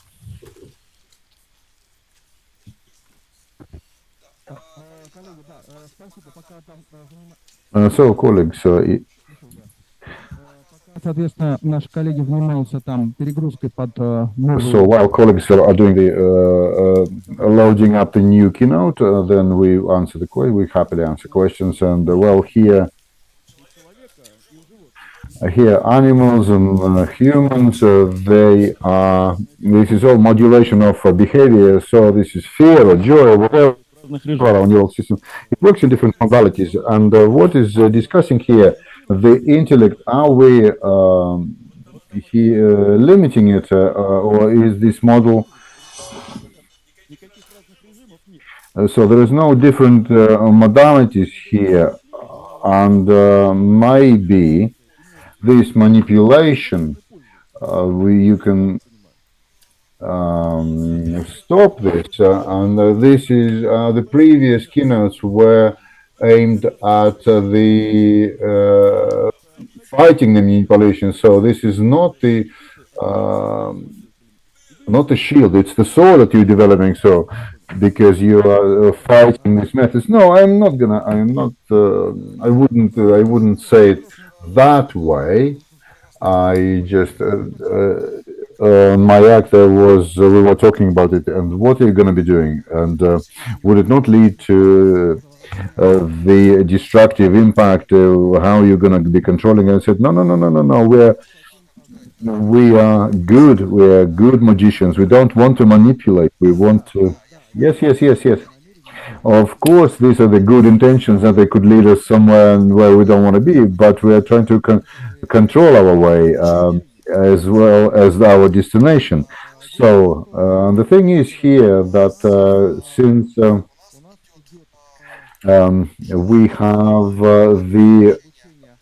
we desire of understanding certain algorithms, what a person is feeling, to get to the minimum their negative manifestations, and certain to prevent certain, I don't know, not excesses of emotional cues, but negative emotional outbursts which could be balanced out. so that the robot becomes understanding of the collocutor, so roughly could understand what empathy is. If not empathy, maybe, but essentially these parts that actually substantially replacing it, how to replace the empathy. So somebody here and now, if there is a nervous breakdown, or if somebody is ready to kill himself, and we are not calling upon it, we are trying to prevent it. And for example, there is an algorithm that would behave in such a fashion which would deactivate this destructive activity. It will just suggesting, offering certain lexems or intonations or visual stimuli, etc., up to content, so that could play a very, very important role. And so, if it was manipulation, it would have been ended good. But it's not a manipulation; it is actually an opportunity. Well, I would actually make it more acute. Every You see the good intentions, it's paved the road to hell, and it's worse and worse. You see Sberbank, of course, it is clear that, of course, commercial, we're talking commercial thing. You just imagine, we don't need to just examples. In this psychology, there are these simple tests which will show what kind of person is talking to you, and then you understand on behalf of your Sberbank, who's going to be talking? Albert Einstein, a pretty girl, different pretty girls, or who? Just the authority of Fistech, Mr. Livanov. So naturally, people are trying me, the temptation of being a saint, and he gave me another temptation of sainthood, and then what about the suicide? Like it's a situation that people are training people with computers, which is COVID-19. That was just too. So people don't learn. People die. This is dialogue. When it's a computer, this is a monologue, and people cannot be taught through computers. So you kind magicians, you good magicians, good. So I think we are very, very kind. We are very, very good. We are very progressive, and I believe that. And the first thing here, there were many points here on. Дискуссанта увязаны, попытка была увязать. There were attempts of getting it into one point, and point number one. We don't do special program on the prevention of suicide, etc. Maybe if it works, that would be not bad, would it? 2 COVID years, that was probably not the best for the humans when the people have learned something and they become cleverer, a little bit more intelligent in different countries, different ages, and we were better prepared technically. And it's probably maybe self-sufficient and maybe more active. And the second point, and now there is a serious problem of autonomy or isolation of emotional world of a human being. And I agree here with the fact that this kind of emotional kind of jar or Mike Tyson syndrome, when you're released somewhere and then you got 4 walls again, and then that is a bad thing. And since human being communicating with machines more and more, people are born with gadgets in their hands and with fragments built into the part of the body, and that I can't totally deny this kind of future in the nearest 10 years, because it's going to happen, and I think it will be very good. I think mechanisms and algorithms that the human interacts with, that they could be more humane. They could be more human rather than just non-human or anti-human, and sainthood and anti-sainthood. We are not talking religious. We might be religious. We might be believers or not believers. We may have faith, we may not. But again, we have a quite particular project which doesn't try to discuss in context of the plane, in the plane of the feelings or cognition or which in institutes of religious consciousness. So no, it is not. This is like comparing white with square. Like no, this is we're not playing that. We're not working on it. We're working in a different plane. And if this development has commercial potential, Sber, we sounded like why? Because Anton is working in the lab and is quite a good success rate. He has, if it's money, it's a negative consequences for the users. Somebody who feels cheated, and there's this quasi a release of emotion of I think it will be a good result, and if it is commercially viable, well, very good commercially, but our aim, our purpose is different. If something pleasant, if the useful becomes pleasant, and if pleasant becomes useful, why not? Why not? All right, colleagues, are we going to start the next keynote? Yeah, very good, very quickly. Как я услышал, коллег, который нам задает вопросы, проблема не в том, чтобы научиться делать приятное или полезное. So, from what I heard, the idea here is not to learn to do something nice or useful, but useful will be working regardless of whether it's nice or pleasant or not. And Facebook has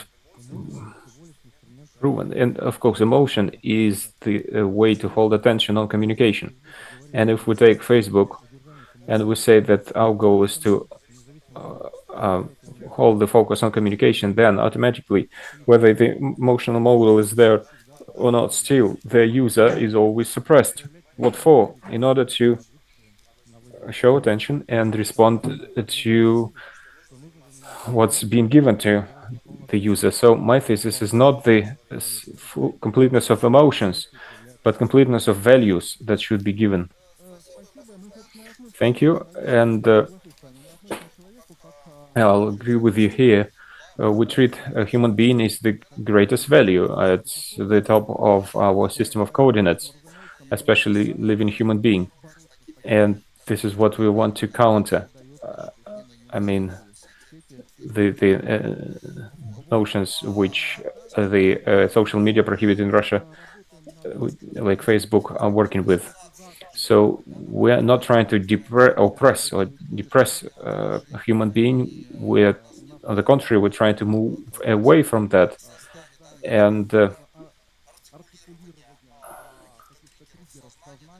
we're not trying to create triggers of conscience to make a human being buy more or less. And we have a project that can help us balance and use negative emotions and help a human being to reduce the level of loneliness by way of which it exists in this so-called quasi-electronic space. So once again, a human being for us is in a way a measure of all things for us. I hope I've answered your comment. So colleagues, thank you very much, and we can proceed. And please welcome everyone. Yes, thank you.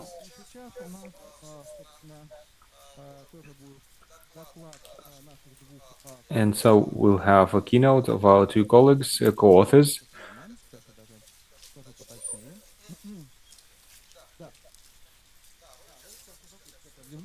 We'll start the video in a little while.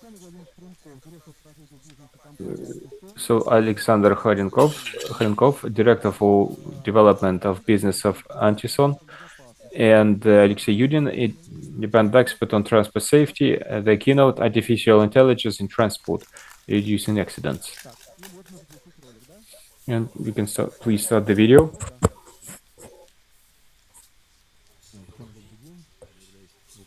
Good day, everyone. I'm a graduate of FISTech. I graduated in 1999, and this is where we represent the company where me and my colleague work and using AI to save a great number of lives. Those people who fall asleep while driving, we wake them up efficiently, literally in fractions of seconds or several seconds after they fell asleep. just for you to have an understanding of the scope of the implementation of the system, more than 15,000 vehicles across Russia are equipped with our solution, and the entire public transport of Moscow, all the buses, all trams, the Moscow metro are equipped with our system. And if you could please start the video, you will understand how serious is this problem.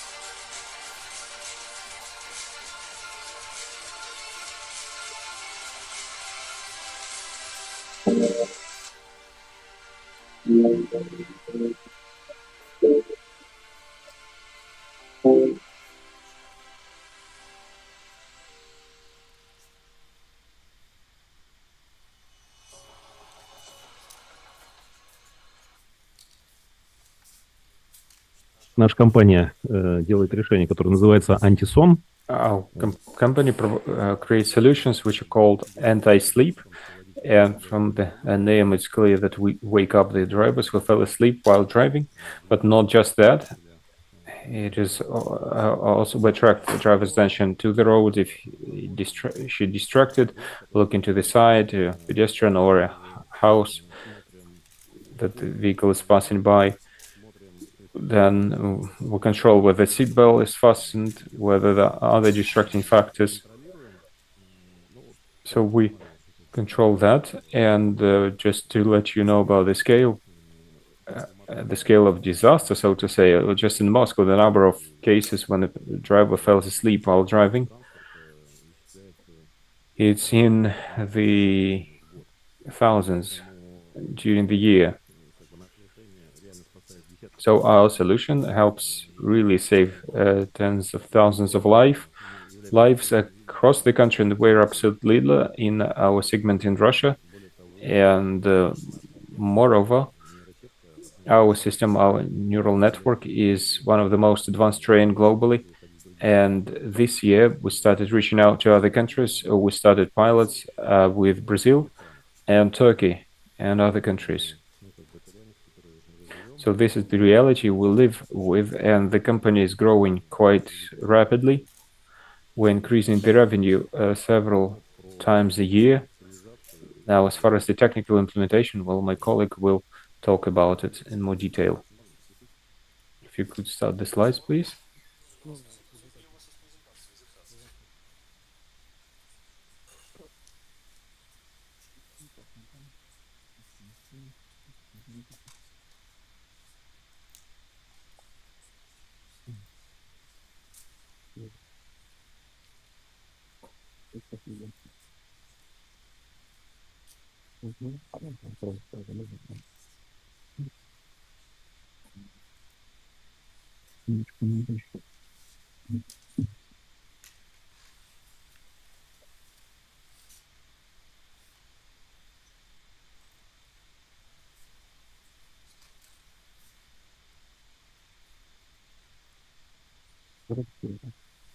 Продолжение. Добрый день, коллеги. Видим Алексей.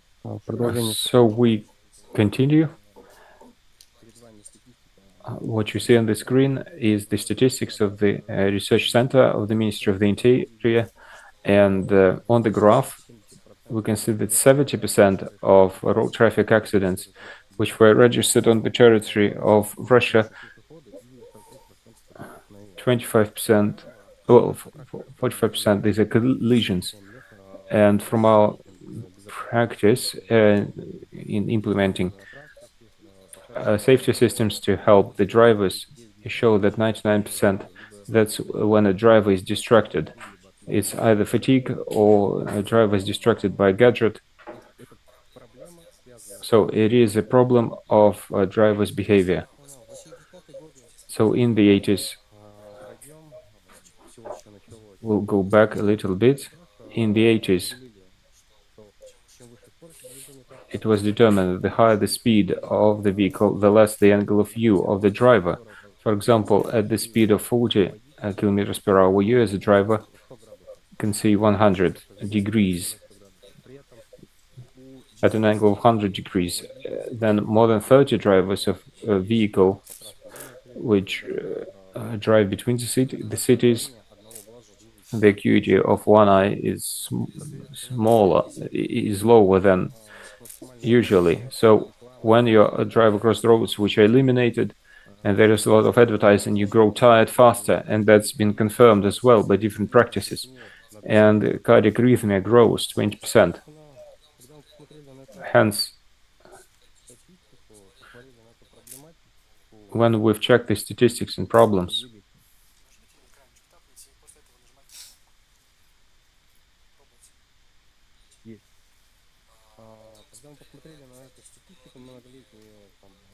when we've checked the statistics and problems, we realized that there are three ways to address that.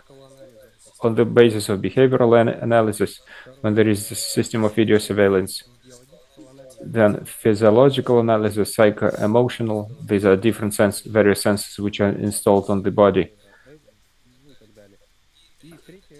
And number three, these are telematic devices which are installed on the transport vehicles and can be used to analyze the driver's state and its actions. But every way has its pluses and minuses. We have chosen the first one, and that's the analysis of a behavioral state of the driver.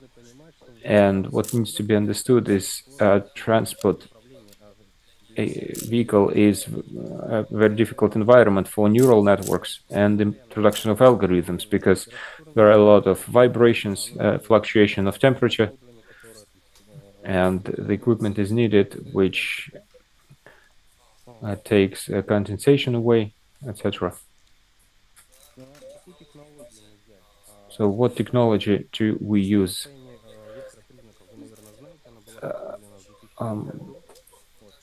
This technology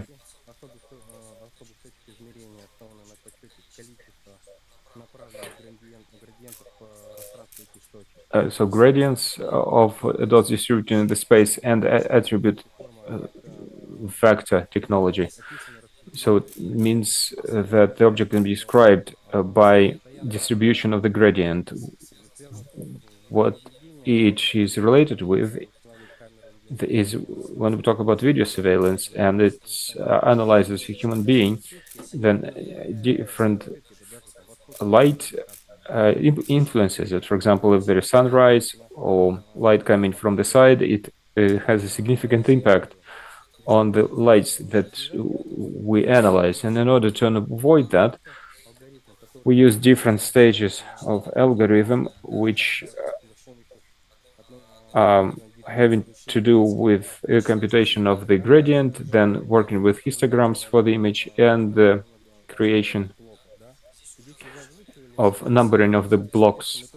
So it's been mentioned about the weights and we also assign weight, whether positive or negative. Ну и на практике, как вот здесь вот видео вы можете посмотреть, но мы применяем еще In practice, as you can see, алгоритм, добавляем еще четверточные нейронные сети. we also add multi-layer neural networks to analyze the condition. So it's one dimension multi-layer structure, and here on the picture on the left we see a typical neural network, and it is introduced into all equipment in China. That's the baseline level, and our neural network, which gives a better precision. As has been mentioned, we save lives. However, the situation with the video surveillance and with this method of analysis, with this solution that we're choosing, and that's based on the behavioral analysis, we realized that we've learned to see that it's going to be bad the next moment. We try to signal that. So if a person has a stroke or infarction or a heart attack, unfortunately, the number of these events across Russia has increased. So we moved towards integration with different solutions having to do with medical devices, from physical analysis to psycho-emotional state to equipment which you put on the wrist, for example, or the ear, and that improves the operation of the system. And in 2 or 3 minutes, until there is this critical moment, we can signal the device, the driver, to stop, or let the driver know that he shouldn't start working because the vital functions are abnormal. And during pre-journey checkup, they are within norm, but our data show that they're not. In brief, that's all. If there are questions, yes, colleagues. One short question, please, if there is one. No questions, thank you. Well, we thank our keynote presenters.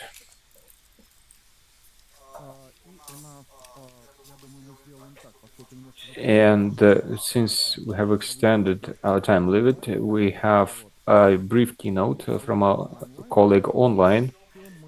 And before the break, we'll start another keynote. And after that, there will be a short break. So we'll have the first keynote from the next session, and then we'll have a break. So now, to complete the AI and humanities section, we have the media space image of AI, and Sergei Ilchenko will be presenting, Doctor of Science in Philology, Candidate of Science in Art History, Professor, Department of Television and Radio Journalism, St. Petersburg State University. Sergei Nikolaevich, are you with us? Yes, I am here, and I think you can even see me. Can you hear me? Yeah.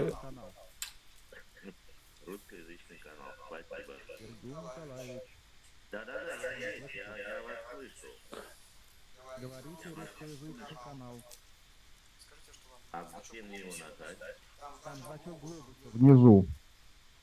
Значок глобуса внизу? Значок, нажмите на значок глобуса и нажмите на значок глобуса, если вы меня слышите. Я не вижу глобуса, в этом вся проблема. Происходит. Есть 3 точки, может быть, там есть 3 точки, где больше. Алло, алло. А у меня на... Сейчас, секунду. А, глобус, да? Все, нажал. Русский. Теперь слышно? Да, теперь слышно. Сергей Николаевич, а вы на видео-то себя вы видите? На видео я себя не вижу, потому что вы не можете включить видео, поскольку его остановил организатор. Включить мое видео. Отлично. Супер. Да, мы не останавливали. Великолепно. Я все нажал. Вот. Да, Здравствуйте. Вот теперь мы вас видим. Да, Сергей Николаевич. Здравствуйте. Можно поприветствовать нашего докладчика. Well, let's give a warm greeting to our speaker. So this is quite honored. Thank you very much, dear colleagues. And this is very interesting because technical stories that happen now. This is the story of my connection here. That is how our technological dependence predetermines our existence. And so what is artificial intelligence? I started thinking in philosophical and pragmatic way, and it's a very interesting thing here. There is a book you may know it. That is this is Eric Schmidt and Kissinger, and this is Artificial Intelligence: A New Era of Humanity. It has been translated and it has been published, and you can find it. But the problem is in not calling this book artificial intelligence, and inside they use artificial intelligence and neural networks. So not artificial mind, but artificial intellect. So this is the range of nomination of there is a hindrance here. So you can't really trust artificial intelligence, and you cannot fully spread this nomination, what we call the big data and the computer programs, etc., etc., etc. What you were talking about today, that has been discussed here a lot. And so when in the media space you start using this phrase, and then I always get alert on the status of alert, and then often you see it from the sphere of IT and business, and of course, like RBK and, for example, the business news or reporting from government on digital economy. And I just get more and more on alert because, in my view, thanks to the media, mass communication, people, if this is the demonization of the abilities of artificial intelligence and these issues today, they have been mentioned today. I've seen it, I've heard it, and yes, there are achievements, and of course, the authors of the book that I showed you, they happily write about it. For example, new medicine, new drug, and the farmer, and all the coming up with the wonderful AlphaZero, the chess playing AI that wins all sorts of Grossmeisters, and so there is these programs. You cannot call them artificial intelligence for some to do the training the pilots, aircraft pilots, and some people even go even further. They want to give these programs the functions of a second pilot, co-pilot, so they could pilot the craft. And the achievements of artificial intelligence, for example, GPT, that came up with the text, is it a program or intellect or whatever, that has been peer-reviewed as a human text, human-generated text. And so this is Turing test. We're coming back, who claimed that what's the difference between AI and just a simple program, because the artificial intelligence is taken as a human, then the machine thinks. But the same authors that I was talking about, same authors of the book, they clearly differentiate the approach to the opportunities for this, because the digital world, digital civilization,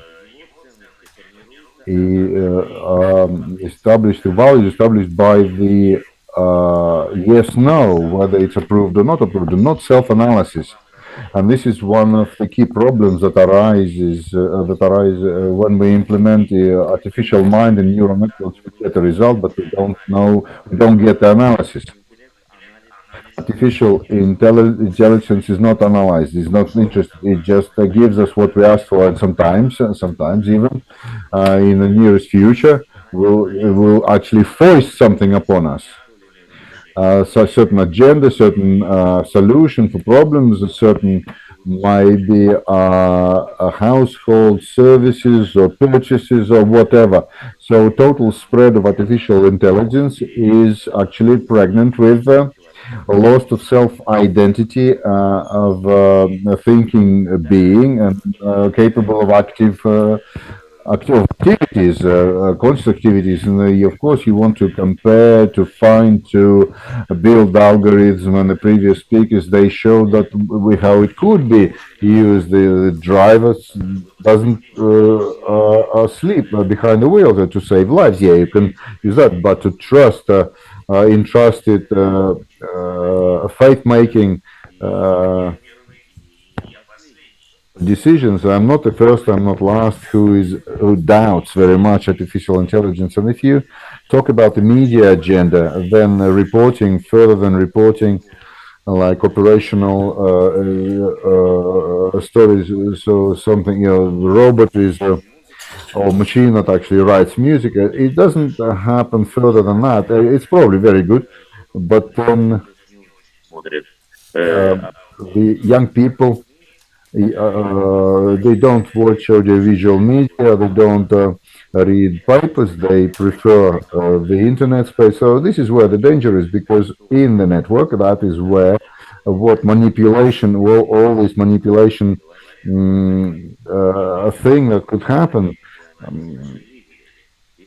With the examples of which we have seen, this is total lawlessness, because to control artificial intelligence is not possible. There is a way, but I'll tell you in the end, and this issue is been talked about in world literature, the world from 1969, 68 even, I think.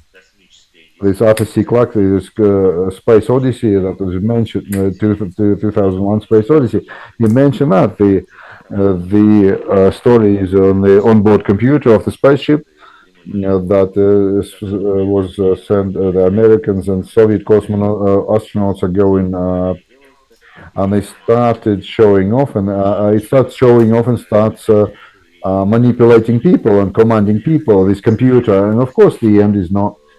It can't have a happy ending. So the topic is present in sci-fi, in futuristic predictions. So of course, it has to alert us to this. And even those American scientists, the new era of humanity, they wrote this book, and then this very clear conclusion they come to, that when a human being works with an artificial intelligence, you have to work on the interest of the state, and you have to control all of that. And in Moscow State University, in the Faculty of Journalism, there was a section of discussion what kind of points of information that radio journalists, what kind of source of information they have. And one of the experienced workers, he gave the analogy, simile, that what is artificial intelligence today. If you take analogy from the point of view of information, so this is the information component I'm talking about, and the networks, but like in the internet, of course. So the technological tool of the artificial intelligence, it could be just a scenario, and then aquarium. It's a fish tank. You're gonna fish out whatever you've put in. The additional bonuses, information bonuses, you're not. You're gonna have the fish that you've put into the fish bowl that was put in by your hand, and that is the only thing that maybe kind of negate the demonization of the artificial intelligence, and disagree with certain contemporary authors, who show what kind of things they could actually subjugate. They can put into submission the humanity to the artificial intelligence, and what do we do? Journalists, they have to objectively assess the situation to do with the development of neural networks and artificial mind. I think artificial mind is better than artificial intelligence because it talks about the mind so to say, like so the functionality of it's secondary because it presents the moral ethics. So machine can think. It actually it may be able to think within the parameters given by humans to it. And recently, I had a discussion online with Chernigovskaya. She is adept of artificial intelligence and advocate. And so he keeps saying, no, no, it will be nothing bad is going to happen. There will be just one television. But no, no, no, it will be just artificial intelligence everywhere. And I said, well, I asked Tatiana I offered a very interesting way of regulating it, and she was very interested in it. And what would be the way of controlling it?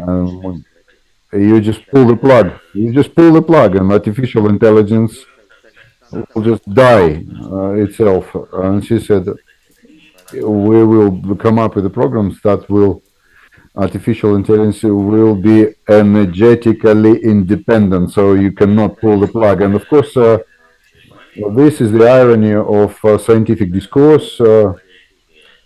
And coming with the results of summing up my keynote, I think that the media shouldn't follow the fashionable theories,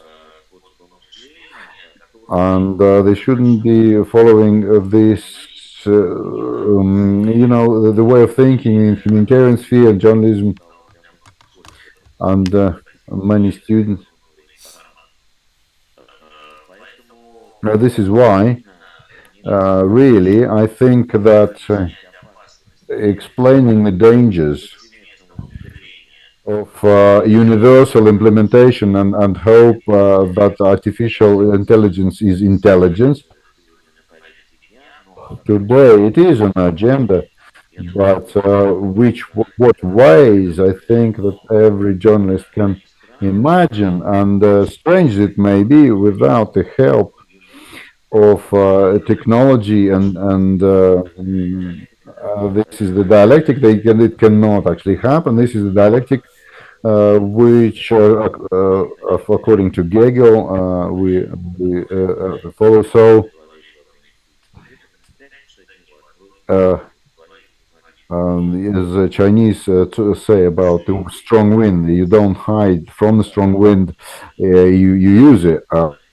And so this is, I think, this is the policy that we need to follow. We need to create and form and establish, and there you go. That's it. I'm done.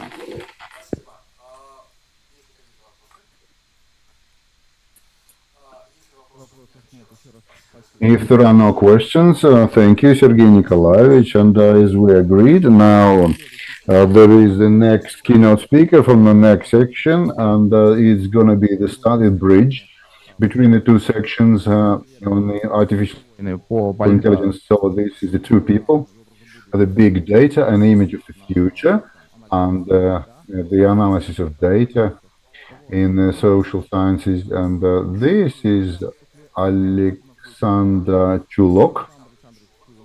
And after that, it will be Chulok. So he's DSc in Public Administration, is International Foreign Expert in the United Nations, Director of the HSC Center for Science and Technology Foresight in HSC Moscow.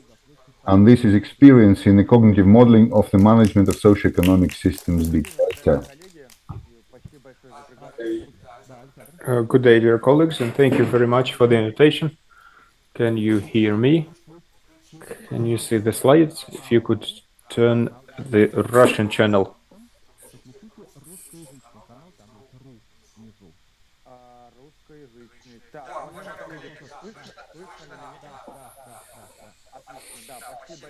Great. Thank you very much, and thank you very much for this invitation. It is true that quite a lot has been discussed about how artificial intelligence can be used, and big data analysis is one of the areas where they try to use it. And future analysis, let's try to see whether we can analyze the future, predict it, what tools are needed, And I would like to start from the quotations of quite well-known people. Some of them might contradict each other, but starting with the Lord Kelvin, who said if you cannot quantify, your knowledge is extremely limited and satisfactory.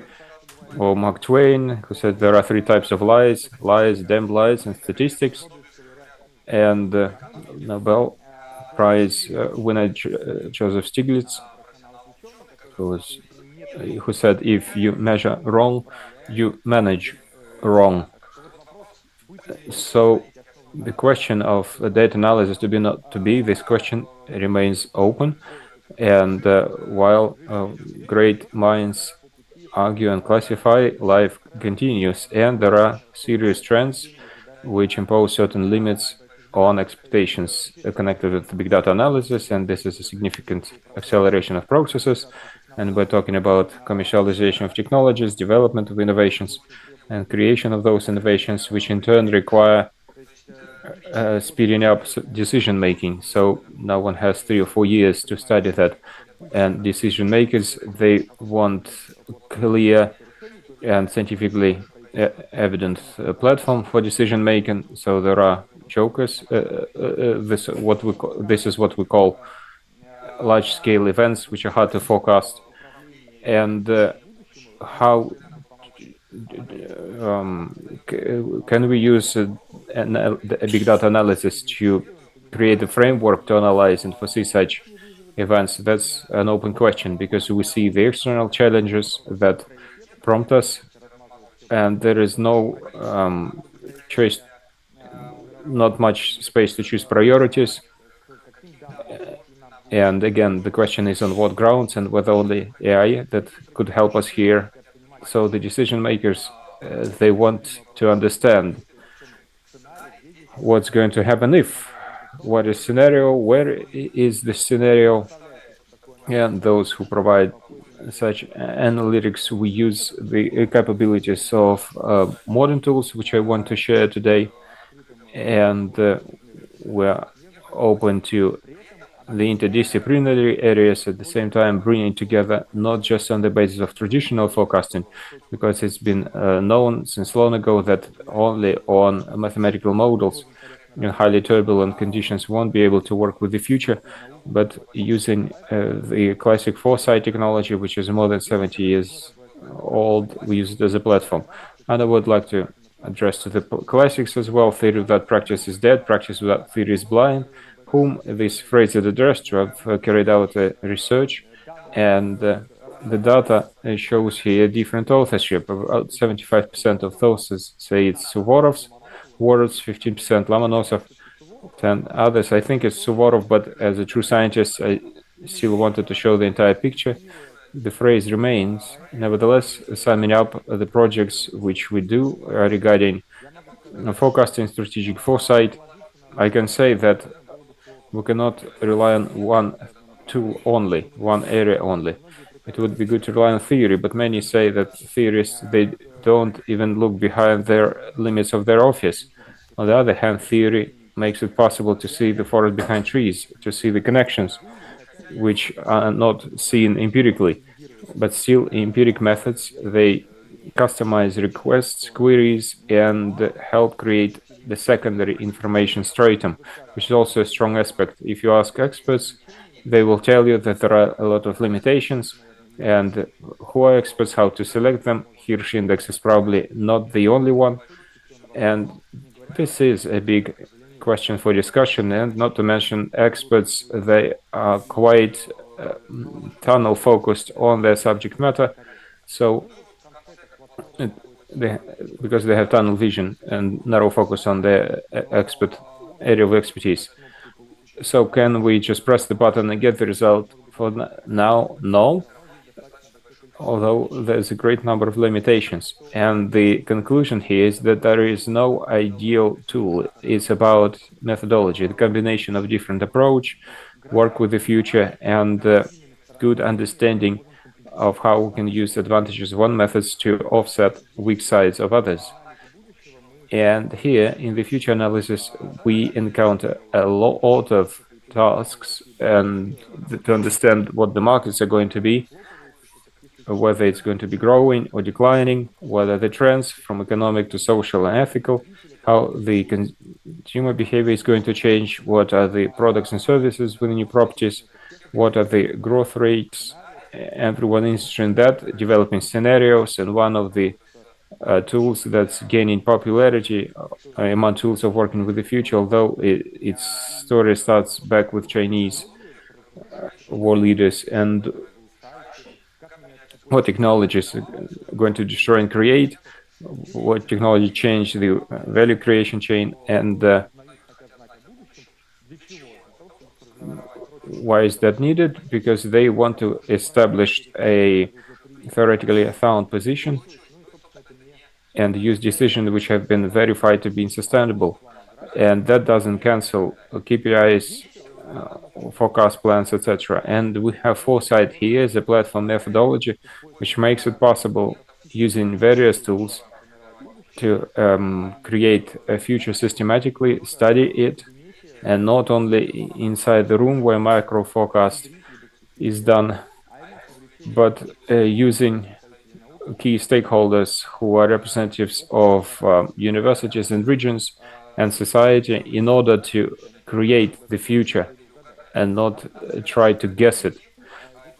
And one should say that many developed countries are progressing using that way, and this is the 11th picture, the 11th foresight from 2050. I'm not sure if we can read Japanese, but there are semantic clouds here, which they construct using big data analysis, and they have identified 8 areas, which later on expand into 140 technologies and areas.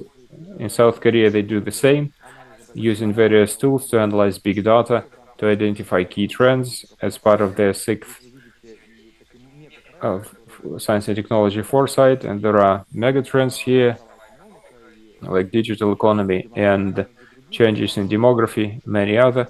But the question is what's inside. And this classical foresight, including more than 80 different tools, and this is a very serious research discipline where qualitative and quantitative methods are used, and forecasting traditionally, of course. But this is just one of the parts which foresight comprises, and help us transition from VUCA world.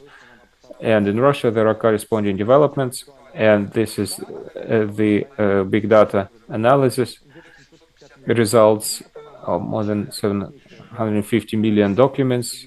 This is a large strategic development.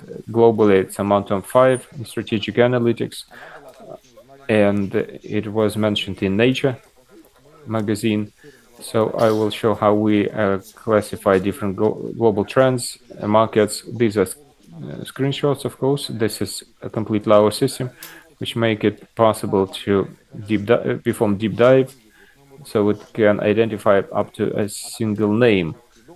So we can track digital prints and say which university does what. This is the global trends cluster map, and this has been picture has been generated automatically. The higher the color, the higher the significance. So each color it signifies close trends which are close in essence. And here we see trends that are connected with the human being and with the climate change. And we could zoom in and see what's inside. I'll show several more examples. Like this one, advanced manufacturing technologies, which are discussed actively. And one can see how many sub-trends are here, the clusters.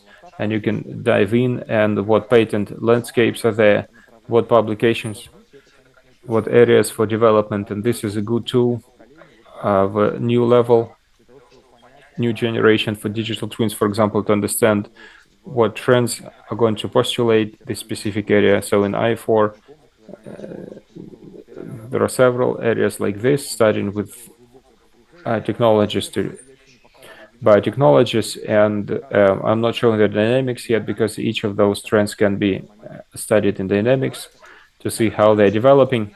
And these tools and our companies, they have been monitoring those because they're gaining popularity. And recently, together with the Union of Industrialists, we have performed an opinion poll to find out from the companies what tools are working with the future of interest for them. Number one, and many companies are managed by the technicians, engineers who are graduates of the Institute of Physics.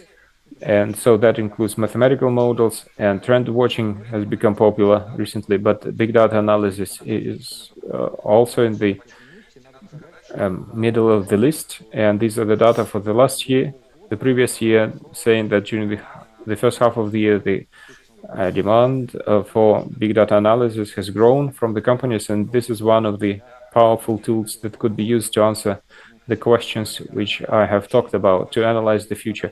Still, colleagues, we need to be realistic, and this is just a tool. And in each project, we combine up to 10 approach. We're based on our expert opinion, and we have more than 30,000 experts in our database. So depending on the project, we select using various criteria. We select the most serious and relevant specialists here. And in big data analysis, one can be lost. So we need to understand what's in the input, we get as output. Sometimes we get results which look surprising for experts. And again, there is added value in that, but I have a big number of practical examples when after the initial surprise, once experts start looking deeper into it, using bibliometric data and patent analysis methods, and talking to their colleagues and experts from interdisciplinary level, it turned out that we were able to use our IFORA system to capture the research frontiers and fronts. So the system is capable to identify cutting-edge research fronts and frontiers. And of course, a standalone forecast, even the most precise one, as we say, as economists say, it doesn't transform the economic agents. So Farsight, in that respect, is a powerful tool, a methodological platform, because within Foresight, we're not just trying to learn. For a forecast specialist, quality forecast is the final of its work, their work. They create an article and good forecast and plan the fact inside it, but what's important for Foresight is for the change to happen, that universities start working differently, companies work differently, the society changes towards the trends and technologies, which I mentioned described in Foresight. So within classically evidence-based Foresight, when not simply use big data analysis to identify corresponding areas for development, but we also involve key stakeholders in every project, and depending on the scope and scale, we engage thousands of experts. And in the focus for scientific development of Russia until 2030, more than 2,000 experts were involved. So summing up, I would like to say that we need to look towards big data analysis using various technologies of AI, not just neural networks, but in order to be able to identify not standard relations at a new level and look for interdisciplinary interface where experts are not able to provide corresponding knowledge, and where mathematical models, they get lost in. The Ministry of Economic Development has changed its forecast again.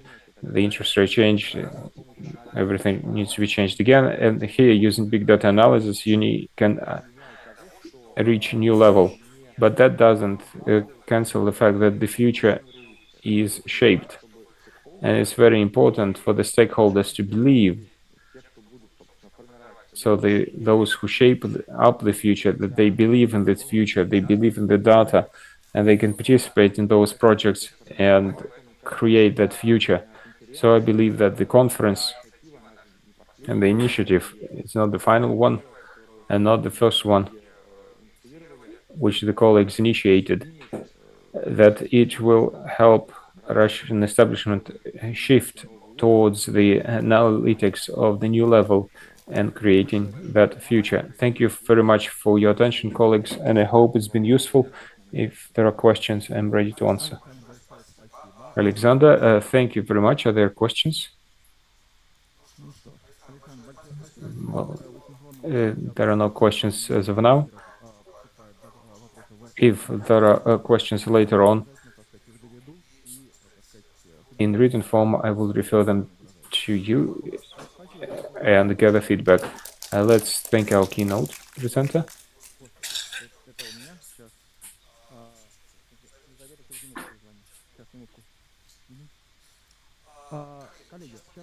Colleagues, now we have a 20-minute break, and we'll change the agenda slightly.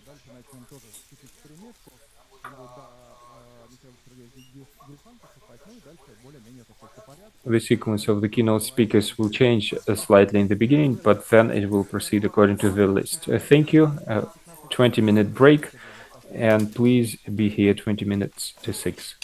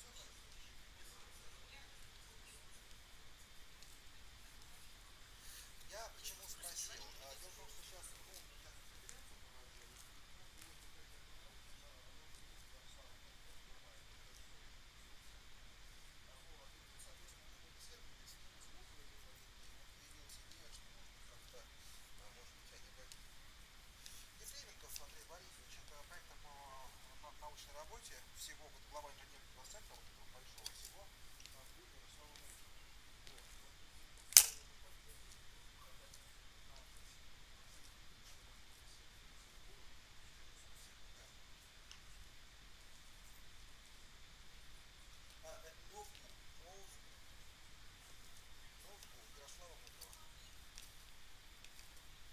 ну, то есть, как бы, это опционально, как бы. Потому что завтра мы их не будет, но это не значит, что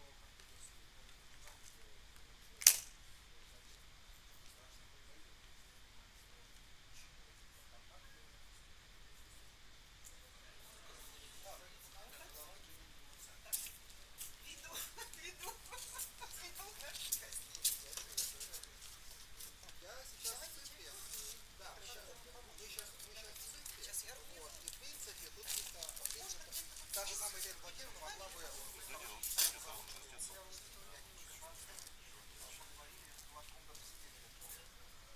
да, ну, может, я только конференции разруливаю, а она может прям проводить, она выполнит. Да, это наоборот. Да, буквально на минут, ну, вот эти 15, если... Вы уточните, да, уточните мне, да, позвоните мне, вот, и, соответственно, опять же, если это Виталий Анатольевич удобно, никакой такой форс-мажора нет, но будет, кажется, неплохо, если у него есть возможность. У нас все демократично. Хорошо. Есть раздел, да? Да, вот здесь, вот на первой.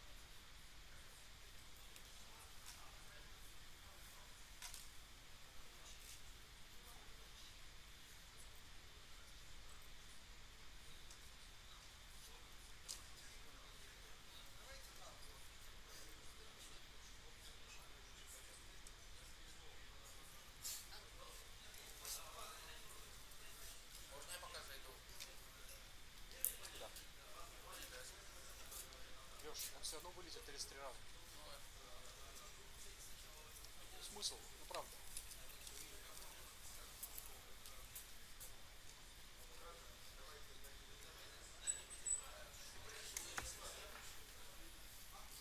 Я тут не скоро подгрузил.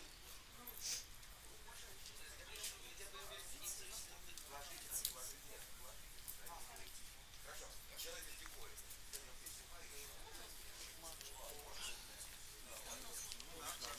Давайте. Чего? Давайте.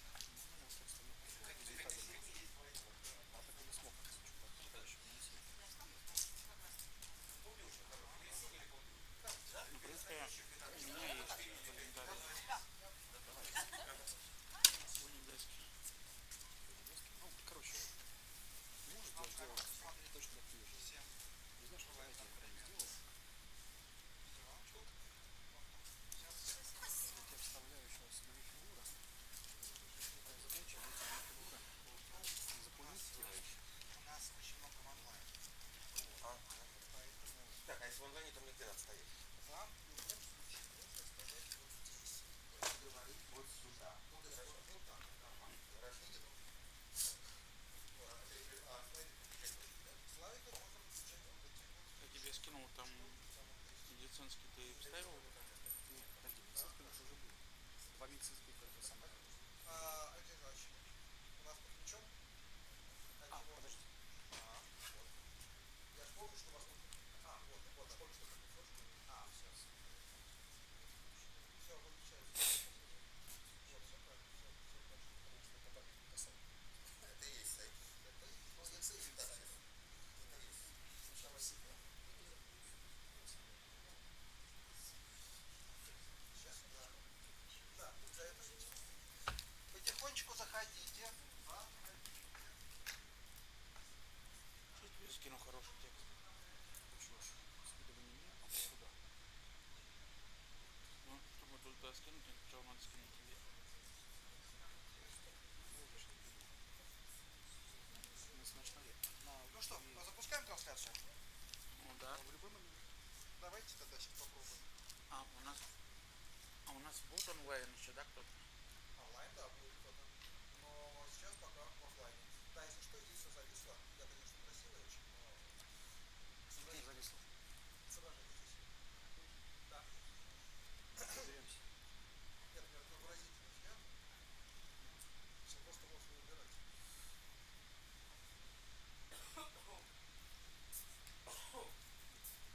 Так. Заходите, присаживайтесь. Заходите, присаживайтесь. Пока мы не снимаем, можно идти спокойно. Можно пойти и здесь. Присаживайтесь, присаживайтесь. Скажите, на телевизоре сейчас что? На телевизоре сейчас я и в нормальном варианте. Да, Все в порядке? не лишнем, да. Хорошо. Так. Ну что ж.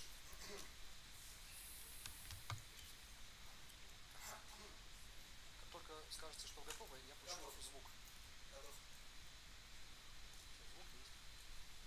Так, дорогие друзья и коллеги, рады вас приветствовать. И теперь, Dear friends and colleagues, we're glad to see you here again. We're going to carry on with our conference, and we have two sessions which are augmenting each other, and artificial intelligence, developing that idea in the first part of our... So that is the big data, image of the future, and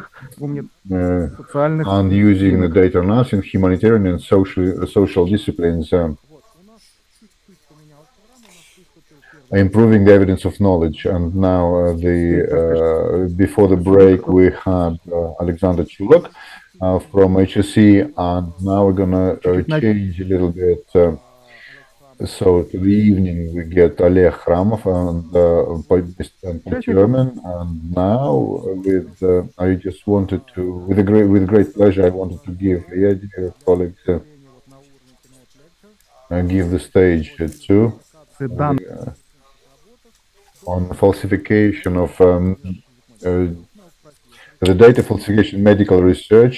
This is the doctor in biology, Mikhail Gelfand, candidate in physics and mathematics, professor, member of European Academy, vice president of biomedical research, Skoltech, head of bioinformatics. That will be just a compressed option here, kind of thing, and it will be a little bit compressed here, condensed of the long story that the offline testing principle, of listeners of the intelligence, this kind of thing. So we're going to save up on that. So the answers to interesting questions I'm going to be telling you quickly and myself. So can I do something already, or is it too soon? Maybe we tell him not to get in the way. Dear helper, please get out of the way.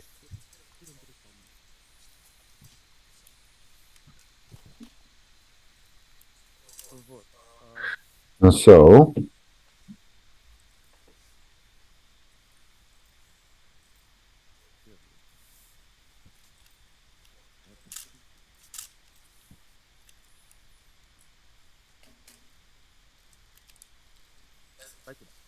thank you.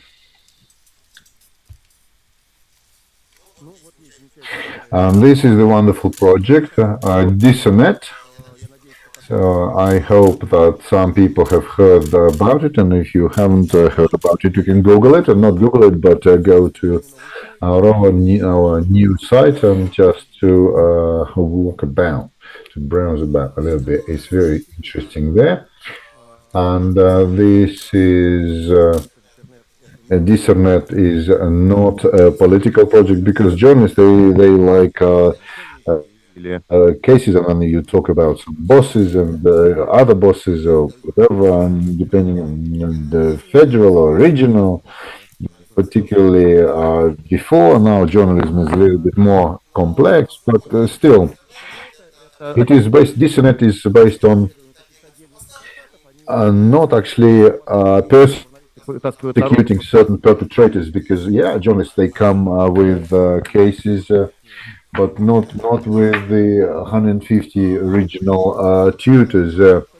DISONET is very routine, mainly, and it is mainly routine, and this is the analysis of various irregularities and ethical violations in dissertations, in publications, and I'll tell you about it later.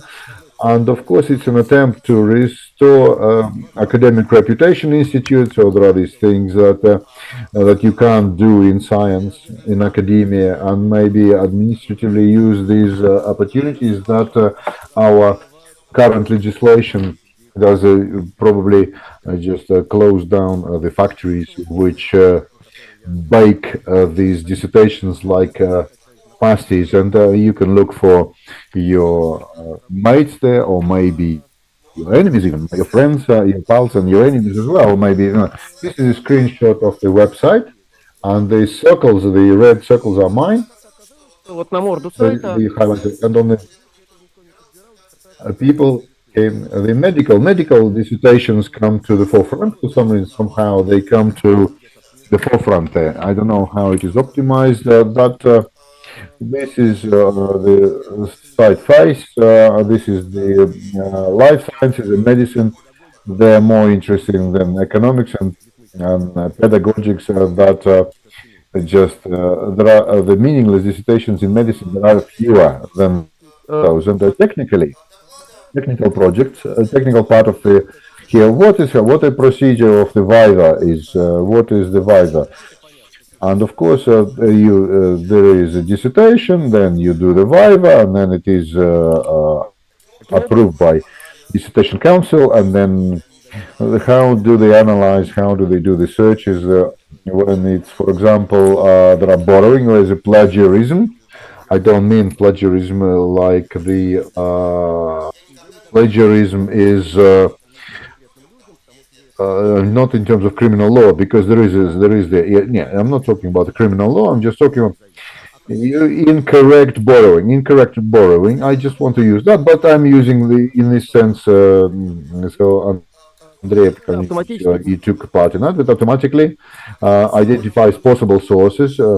It doesn't make any decisions. It just says the potential sources of text, potential if there is a lot of textual crossover with the text offered, and then you can analyze the source, and then it goes to the expert, and then the expert manually checks that, and potential source was published before the dissertation or after. So who borrowed what? Chronologically, you check the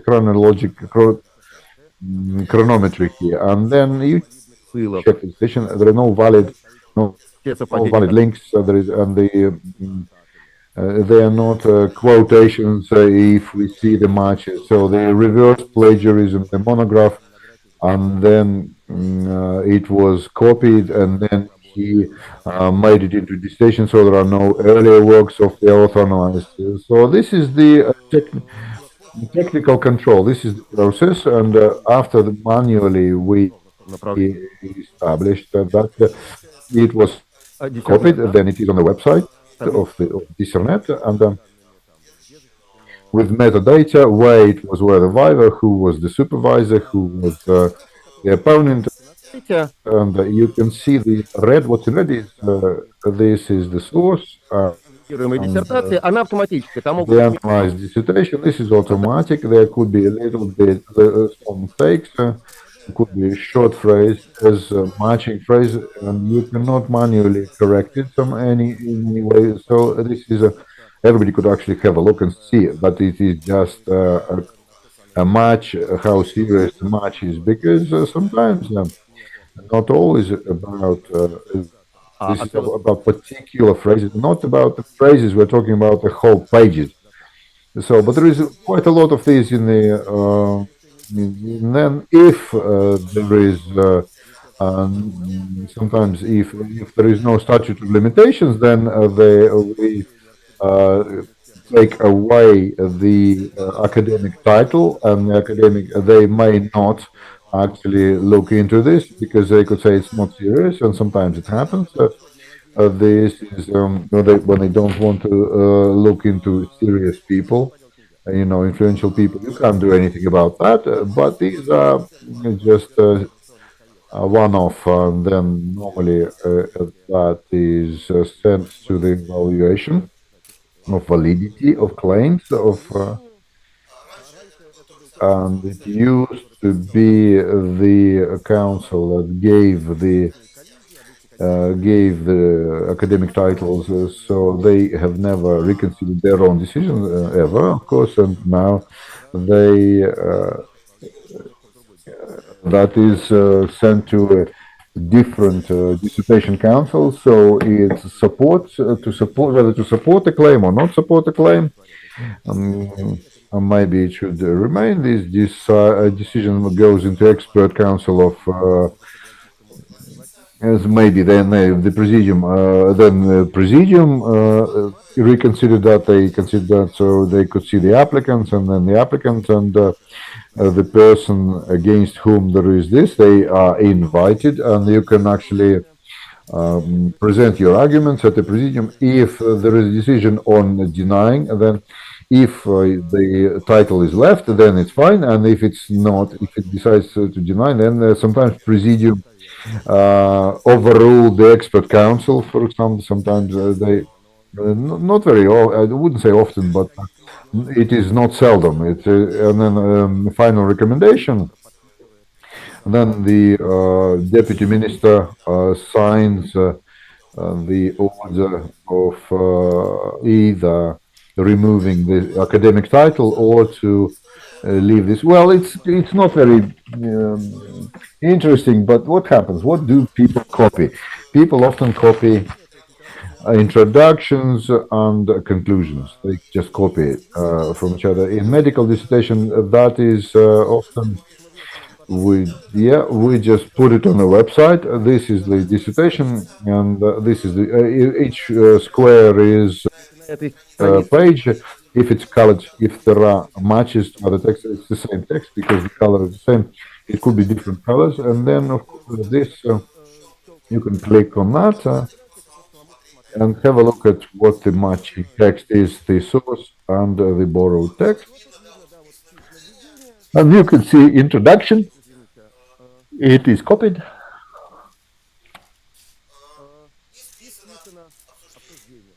And discussion is copied.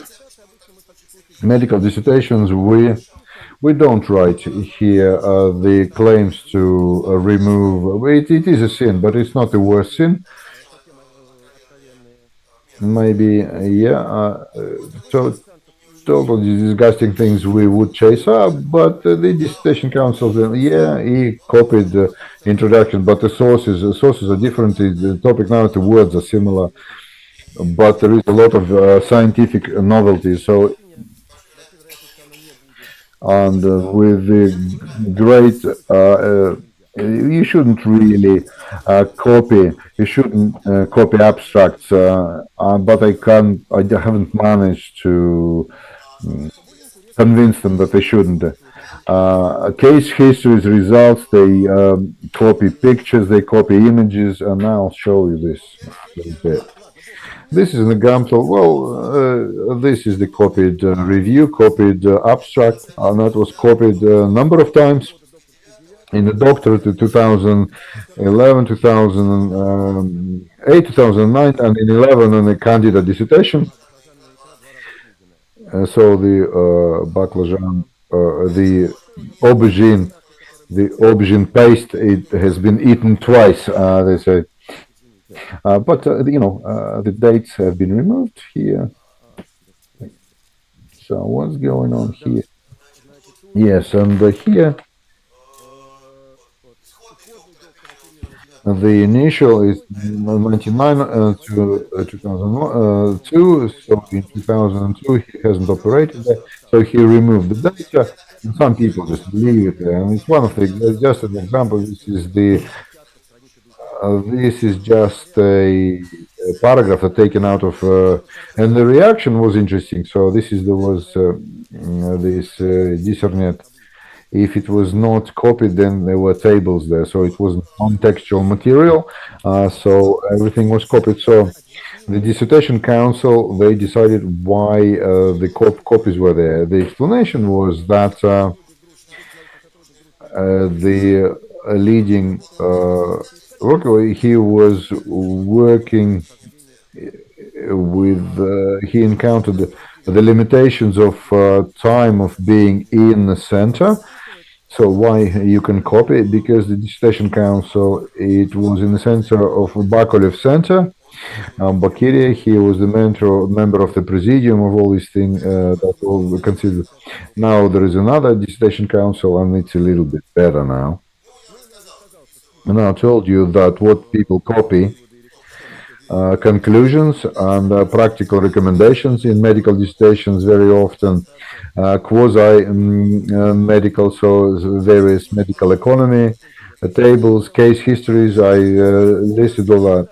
And this is data falsification, because if you change data in the regions, the actual study has never been done. It's the same statistics in a different situation. And that is that's nothing, but sometimes people change this illness treatment, but then they leave all the results of examinations, and that is falsification, data falsification. First is also falsification, but there is kind of 50 shades of brown. Some people just take everything from Tver to Orel, but sometimes psoriasis is changed by eczema, and that it should be more punishable. Dante would have added a couple of circles of hell or over. And there is no time to have interactive discussion, for my example, but I'll show you a couple of examples because they are wonderful. For example, you don't have to have the source because this text is not. It doesn't match. This is the 2012, and what is the error here? There was, in 2005, there was no military action in Russia. This is why.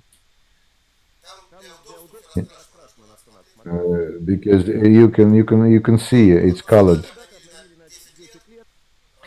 All the data was changed 10 years ahead, and they've missed the story. Here I'm not going to show you this wonderful strangeness. But why is it Neurological Association of Moscow? Because it was stomatological and not neurological, so it's got to be. I love this. In my opinion. And he just stresses that it's his own opinion and that he's not copied it. And here, they changed data. This is the case history with dates changed. Everything else remains the same. And what is wonderful here, even if the case history number remains the same, so this is the patient D. Patient D. Sometimes it matches, but it's a patient D. It's also the same age, same case history number, but case. History number, but 5 years later, so there was no case, there was no patient. This is a wonderful story here. Again, here it's all copied, including the examination of physical and objective study. So cholecystitis was replaced by pancreatitis, and colleagues on this pancreatitis with hepatitis C. So chronic hepatitis C was added, and everything else just remained exactly the same. here, this is a wonderful example. Here again, just a couple of minutes, a half minute I'll spend on this. You don't have to be a medic or biologist. Common sense is enough here.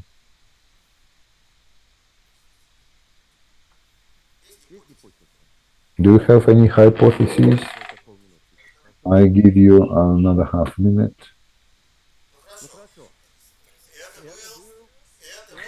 And that was lymphoria after there was mammary excision. So atherosclerosis, cancer of stomach, and stomach cancer, and whatever is listed. Why? Because the source was about the gastric hemorrhage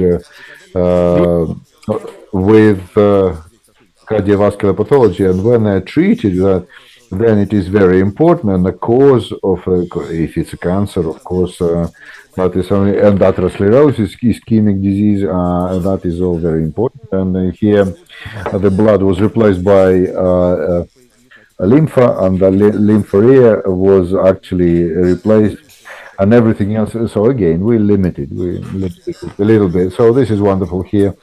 It's the same picture. The format is different. Here is Ukraine and Krasnodar Krai. So this was in 2016, and you could do that. You know, the same picture, same dish. Voronezh was turned into Kavkaz, Caucasus, and again in 2012, turned in 2016, and again, this is the explanation on why it so happened, and they were gonna. I'm not gonna read it out loud. It's very funny and it's very standard.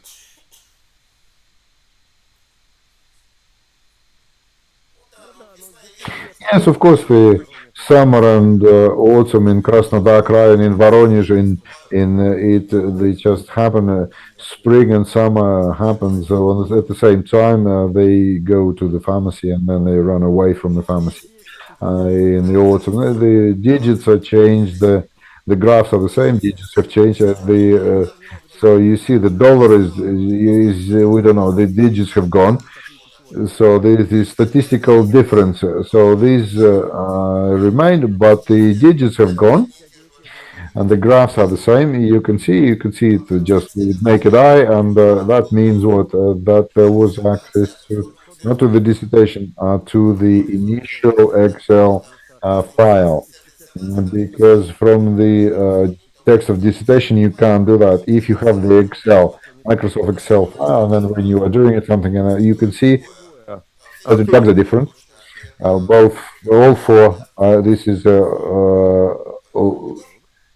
cheatamycin, so this just various with zero effectiveness, and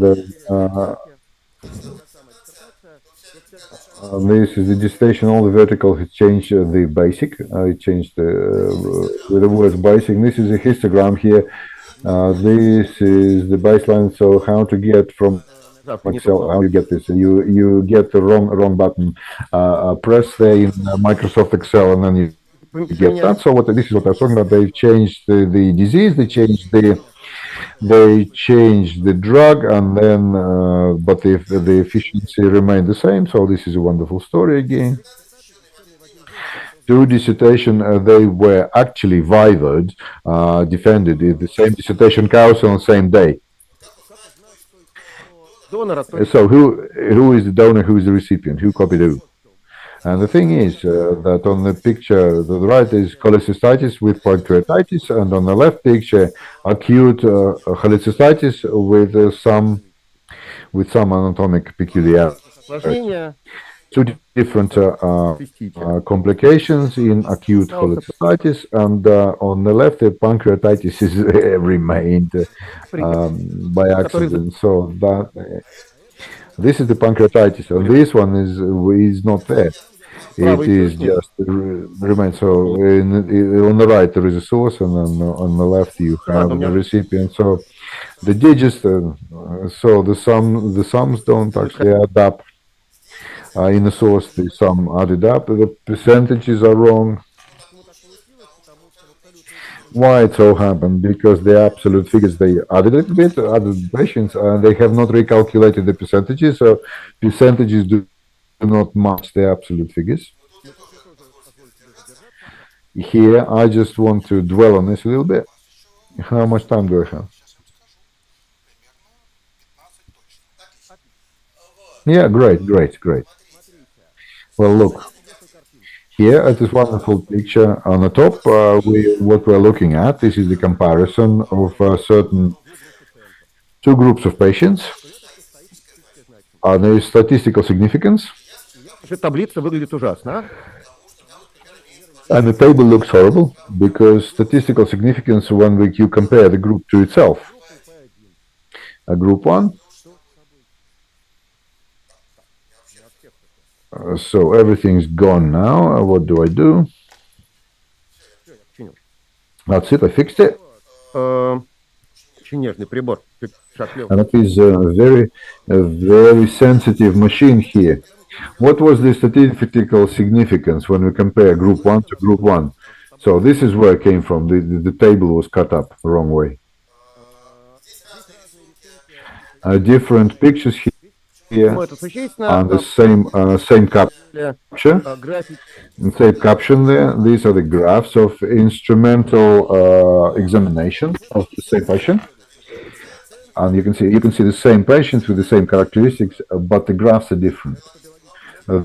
The curves are different. So this is the biological sciences, and they've left the person with the academic title. So what's wrong here? I can't remember. What's wrong here? Can you see? I can't remember. Here, I'll tell you what's wrong here.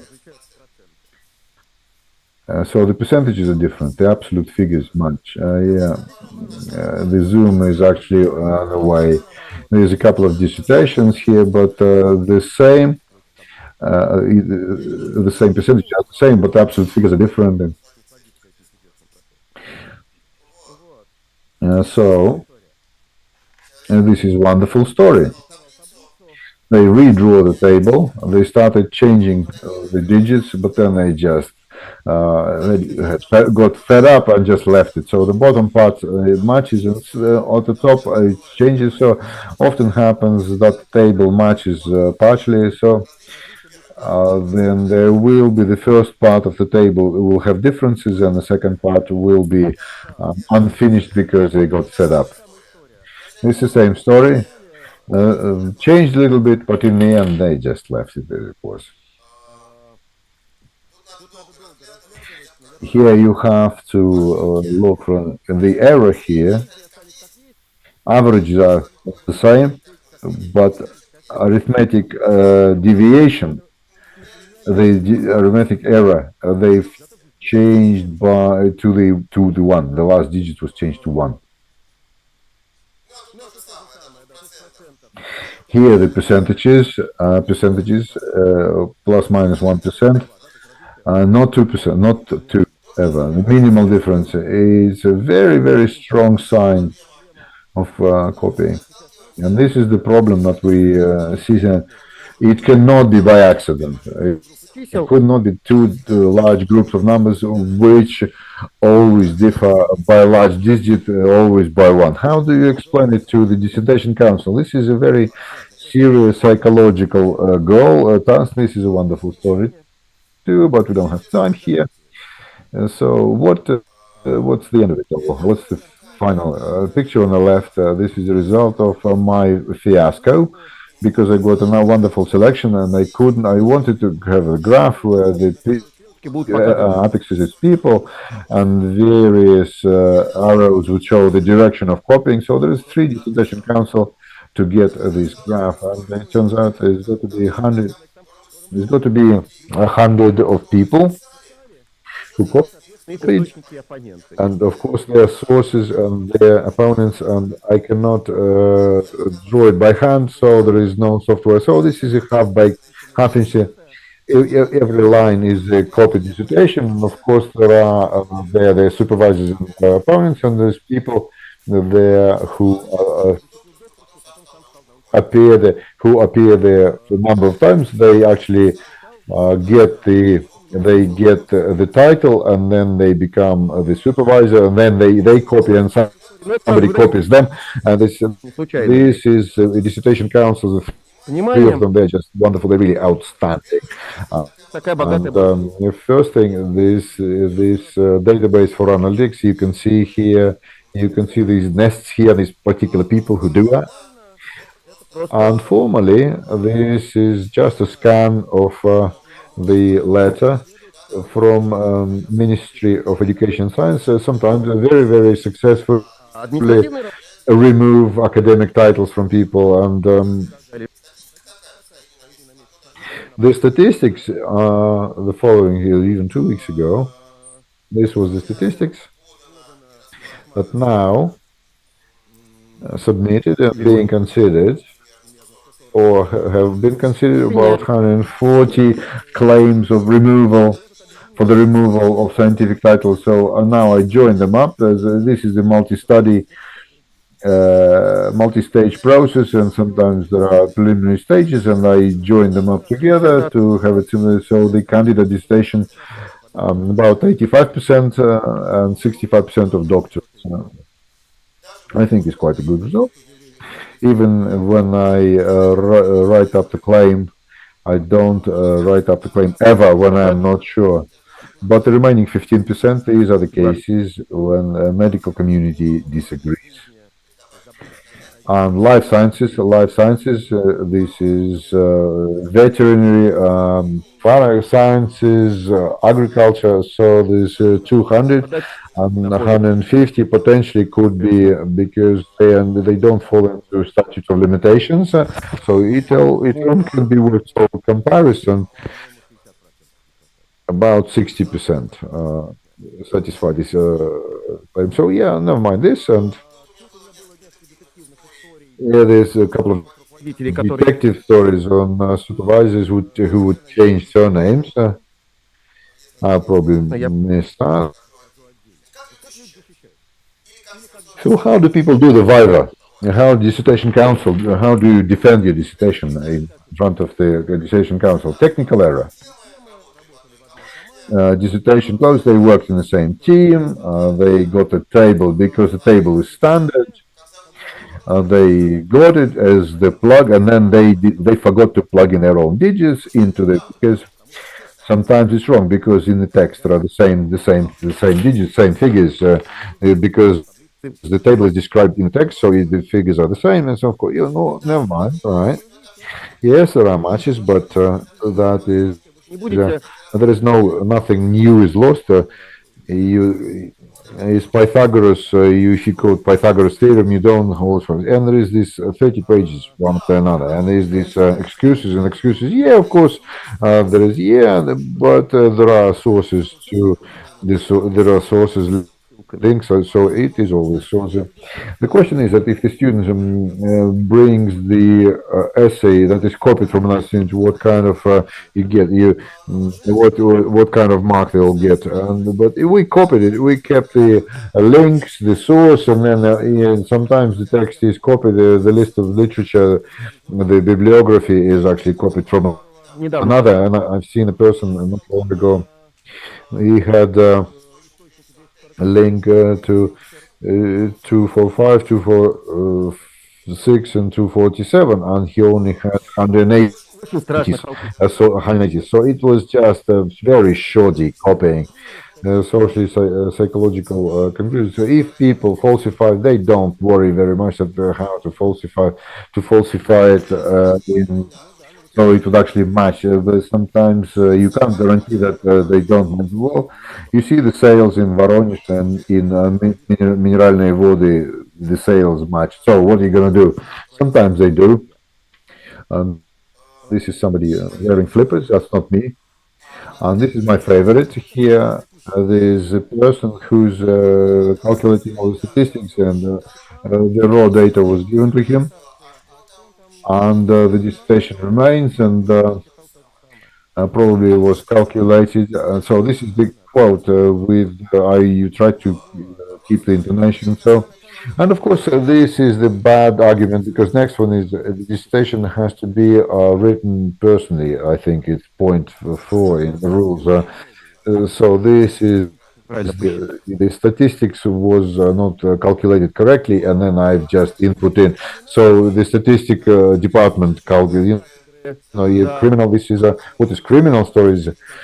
For example, reports from the department, very fresh. You see, look, this is the new. We worked together on the same subject. We have the report from the authority, so we use both. Sometimes monographs are published backdated. He says, "This is my monograph that's been published before everything," and he probably copied it from my monograph. And of course, I've taken something from my monograph. And sometimes, there is no data, bibliography, or they're clearly falsified, and it's very easy to catch. And publications are common publications are falsified, and we have. It is. I've taken it to me, and he's taken it to himself because this Internet Archives. You can. There is this article, common article, appeared there half a year before the claim was made against them, and sometimes people sue each other, and never mind that. But here. There's a wonderful detective story when backdated publications were done, and he was caught, and he was not. The title was not removed. My hypothesis because he's Minister of Healthcare of Krasnodar Krai. I don't want to. It's just the Krasnodar Krai. It's actually a routine work. It's just always there. It's just pure detective story. There, he generated backdated. He generated backdated articles, and I have to quote this. This is the phrase. This is the source.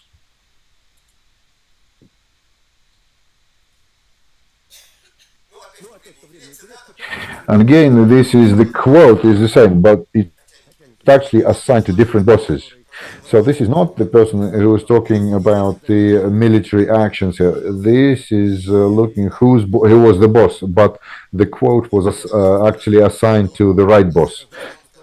So this is a story that is the backdated publication, and that was put into the depository there. This is the site how it was really. And on the right, this is the site with added articles to justify copying.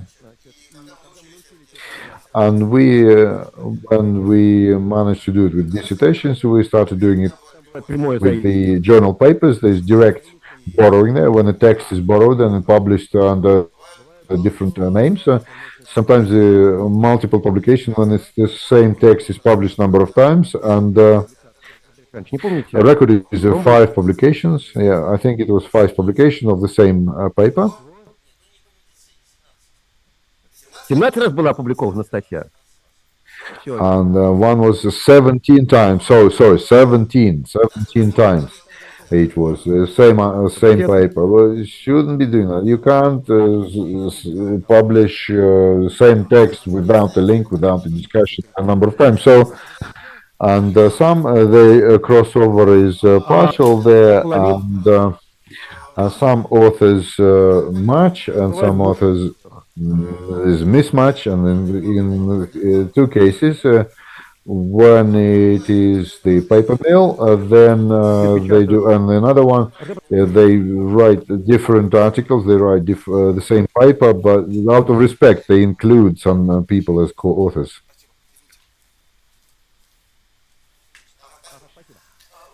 Yes, thank you. So this is, and out of respect, the dean of the department of the university where it is published in, for example, in some university herald or something. And translation from English, interesting people from Russian into English, and they publish it in Scopus starting from 2012, where the publication criteria started. This is the picture in 2013. This is 10 years of Discernet, and the number of stations have gone down. People started understanding that they're going to get caught, but in 2013, the number of publications in journals, in predatory journals, they started doing it because it was needed for reporting. And the first story was on borrowed publications. And in 2009, there was commission of Russian Academy of Sciences. There was letters to the editorial boards of Russian journals. So there's a big number of these papers were recalled, and some journals they started to clean up because they retracted these articles, retracted these papers quickly.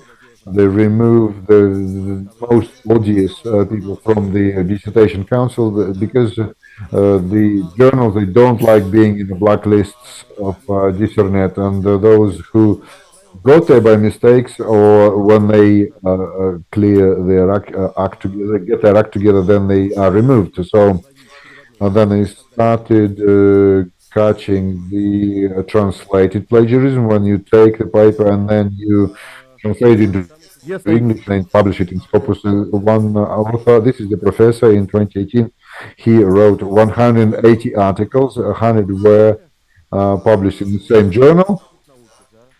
He got the award for the dedication to science. This is the example from his article, a medical article. 2018, the source is the textbook published in Vladivostok in 2003. And now, the question in the English text, after every sentence, there is a link. Why? Why? Yeah, it's warm, but not quite. No, it's not that. No, don't give them clues. Don't give them clues. If you give them clues, then do it right. So this is an example, and yeah, and in Russian, there is a physiological, pathological reactivity. The installation of this form of reactivity is explained by biological significance, experience of the body response to an agent. So it's just a total googledygook. But the reference there on making Europe, capitalism, solidarity, subjectivities, contemporary problems of social work.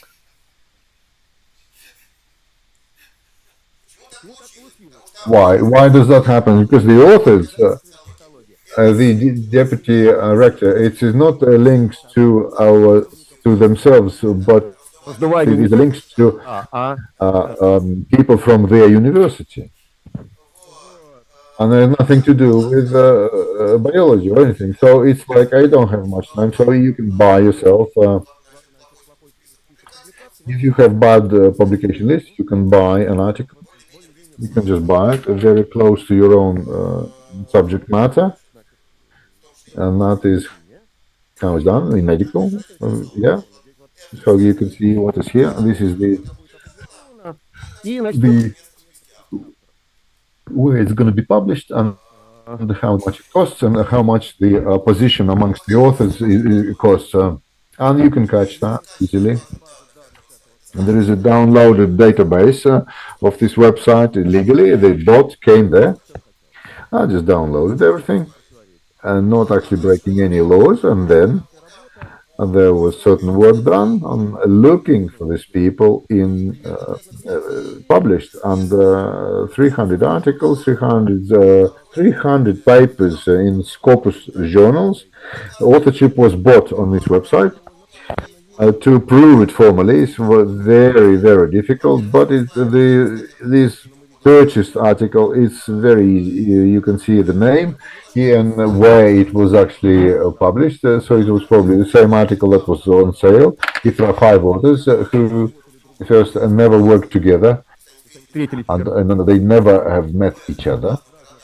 They live in different cities, work in different universities, and see quite high probability of which one of them this subject matter is new to them.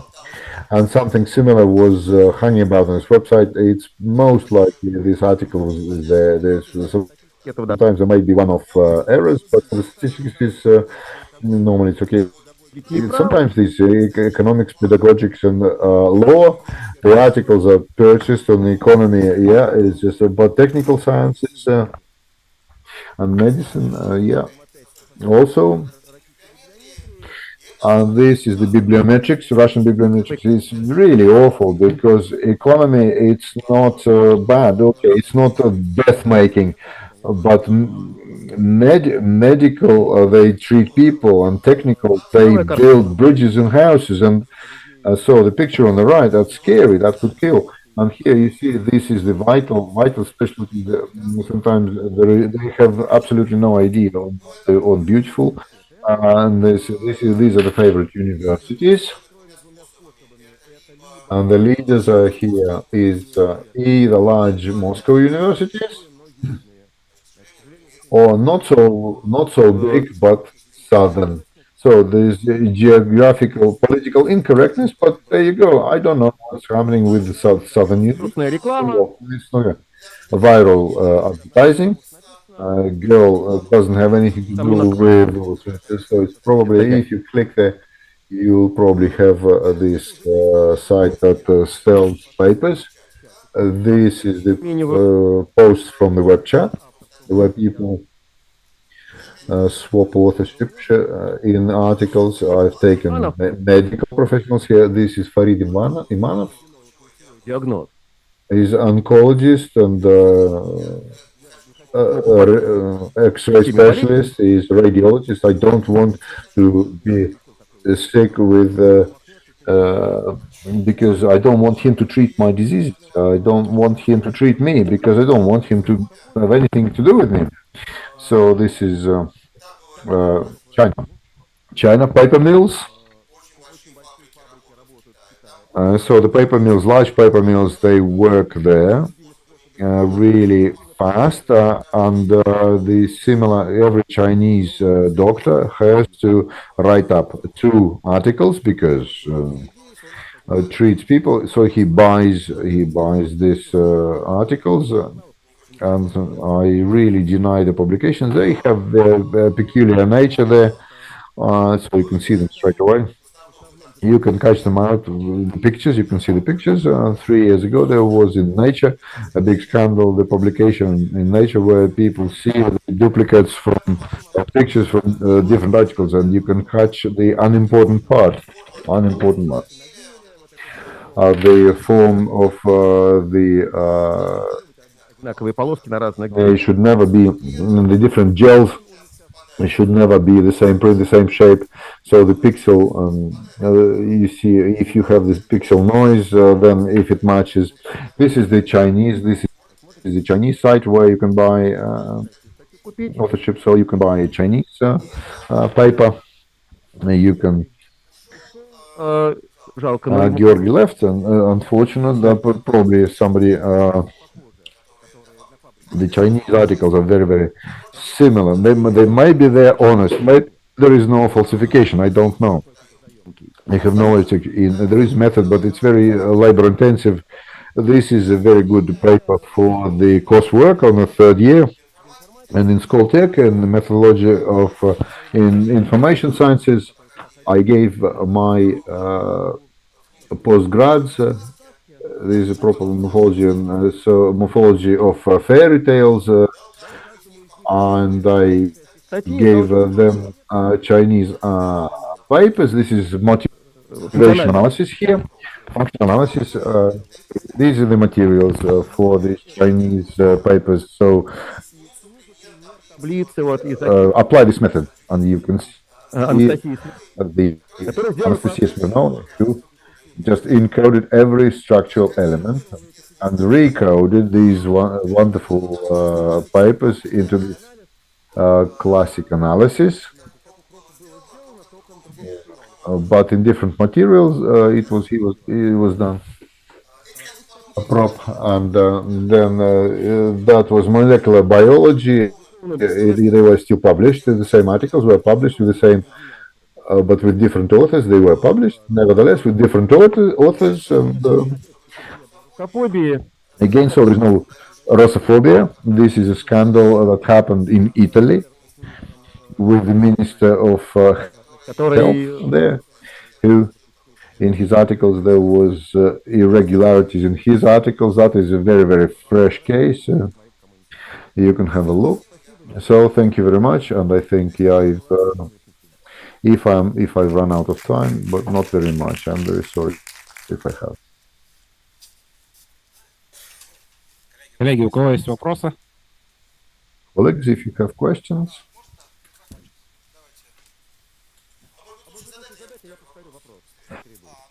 Maybe you ask the question, now repeat the question for the interpreting. Yes?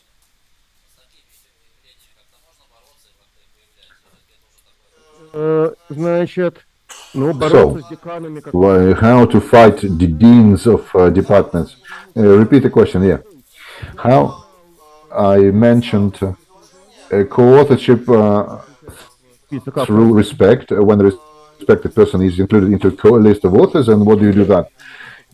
You don't know what you do with it because you can't prove it. How do you prove it? But there are, when the same article is published with different respectable people, but the author was one and the same everywhere, but the wording in general was different in each one.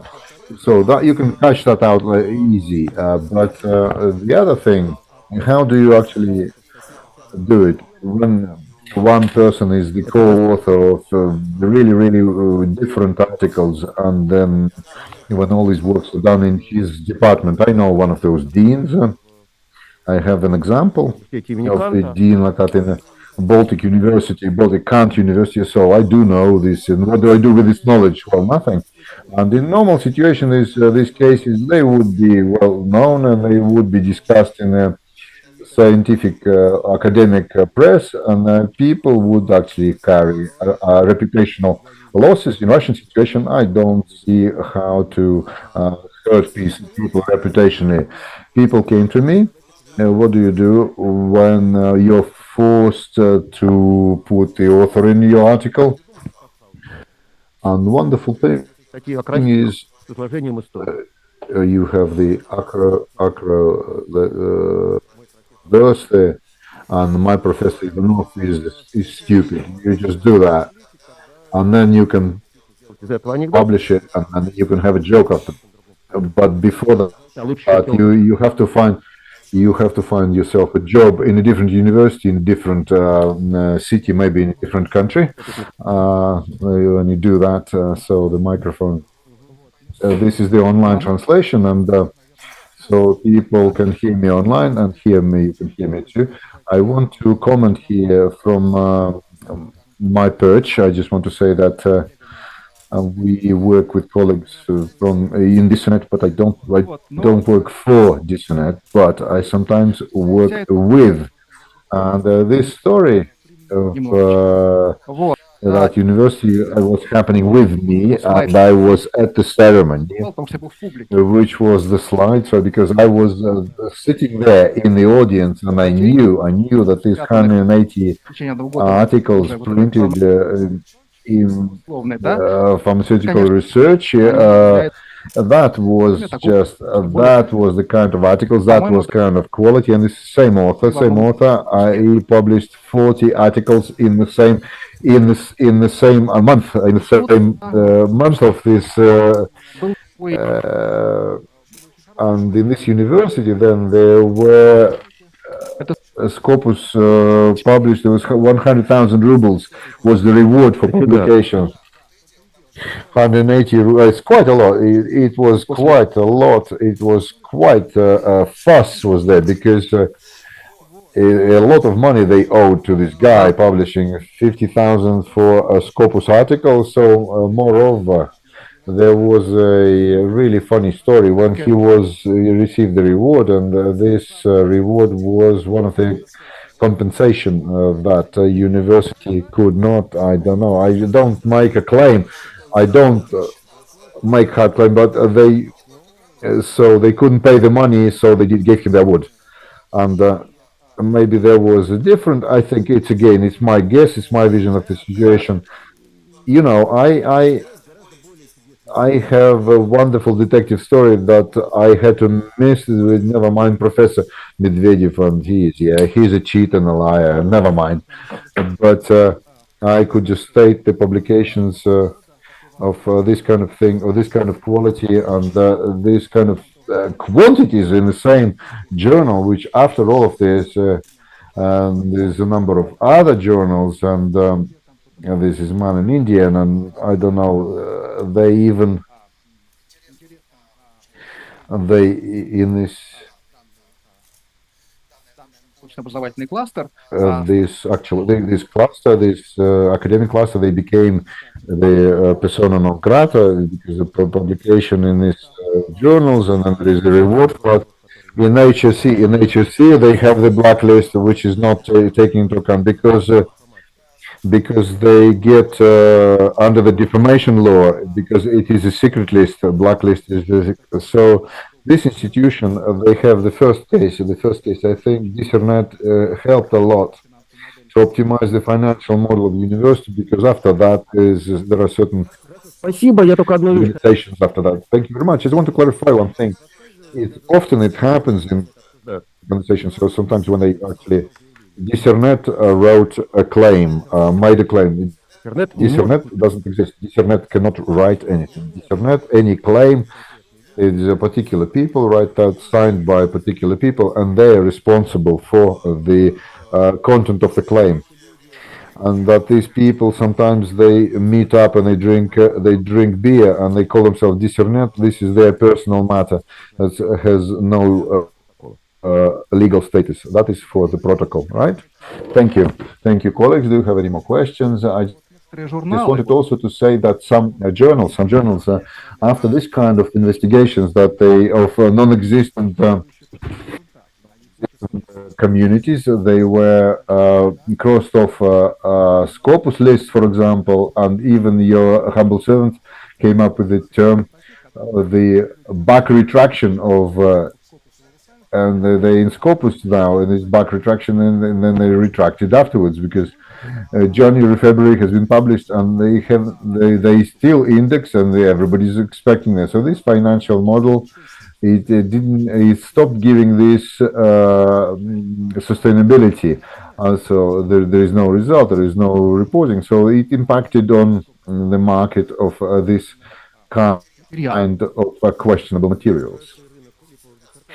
And the false dissertation market has changed also, and I haven't got I couldn't actually. Yeah, it would be interesting but dangerous. Thank you very much. Thank you. Коллеги. Colleagues, we continue, and we have another short report and then a keynote lecture. And I wanted to ask, do we have online or here offline?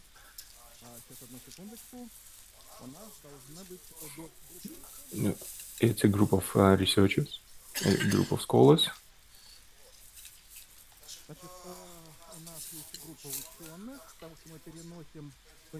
Because we have shifted the keynote on request of Oleg Kharamov to a later time. And next we have Valentina Shilova. Yes, Valentina and Alexander Почесник.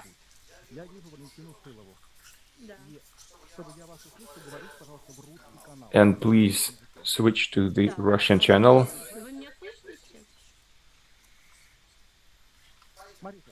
Switch to the Russian channel. Yes, hello, dear colleagues. So it's experience in the cognitive modeling of the management of socioeconomic systems, big data. That's Valentina Shilova. A candidate science, head of the Laboratory for Research of Problems in for Social Technologies, leading research fellow, Center of Sociology of Management, Social Technologies. Kirill Bykov, research fellow, the Center for Sociology, the same center. Vasily Demyanenko, junior research fellow, the same RAS Institute. And Alexander Почесnev,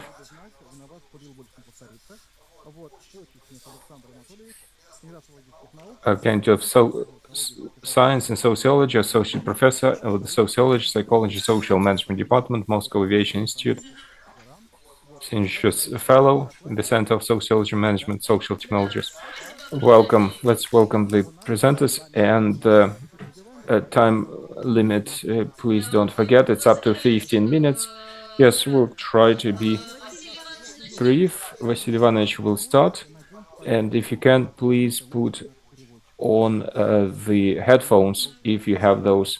It would be better for the interpreters. If not, then you can continue as it is. Good day. Can you see me and can you hear the... Can you see the slides? Can you hear me? Yes, everything is working. Good day. My name is Vasily Demyanenko, and I'm presenting together with the colleagues. And our presentation is there to brighten up the day. We're glad to speak as part of the interdisciplinary platform because most often we talk with sociologists, and the questions we study require the involvement of different specialists. Our team takes part in modeling of the process of socioeconomic development, and we have cumulative experience of building cognitive models when working with big data. And this is what we would like to share with you today. We are the so-called sectoral sociologists, and we specialized on management and being researchers in the Institute of Sociology and Social Technologies. Under the control and under socioeconomic systems, we understand organization, regulation, and transformation in various aspects of private and government activity at regional, municipal, organizational level, etc. Modeling of these systems belongs to a weekly, fully structured tasks with a significant level of indefiniteness, and that is due to incomplete information and contradictory nature of the systems. And there are certain differences here: high competence level, globalization, which complicates the object of modeling and leads to limitations in systemic approach. So when developing the model, we have to develop a problem and target-oriented concepts.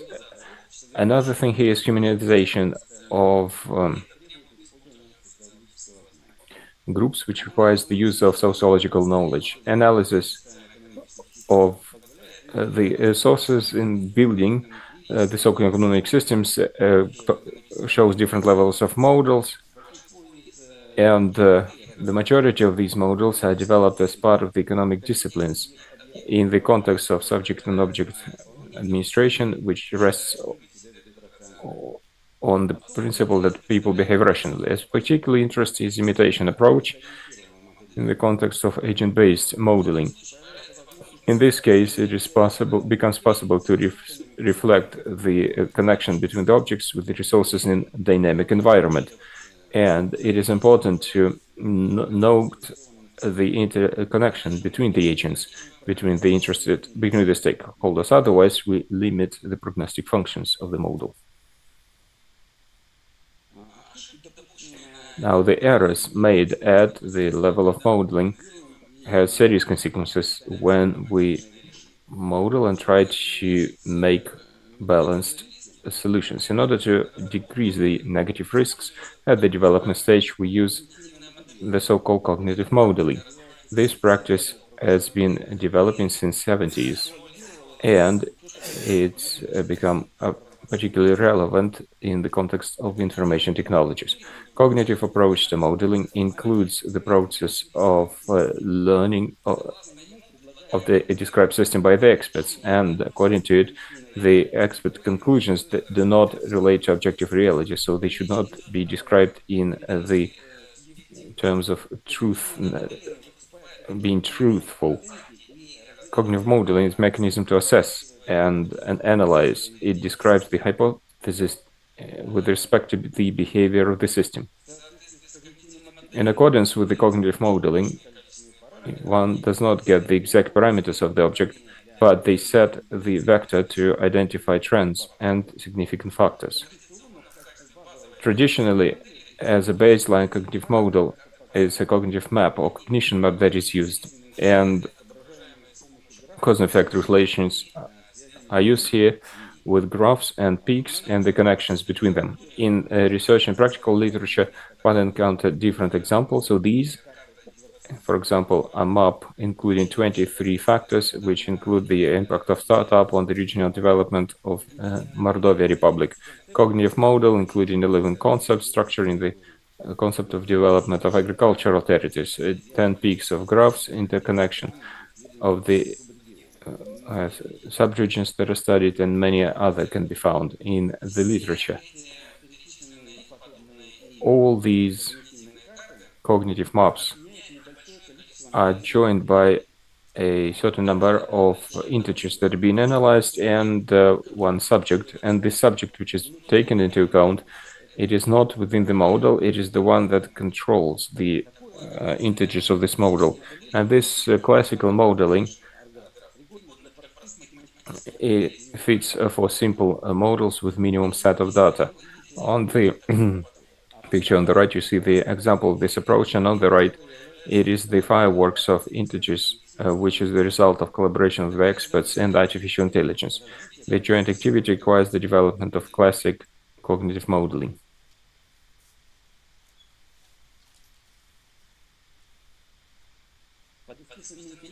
And under artificial intelligence, what we understand are the computer solutions which help learning and can help create predictive analytics of big data. Using the prism of 4 methods of modeling of socioeconomic systems, we will look at the advantages and limitations of expert-based approach and artificial intelligence. A great example of the expert-based approach is that it adds innovation and suggests solutions based not on the trend of natural course of events, whereas AI shows existing trends. And this is visual when using the data about complaints of people and the trends of such studied agents. They aimed into the short term, which has a significant impact on data analysis, and it shows the existing trend, which in future can be changed under the impact of strategic efforts. Cognitive modeling also has difficulties related with the matching the expert opinions, and experts see the situation as a whole, and which makes possible to make intuitive conclusions, but it doesn't always help describe the specific connection between the parameters. And based on indirect relations, building cognitive models helps analyze not just all factors and parameters, but only the important ones. This is due to the limitation in analytical capability of experts. Bypassing those is possible using a computer processing of data, but to describe the existing situation, using the existing data is not enough, so expert community is needed, which can indicate what connections are relevant and which parameters are missing. The operation of AI can give false correlations and being hooked on facts and being locked in loops. If that happens, the machine does not provide relevant results and it can even stop. So hand modeling here can help experts verify mathematically the problems which exclude the requirements of different parameters. So cognitive modeling help put the algorithm into order, and the analysis done by artificial intelligence during cognitive modeling help structures and visualize the image of the object of the study in the head of the expert, in the mind of the expert, and it helps answering the important question which expert is not able to see. Now, in our view, cognitive modeling should be viewed upon not as a result, but as a process which leads to the development of both artificial intelligence and expert. So this is what I wanted to share, and I give floor to Valentina Shilova. Dear colleagues, our team of presenters has been faced with a number of problems, methodological problems, when performing cognitive modeling. The first one, the first problem we encountered is a combination of cognitive modeling and computer programming.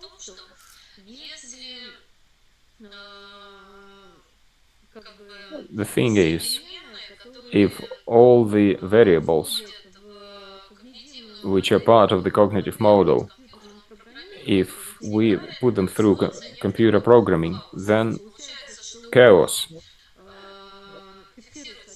emerges.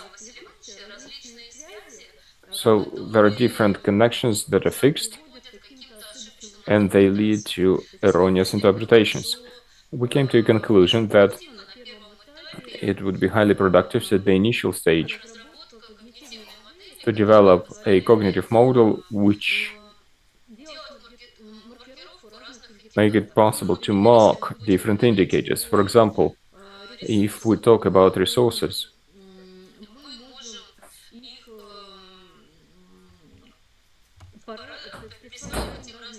then we can assign different tags to them. For example, human resources, natural resources, man-made, natural, etc. Then computer programming and calculating different types of connections. When doing that, we can create certain determinants, not just show that one indicator is connected with the other, but we can mark what depends on which depends on what. And this is the advantage of the cognitive model. The next aspect is at the stage of cognitive modeling, we can build different classification and typological bases which help structure the variables of the model. So we can assign the type to certain indicators. For example, these can be values shared by a particular community. And here we talk about cognitive modeling when controlling the region or municipality. Next, you can build typological reasoning when the same indicator is assigned to several classifications and it has a typological structure. The entire model has a typological structure. And the final slide.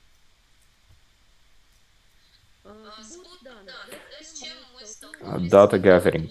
What we have encountered, which difficulties we had when gathering data to train AI in the area of municipal and regional administration. The first thing is when there is a question regarding availability of certain sources and the model suggests a complete value, the number of sources is inaccessible to us. For example, the sources which is gathered by the authorities or law enforcement structures and which characterize the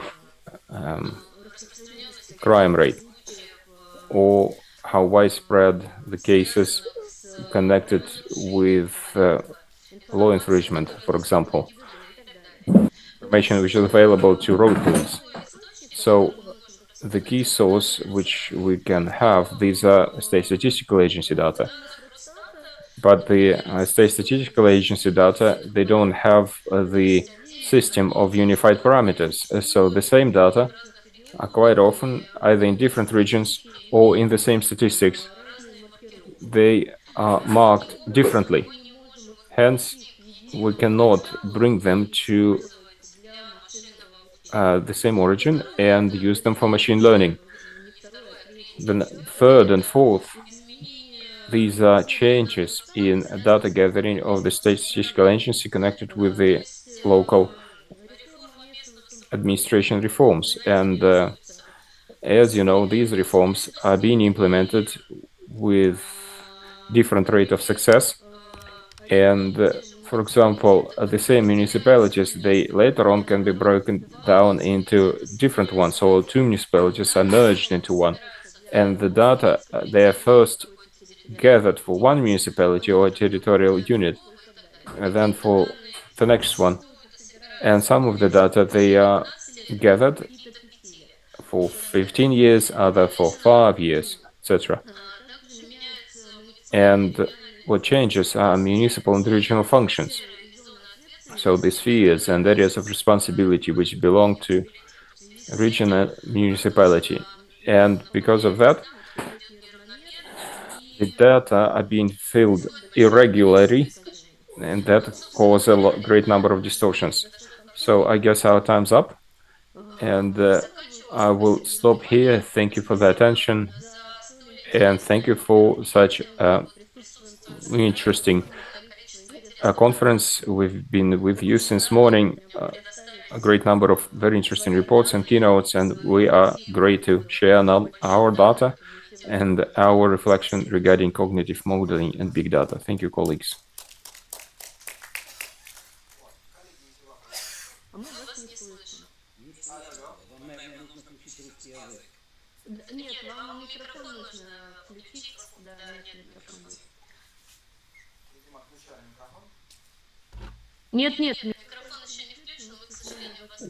The microphone is off in the main room.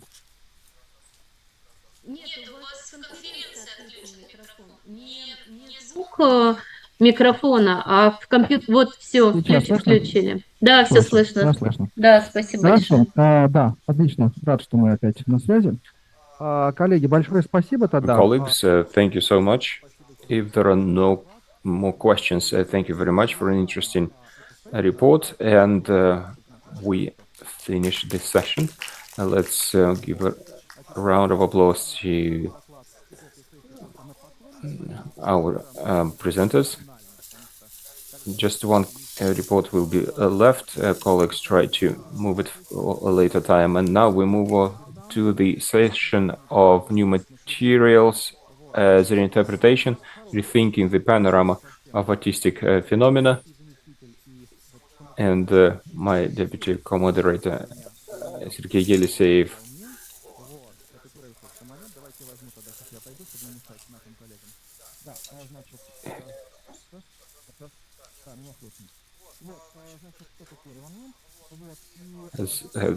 Has left. So let me invite here as my colleague moderator, Елизавета Лихачева. She's head of the Finance Museum, Pushkin's Museum.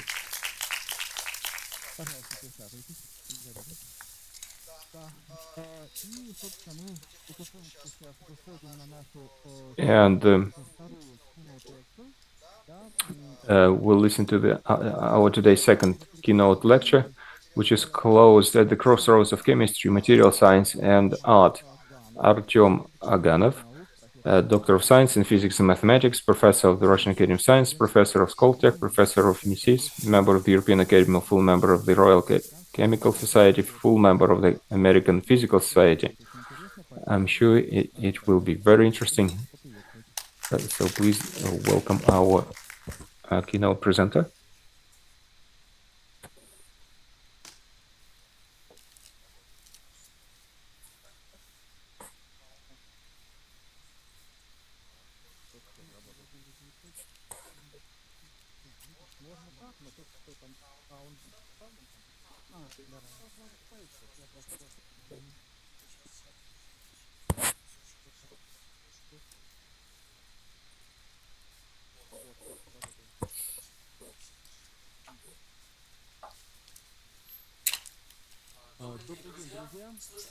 Good day, dear friends. I hope you can hear me well.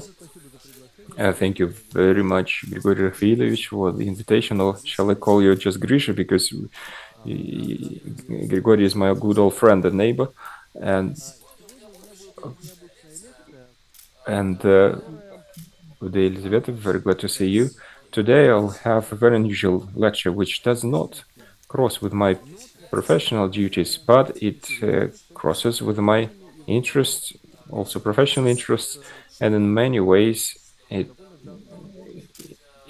has in common in the respect that I've been telling to my kids about science. And how do you tell about science? With the help of experiment. And I'm the first theorist who will tell you that if you want to light fire in the eyes of children, throw all the equations and theory out of the window and make experiments with them. And once you see fire in their eyes, then you can add supercomputers and equations and other truly interesting things. But initially, the fire should be ignited by making experiments, because this is exactly how humanity learned the experienced this world and learned about this world. And this is how it is going to be in my keynote, which is a bit strange for me, which has nothing, is not directly connected with what I do professionally. But this topic of ancient people and how ancient people not really understanding what they were doing, they came up with interesting technologies and materials, and how us people living in the 21st century, how we try to rethink those discoveries made by our ancestors and find new applications to them. So I work in Skoltech, a wonderful institution where we always welcome our guests and friends. Please welcome. We'll show everything. It's my electronic calling card. If you scan it, you'll find my personal details, including my phone number. Please contact, Telegram, on WhatsApp. It's all there. Right. Today I'll tell you stories which have been of interest for me in this way or another, and sometimes they even stunned me. The first story is that in China, 2000 years ago, the Chinese created the recipe to create China. And a Silk Road was discovered back then, which was going through the steppes and mountains and barbarians. Армению, Сирию, Рим. Эти товары отнимали у to carry goods to other countries, and it took a lot of toll and a lot of sacrifice to carry those goods, and the cost of those goods grew multifold. The Chinese silk was worn in Rome, but only by the emperors, because no one else could afford to buy silk. And it wasn't just silk that was transported, but also the china and porcelain, which was discovered in China 2000 years ago, and step by step the porcelain manufacturing technologies improved. It was produced of white clay kaolin, gaoling in Chinese. It was the first site where clay was mined. And these are crystallic structures, which is, by the way, one of my professional interests. Gaoling, or white clay, was mixed with quartzite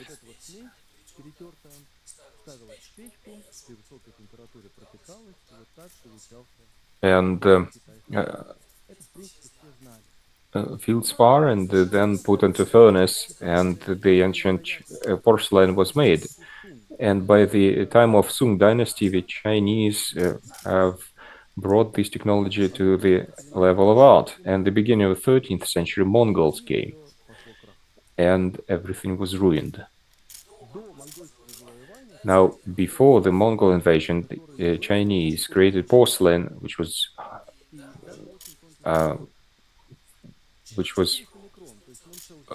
400 micron.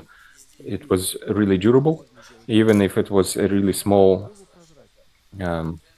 item. For example, a cup, it was translucent, teacup, a translucent one, but it was really functional for years and even generations, because it was really strong.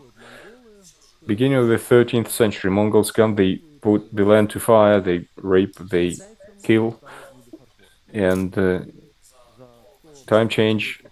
And in 100 years that Mongols raided the lands of China, well, it depends on how you count. So the Chinese forgot that technology, Yes, some manuscripts were kept. There were some ideas. Kaolin, white clay, feldspar, quartzite. You rub it, you mix it, you put it into the furnace, and the result was poor. 400 micron translucent material. They cannot manufacture it any longer. Once they ousted Mongols, they tried to restore the recipe, but it didn't work. They used the same raw material, the same process, but it didn't work. But they really wanted to. And the emperor ordered create the porcelain, which is 400 micron. Well, he didn't say exactly 500 micron, but they came out with other recipe. They took other clay mineral, elite, which is a more durable material, which when sintering with quartzite and feldspar gives a more better result. But the problem was that to get those 400 micron, people had to scrape, literally scrape the porcelain and polish it so that it's thinner than, or as thin as the sheet of paper. That's a hell of a work. And they needed a highly quality elite. The raw material had to be very high quality. Kaolin they used for porcelain, they excavated it wherever it occurred. And here they required some super pure forms of those elite. And all the fields, they were turned into emperor monopoly. As a private individual, you could not just dig out some of elite for yourself. You would be executed. Only emperor monopoly covered those fields. The result was good, but it was hard to achieve, and it was different from what it was done originally, how it was done originally. And for centuries, this technology was not known. And ancient people could do it, but people in the 14th century couldn't. Now my science, crystallography, came to rescue, and it was by actually when German crystallographer Hermann Weiss in the 60s, he went on vacation into mountains of the South Germany.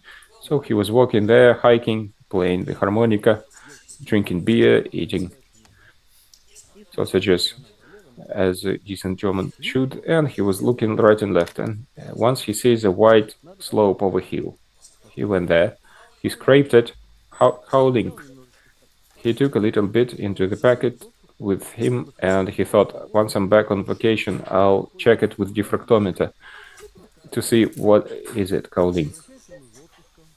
So he comes back from vacation, analyzes the substance, and yes, it's kaolinite, but kaolinite is a layered mineral. It consists of layers, and inside the connections are very strong inside the strata, but in between them it's like a vacuum. There are no strong chemical bonds, and they barely hold those plates together. And the problem in his kaolin, the distance between the layers was 3 times more than in standard kaolin, and he was stunned. Did somebody put an elephant there? It can't happen in nature. Nobody has seen that in nature, and he started analyzing further. It turned out that in between there are urea molecules in between the layers of kaolinite. And he goes back to that place and asks, what's happening here? I have kaolin and a lot of urea molecules in it. And they said, well, there was a barn for centuries here, cows urinating and defecating, and the rock was soaked with urine. And imagine you have a layered mineral and you increase the distance between the layers of crystal structure. It means it's easier to separate one layer from the other because there is less contact. It is easier to split the structure. It means that the efficient surface area of your substance increases if you grind it properly. And it means it will react chemically easier with anything, with feldspar and quartzite, for example. It means you can create a more efficient sintering, and maybe the quality of the porcelain will increase and its mechanical strength. Oh, my slides just switch by themselves. And so he created an experiment. He grounded and sintered it and got a porcelain identical to ancient Chinese, 400 micron, very strong. Then he looked into manuscript, and the Chinese manuscripts, they mentioned that prior to using the clay to sinter the porcelain, it was put into the barrel with urine for a long time. But when the Chinese ousted Mongols and freed their land of Mongols and tried to restore this recipe, they missed that stage in the process. They thought it was a superstition, and urea turned to be a key element in the technology. And judging by the end result, you would never guess about that. You could never see it, because organically the urea molecules, they evaporate, burn out during sintering, and there is no trace of them left in the final product. So whenever we encounter with artifacts from the past, yes, we do see the result, but to reverse engineer it and restore the technology of how this result was achieved, it's rather very difficult. Ancient Chinese porcelain is one of the many examples of such complexities.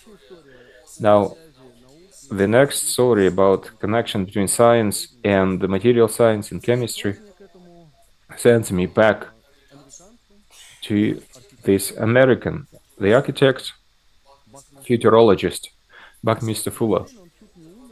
Back in his day, he nearly died during Great Depression. He survived only by a miracle, changed his life, and became one of the most revered architects.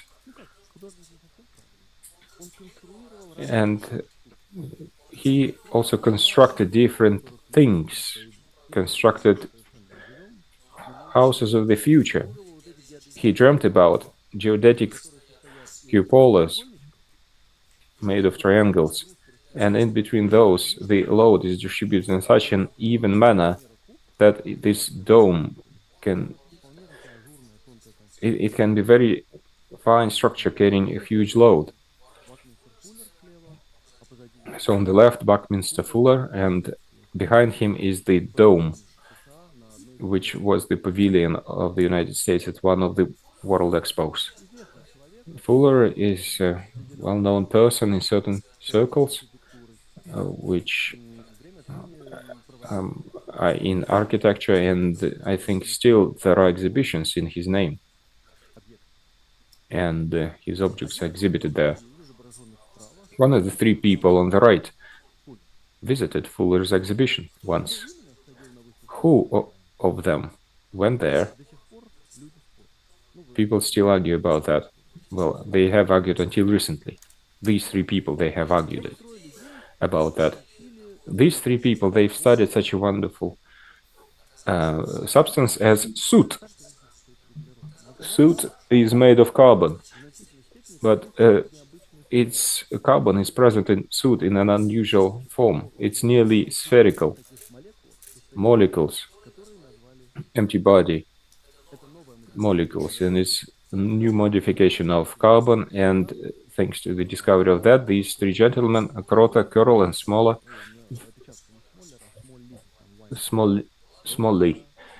Y in the end, they received Nobel Prize in Chemistry in 1996. They together, Krota is from Britain, Curl and Smalley, they're from the United States. Together they studied and published.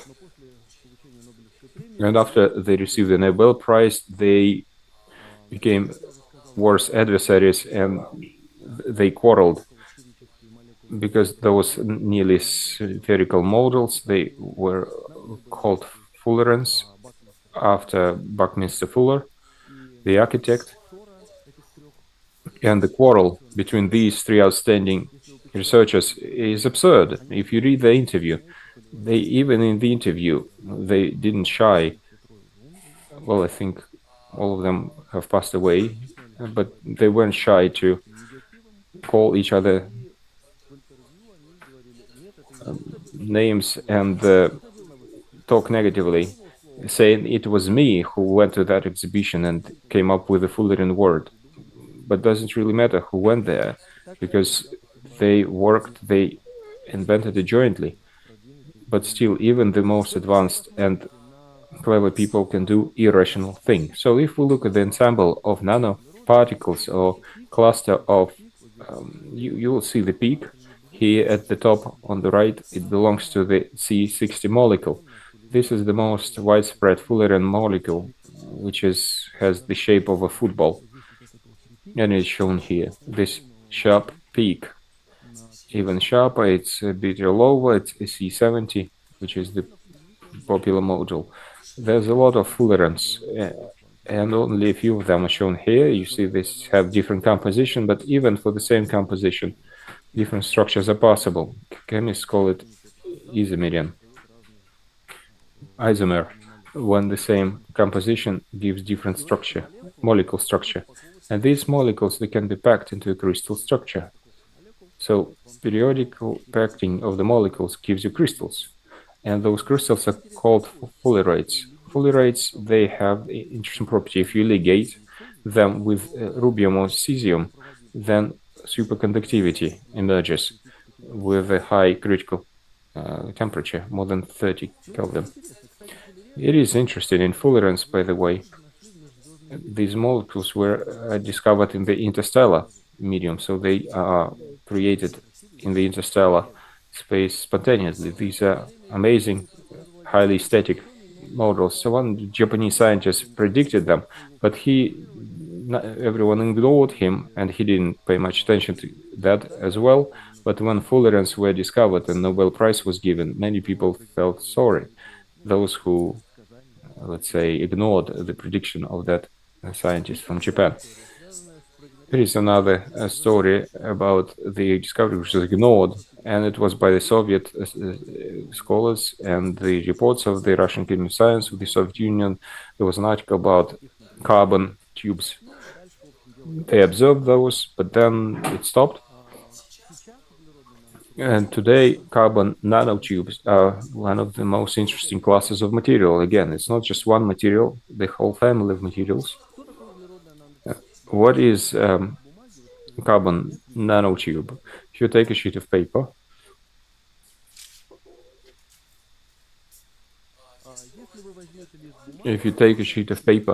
and let's imagine this is a sheet of graphene made of atoms of carbon, which are in 2D. You can roll it like that, fold it into a single wall tube. A tube can be very, very long, and at the ends there are caps closing the tube, like in Fullerton structure. You can roll your page like this, and you have one nanotube, and you can twist it, and then you'll get a family of other nanotubes. And those nanotubes, they can turn right to left, and hence you get the entire range of nanotubes. Some of them can conduct current as metals, and some of them are semiconductors, and you can separate one from the other in the changing magnet field. In the metal nanotubes, there are focal current, and those, if the current is strong, the tubes burn, and semiconducting, they don't. They stay. And actually, the monopolist in producing the nanotubes is Russian company Axial, which is a rather interesting fact. The carbon nanotubes are interesting from the point of view of art and history. And you might remember that in the Middle Age, Crusaders complained about the secret weapon of Saracen, Damascus steel. Damascus steel is not a myth, is an absolutely real material, which you can see in different materials, even at my home. This is a blade made of Damascus steel, and I brought it from India. you might come up and have a look at it. It's not sharp. So the Crusaders complained that Damascus steel is so superior to the swords that Crusaders had because it's flexible and same hard, and it cuts the swords of Crusaders in half. So it was magic. And the properties of Damascus steel are good, but not as good as Crusaders thought. I believe that Crusaders, they simply lost, and they needed an excuse to explain it. Like Napoleon, Hitler said it was winter, and now I hear that in Zaporozhye they have bad landscape, and for Crusaders it was Damascus steel, which was really good, but it wasn't as good as to cut swords in half. So the recipe of Damascus steel was known in the Middle East, Middle East, well, up to India until 18th century. In the end of the 18th century, the recipe was lost, and no one knows how to reproduce Damascus steel. There were attempts, rather successful ones. Russian metallurgist Chernov developed a technology which yields results similar to this one, but there is a very high percentage of discard. Was the technology used in the 18th century? We don't know. Damascus steel has a lot of strange properties. It's plastic and hard at the same time, and they contradict each other. It has a huge concentration of carbon. Steel cannot contain that amount of carbon. If you put this concentration of carbon into steel, it will be called goose iron. Yes, very hard, but very brittle. And you will not be able to manufacture a blade. And they did. So what's wrong with carbon? In the beginning of the 21st century, a group of scientists led by German Pauler, they took a piece of Damascus steel, this piece, and they made a horrible thing, put it in sulfuric acid. The iron in sulfuric acid melts, dissolves. But after that, at the bottom, they saw a sediment. They were interested what kind of sediment was that. Turned out these were carbon nanotubes, excessive carbon.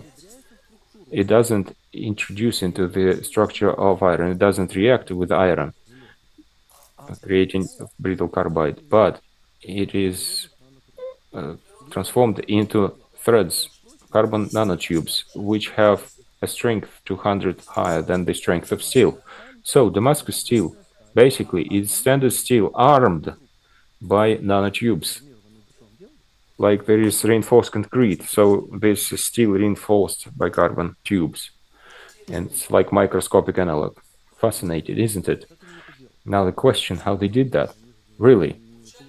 I mean, it wasn't industrial process where they would get in nanotubes and then... So how to create technology to have carbon in nanotubes and not make steel brittle? It's an open question, the reverse engineering question, which is much harder to answer than direct engineering.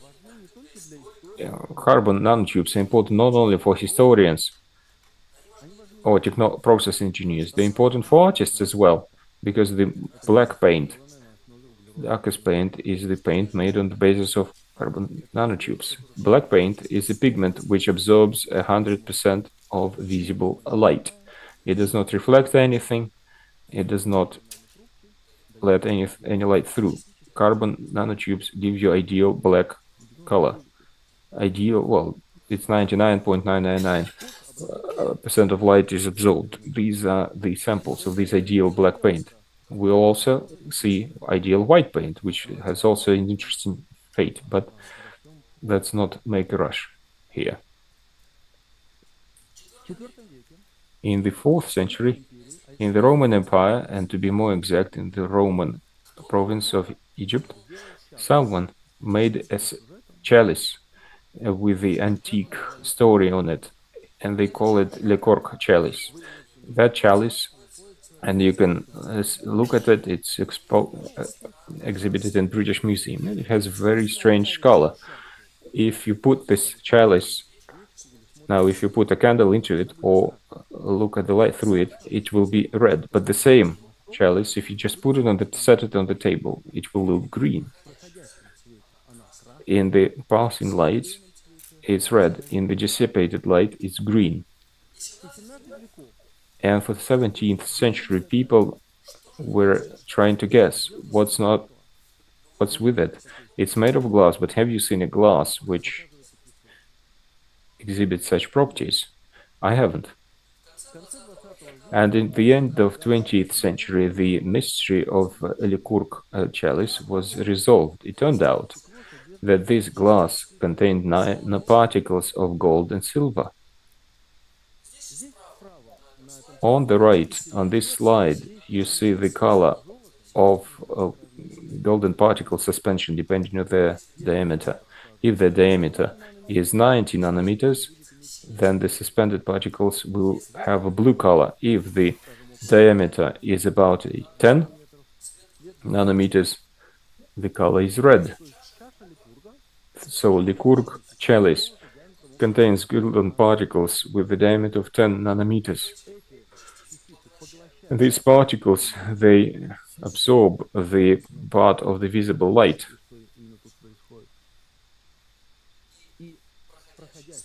And the color light that goes through the chalice, our brain perceives it as red. What happens with the chalice when it is simply on the table? We see dissipated light, and there's light dissipation through the same nanoparticles. And if the nanoparticle is less than the light wavelength, relay dissipation happens, which results in domination of cold colors. In this case, it's green. Interesting, why not blue? It's believed that the color of sky is blue, light blue, because of this relay dissipation. Here, the dissipation results in green color. And I also promise you to tell you what happens with a color which is resulted in when there is absorption. We see this visible spectrum corresponding to this wavelength between 450 and 700 nanometers. So 400 nanometers, that's violet, 700 or 760, it's red color. And please have a look at how chlorophyll is absorbed. Chlorophyll cuts the violet part and part of the blue spectrum, and chlorophyll absorbs part of the red spectrum. What we see is in the middle with green. So chlorophyll has green color. Now, suppose there is a substance which absorbs green.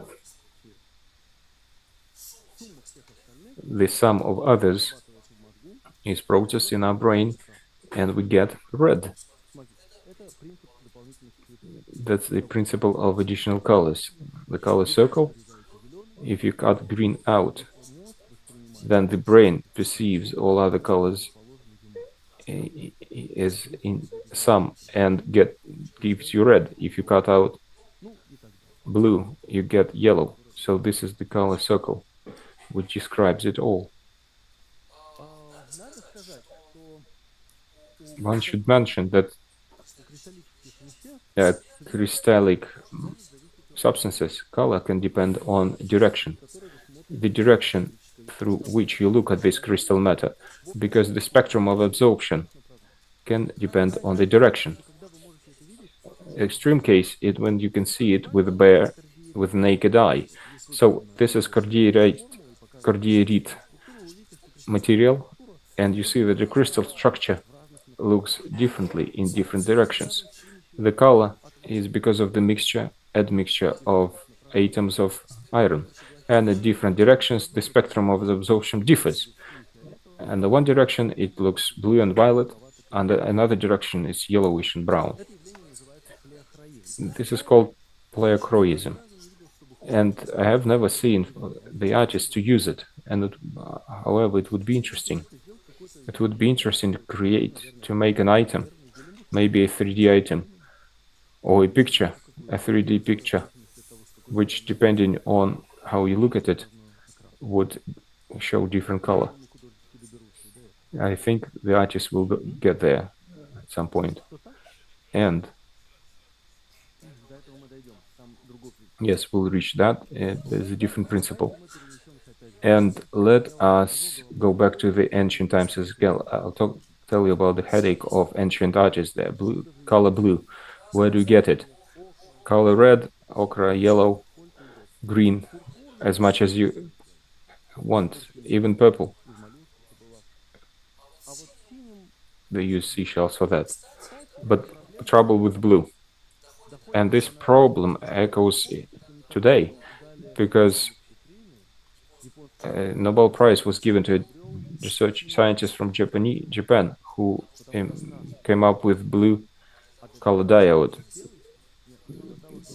They had red and yellow, and in order to get white light, you needed blue. And he did it, and now we all have light diodes. It was a breakthrough, more energy efficiency, etc. So the ancient Middle Age artists, they had problems with color blue. Just a coincidence. Blue paint was traditionally manufactured of the powder made of semi-precious lazurite mineral. It also called ultramarine because it was mined, and to this day in Afghanistan, ultramarine means behind the sea. Ultramare, lying behind the sea, somewhere far away. So you had to carry it from Afghanistan and carry it to Italy. You need to grind it, clear it of impurities, and impurities were always there because you see those lines, white lines, and it's a tedious process carrying it, cleaning it, and the cost will be sky high. And so the artists in the Middle Age, they used ultramarine only for the most expensive parts of the picture. For example, the cloak of the Mother of God in the works of Raphael is blue, but you can't live like that to use blue only for the most important expensive parts. Well, people always came up with the solution, and the solution was needed. Oh, what's happening with my slides? SOS. Yes, before ultramarine, my slides skipped, and I got to talk about glass. Okay. It's not so crystals. The color depends on direction, and with glass it doesn't. And with glass you can paint it whatever you want, just by adding certain admixtures. And glass has a lot of interesting properties. Its homogeneity of coloring and the amazing ability to vary color by varying the concentration of the admixture. Now the crystals, they do not allow you to vary the concentration at random. They set a limit, and a small limit. Try to add a lot of admixture to quartzite or diamond. It won't work. These crystals, they repel the admixtures. There are crystal materials which are more tolerant, but still it's very difficult. Moreover, a crystal melts under a certain temperature. It stays hard, but at certain temperature it becomes liquid very quickly. And glass becomes soft step by step. You can soften it partially, and it stays in this semi-liquid state, and then you can mold it into the shape you need, by hand even. Bunsen, German chemist, according to the rumors, he in the lab created new flasks by bending liquid glass with his bare hands, and he got skin burns, yes, but still he could do it. And it works with glass, but not with crystal matters. Glass was a great discovery by Phoenicians. And looks bad from my point of view, but it was a miracle back then, and they were selling it, including in China. In China, they knew how to create porcelain, but not glass.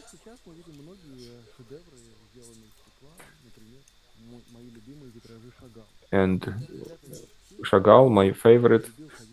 There was time I lived in Zurich, and I loved going to Frau Münster, the church, with those windows, and Chagall, which are absolutely amazing in their artistic strength and biblical stories. So I told you about the glass color blue. I started talking, coming back to blue. Lazurit, ultramarine is very expensive. A solution needs to be found. Finding a cheaper color blue or blue paint. So there is a task.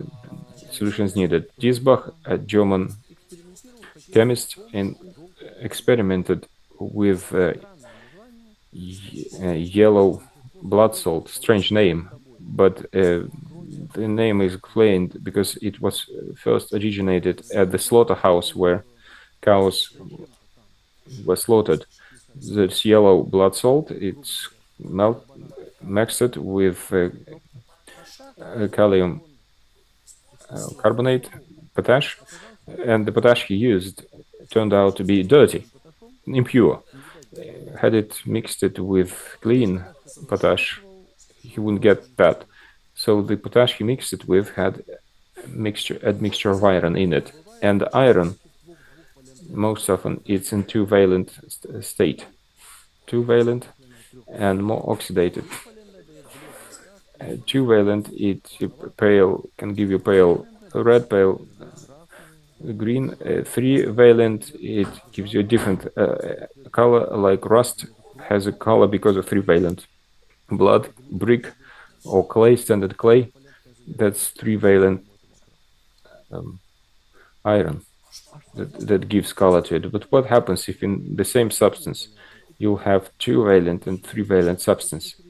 The naive answer is something in the beginning, something greenish and brownish. But no, if different valence atoms are in the same substance, there's intensive carryover of electrons with absorption of energy. And when the substance absorbs visible light, that's when electrons jump from one level to another. And if there is mixed valency, this jumping of electrons with absorption of light becomes very intensive. And what we get is intense color of the Berlin, which Bach received by adding impure potash to the yellow blood salt. And people later realized that it's not potash, you need to add salt of three-valent iron in the yellow blood salt, and this color was very deep blue. It turned out to be cheap and very resistant to air and temperature, everything but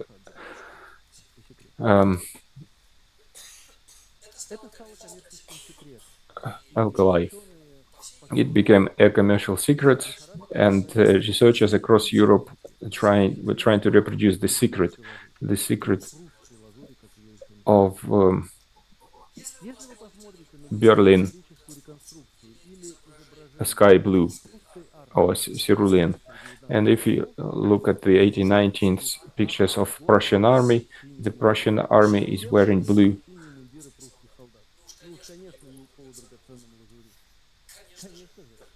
Tunic, which is painted with Berlin ceruleum. Bondarchuk's film Waterloo, when winning the battle, Napoleon looks into the binocular and sees the soldiers at the horizon, blue tunics, and who wears blue tunic? The enemies, Prussian army. So the army was surrounded. So this blue paint, Berlin ceruleum, created a revolution, and the Japanese artists loved it. Their amazing color is the Berlin sky blue color, azure blue. Van Gogh loved azure blue, and we love Van Gogh thanks to his, partially thanks to his use of azure blue.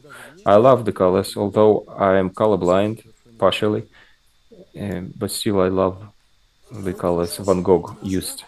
The thing is that the artificial blue color wasn't invented by Diesbach in 18th century. The first color blue, as far as I know, to my knowledge, the artificial one, was invented by ancient Egyptians 6,000 years ago, before the pharaoh. Egyptians manufactured Egyptian azure blue, the first pharaoh in Egypt, Narmer, 5,000 years ago. Exactly 5,000 years ago. Do you know how this name translates, by the way? Ferocious catfish, it means.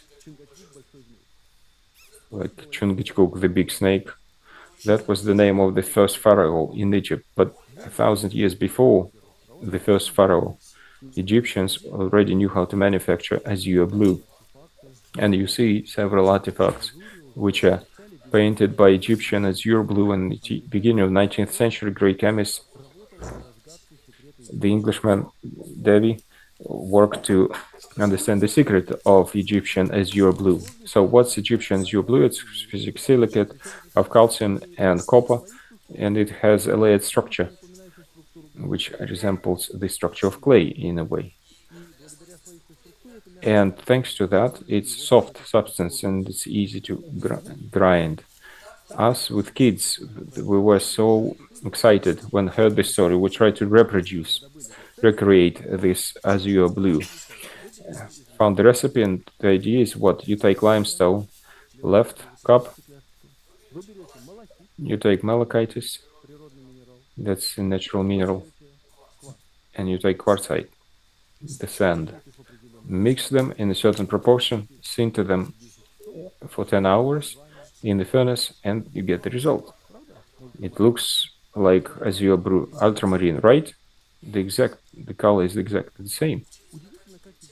It's surprising how Egyptians discovered this recipe so many years ago. But this recipe has one minus. Rather than use one semi-precious stone, lazurite, which is expensive, you use another semi-precious stone, malachite, which is also expensive. So you expand the palette, yes, but it's still expensive.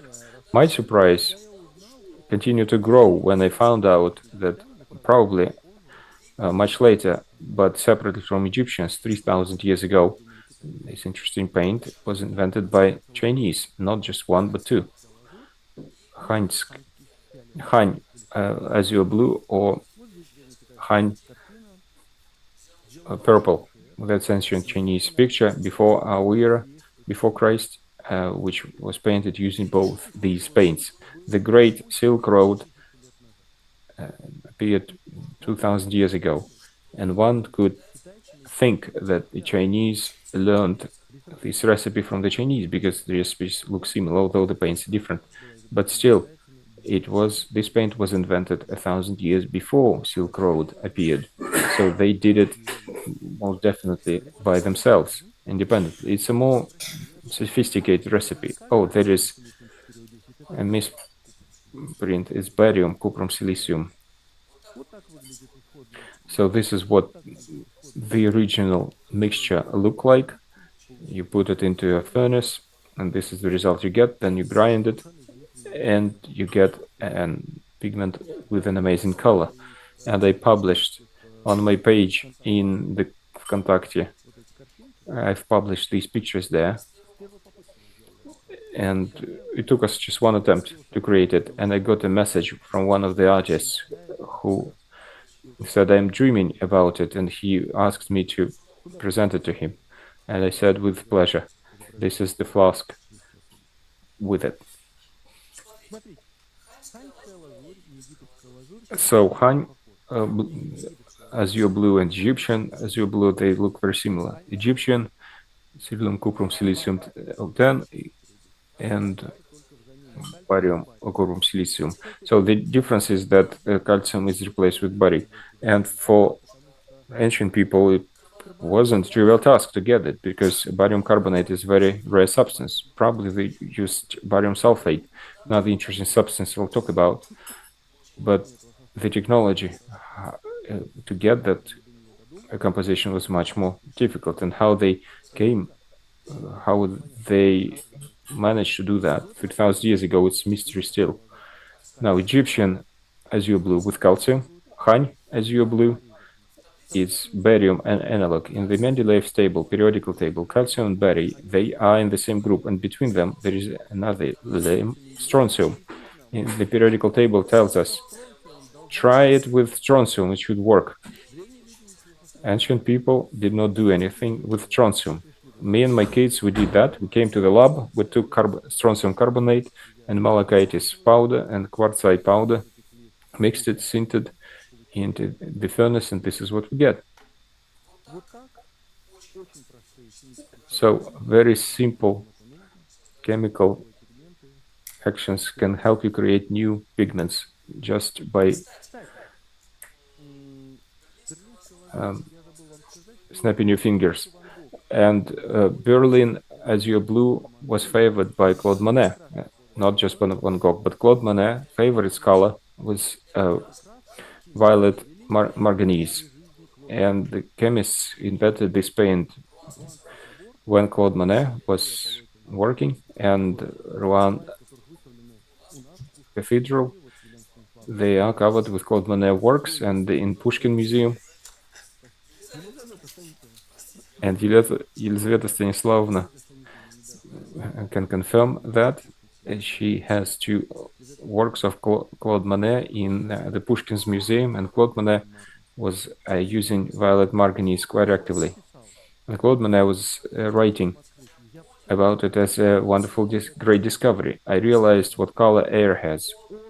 What he said, it's violet. And a violet color, he used this paint for violet, and me and my kids were able to reproduce it and discover its property. Claude Monet probably didn't know about. He couldn't stand electric light. He loved natural daylight. But this paint changes its shade when it's under electric light. So my working hypothesis is, if you look at Rouen Cathedral under daylight and electric light, then the sensitive eye should notice the difference. This is what it looks like under daylight, and on the left under electric light. Violet manganese. And by the way, violet manganese, especially ladies, you have seen it more than once, because the shades, the lipstick, they're made based on this substance. And unlike many other substances people use, this is totally safe. You can quote me on that. And finally, the most boring color, white. Now, I talked about barium sulfate. It's seemingly boring substance. White color lets through the entire visible spectrum. It does not absorb anything, but barium sulfate lets through infrared light almost completely. And there was interesting technology. If you cover the roof or the walls with paint based on barium sulfate, this house, it will let all the infrared heat through, and it will not absorb visible light. So it will not heat up. By absorbing visible light, it will reflect it, and it will let out all the warm infrared rays. It's if you don't want a hothouse effect. If you paint this house with this paint, it will be 10 degrees cooler inside the house than outside. So in hot countries, it might be of interesting technology. And by the way, it works not only during summer, but in winter as well. So in Russia, at least in Moscow, I wouldn't recommend using these technologies, because otherwise it will be -30 in your home instead of -20 outside. But in hot countries, this might be a very good solution. Basically, this is it. I wanted to share.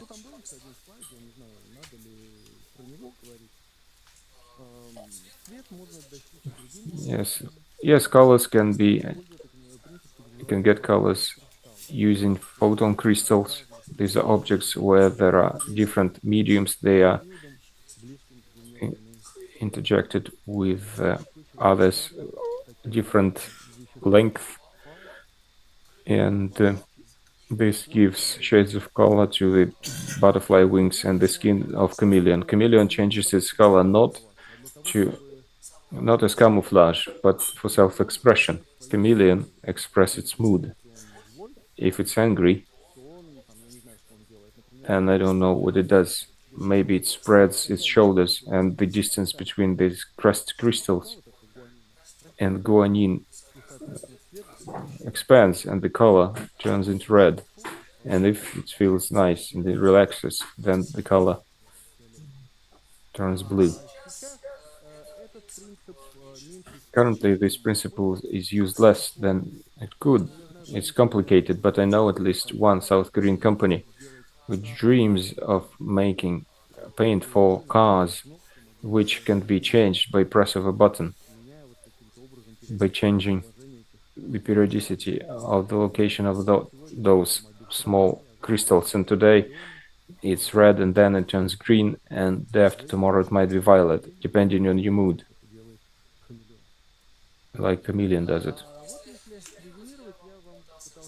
Well, summing up, I've tried to share with you stories which I love, which motivate you to have a look at different angle at the innovations and the work of art of different artists from the point of view of chemistry, material science.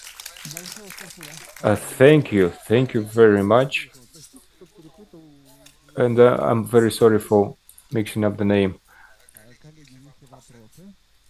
Colleagues, are there questions?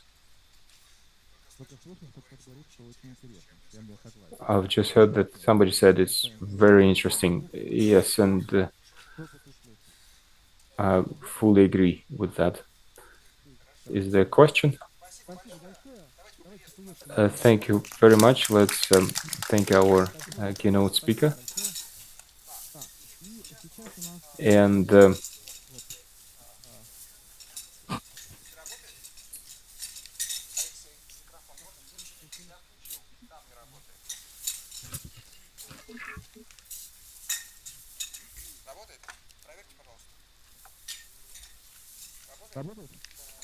is it working?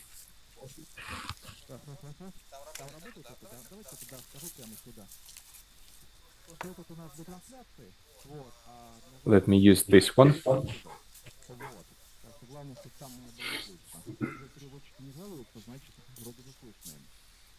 It should be good for everyone.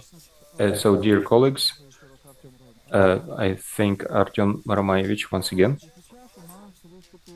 And now we have Yelizaveta Likhacheva, director of the State Museum of Fine Arts, named after Pushkin.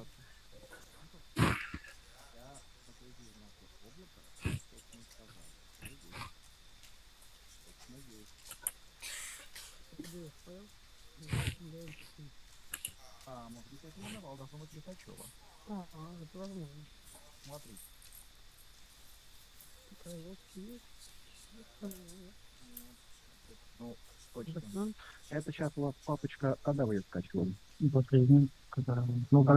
когда это? Ну, с утра. Это я постоянно обновляю. Понятно. Ну, пока мы коллеги разбираем. Да, сейчас мы немножко разберемся. So while we sort out, there will be on the lecture.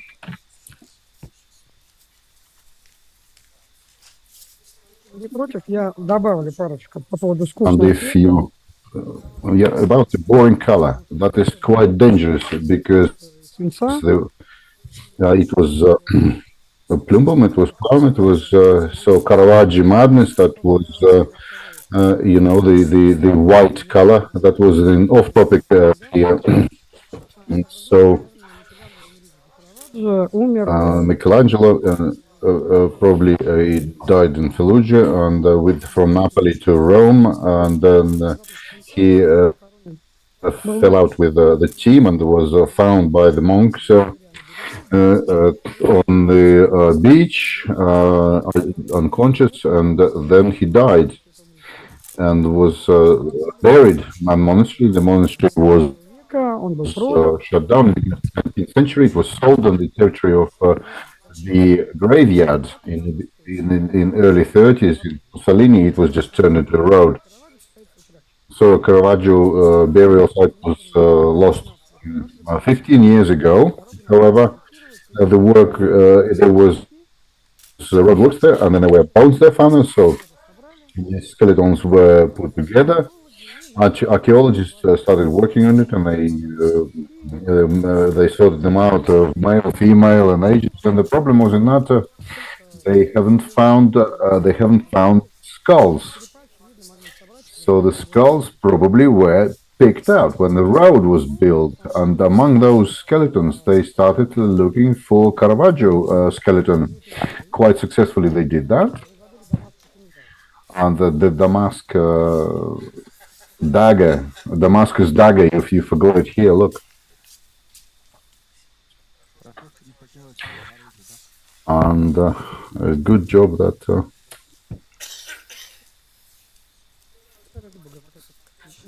Yeah, it doesn't matter. So, as a result of this, they found male bones of about 40 years of age, in whose bones there was quite a lot of phloem in his bones, and that was.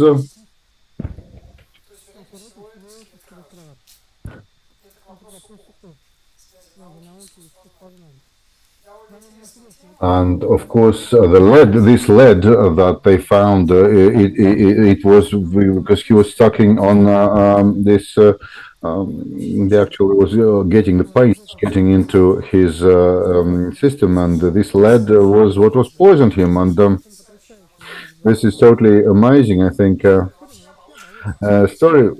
But this Человеком, они придуманы Владимиром Григорьевичем Шуховым. Vladimir Shukhov, he came up with this construct. It is Shukhov tower, and all the oil processing. Shukhov came up with it. He was not an engineer; he was a mathematician. He just calculated the optimal formula where you can build a construct with using the minimum of material or optimum material. So he came up with 21st century construction. What he did. What the ancient Greeks did for the construction of the ancient times. The ideal proportions that you could balance the proportions, the aesthetics of the building, that what the Egyptians could come up with. So the mathematics is the queen of all the sciences. So this is back and this is forward. This is Lazarites here, and so not only Berlin.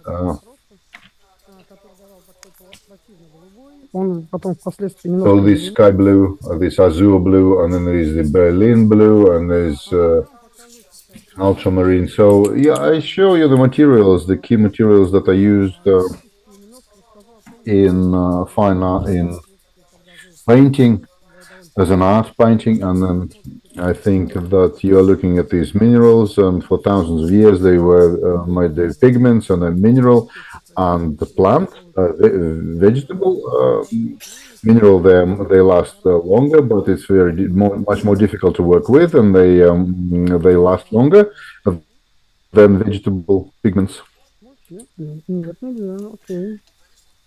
Vegetation pigments. Заработает все. Значит.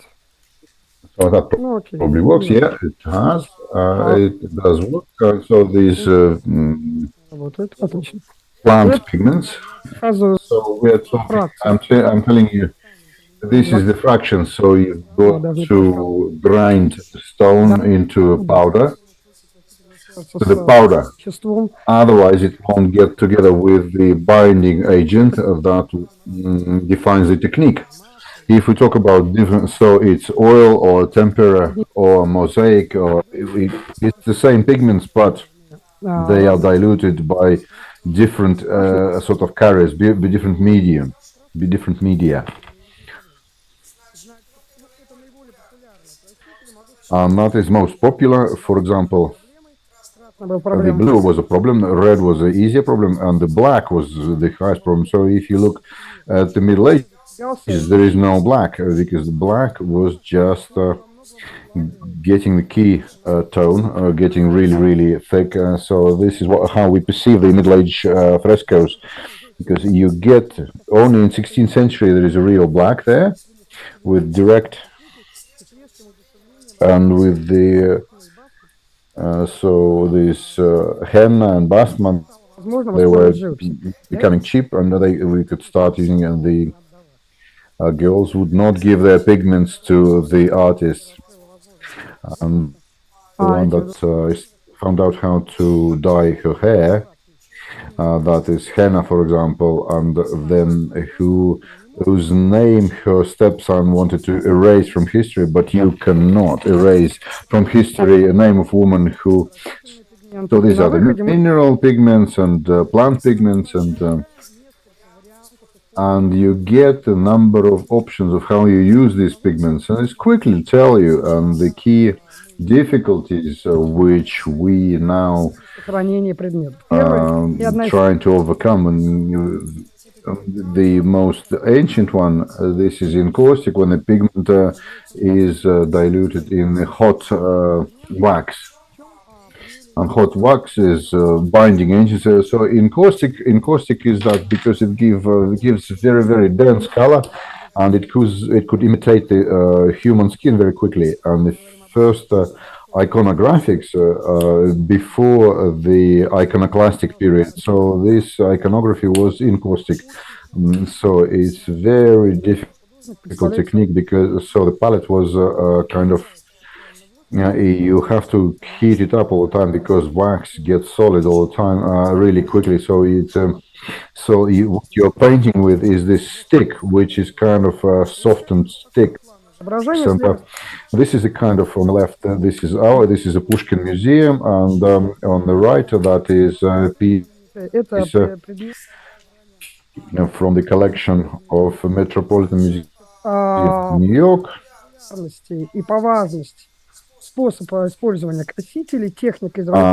this is the importance. This is tempera. It could be yolk, or it could be a white yolk or egg white, and then it could be diluted in that. And in the West, they preferred egg white. In our country, they preferred egg yolk tempera. Probably it's just because Russian people like eggnog more. I don't know why, and there's no rational reason. I can't find it. The egg white is more transparent, and egg yolk tempera is more kind of solid, and it is absolutely non-transparent. You cannot have the before oil. It is all. Cannot be even semi-transparent. It was all kind of on the left. It's the one Philippe and this is a Medici house Madonna. So tempera happens not only in the Middle Ages. Symbolic painters, they use it because of its non-transparency and gives you some irrational. This is Monk. This is Pavel Sudickin. And oil, of course. Vanelki, they came up with oil. Maybe they are not the discoverers. We know Vaneka, the most famous one we know, and probably quite Vaneka. They haven't discovered anything. Just much before them it used it, but they found the optimal proportion, and they used olive oil predominantly because depending on what oil you use, a lot changes. Olive oil is different from linen and sunflower. They're all different, and they give different effects when you dilute. When you dissolve pigments, the Vaneka, they used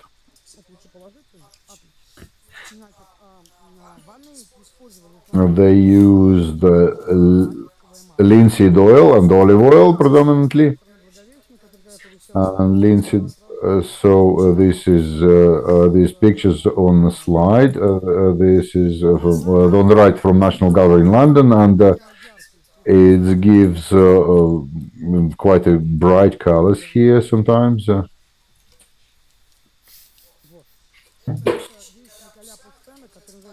This is Nicolas Poussin, and this is Dancing to the Music of Time. It is Wallace Academy, collection of Wallace in London.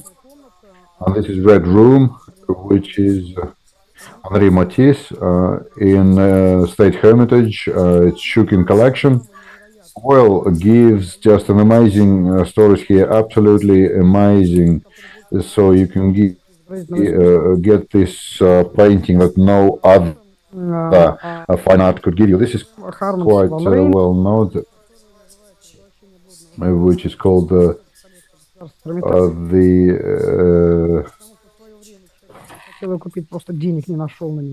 return of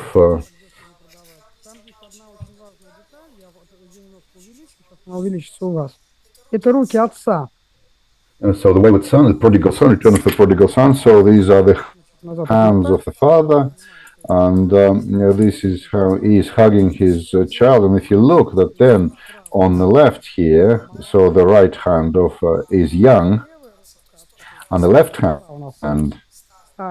so right on in the shot, it's old, and the work is quite big, but people don't notice often. It's quite simple. Left hand is painted in a different angle. It's just smoother strokes than the right.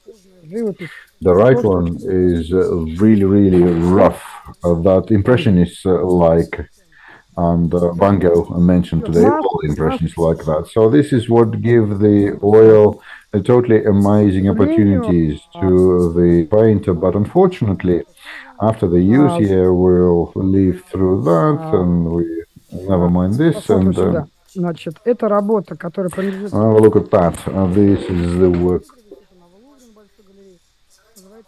This is in Louvre, and this is... который, ну, в общем... And Enger, who is... was quite... anatomy, he didn't really know much, but the chemical industry, he was what was on offer there, and amongst other things, there is quite a lot of blue, and it is not the blue. This is real Berlin blue, and by the second half of 18th century, it was quite well known. It was much cheaper lazuritis, and then it was used a lot, and then azure blue, and you can see that Enger experimented with paints, and he tried using the new type of pigment that the actual canvas did not stand up to it. It actually started, and the experimenting led, you know, the fresco, Leonardo's fresco, that Ultima Cena, or the Last Supper, or the and Leonardo, he decided to improve the fresco technique and decided to add oil there, not pure oil. It's tempera and oil, and oil has this quality that makes the film on surface. It's not from the inside out, it dries, but from the outside in, because tempera it gets soaked into the, it becomes so when the tempera dries from inside out, oil dries from outside in. So you can be, you just take the oil paint, and there will be a film on top of it, and then you move the film. That is practically it is totally undried. And so the Last Supper is because he added oil. The oil made this film, so the water didn't get out of the wall, and then it just started moving off the wall, and it's still moving off the wall.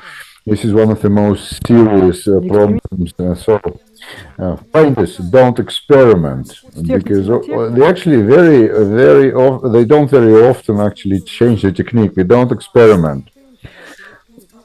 The stampers from the tempura from what in the ancient Egypt I was showing you, and then only the Egyptians they use the aseka, which is dry plaster, then fresco that is wet. That was tempera with plant pigments, and tempera, of course, with the plant pigments they get dissolved in water. So aquarels, what we call aquarels, these are all plant pigments, and then tempera, and that is all the Middle Ages and all the classical, so all the water solubles.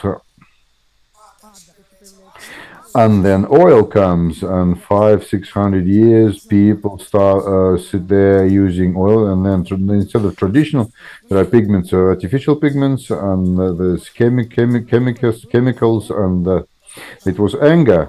He started using the black color. Is very expensive, and you can, if you see how you stress the richness of the customer, everything is in blue. Now you understand that not everything. Colleagues, in Italy, there is in the corners when there is no light, that doesn't have azure blue. It has something else.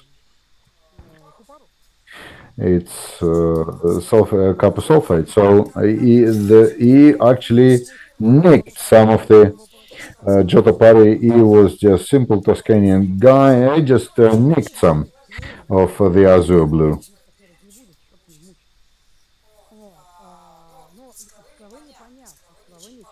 Well, Scraveni, okay, you understand, but he went to the Dante's hell, and the Dante's that is different. Scraveni, the oldest,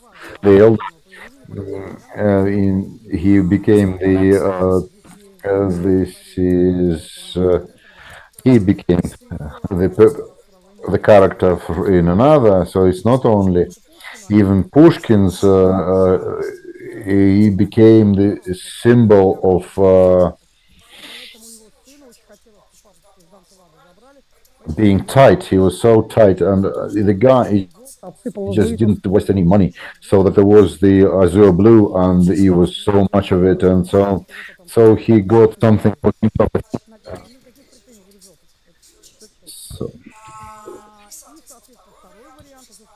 And then the second option here, the guy was very rich, then you put black clothes on him. The Titian, for example, so there is the young guy with gray eyes and with the glove that is in Uffizi and painting galleries. And there's a young guy with this black clothes, and all the Venetians, all these clothes, the Venetians and the Dutch, and all black velvet. It's all black velvet there. It's not because it's there is they're in mourning. No, it's most expensive clothes, and it's most expensive dyes, most expensive paint at the time. And then that is painting this, which is calling out of Louvre, and he did one amazing thing. He put some. So there is the nude, there is a female nude, and there's on the background of something. As soon as the tits were painted, that's about 15th century. So that everybody, with great pleasure, they were trying to nude, female nude. So they were painting.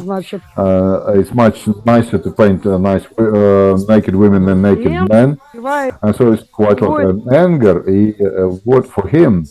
Anger, of course, he is Raphael Santi. He measured himself against that, and so it is a very interesting effect. He gets the figure on the background of totally black, dark background, so it could be used. Anybody who does color, he says you that is move the object subject to the forefront, and so Caravaggio, hello. he used it for the first time. So with the black color, and there is now one of the problems, and French chemist says, what we do with it, because it moves.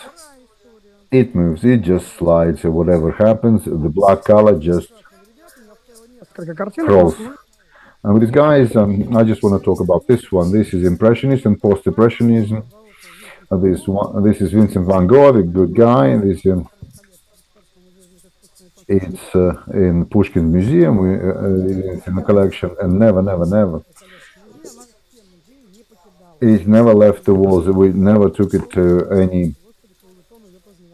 No exhibition. The problems, there are a number of problems. The first one, Van Gogh, he was very poor.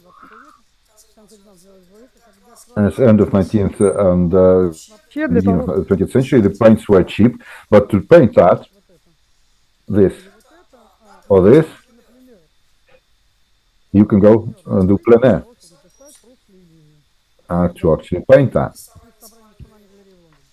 This is from National Gallery in London. And I think this is, I don't, it doesn't matter what collections are, but you have to do plein air. You have to be outside. You can take paints with you somehow, because the predecessors of Impressionists,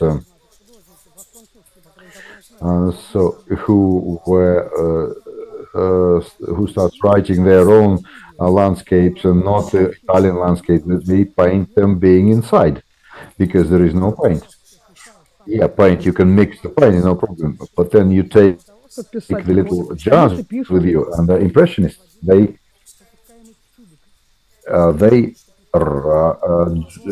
paint with little tube paint, tube paints. So this is the poppy seed oil. It's very, very slowly drying on the canvas, so you can actually.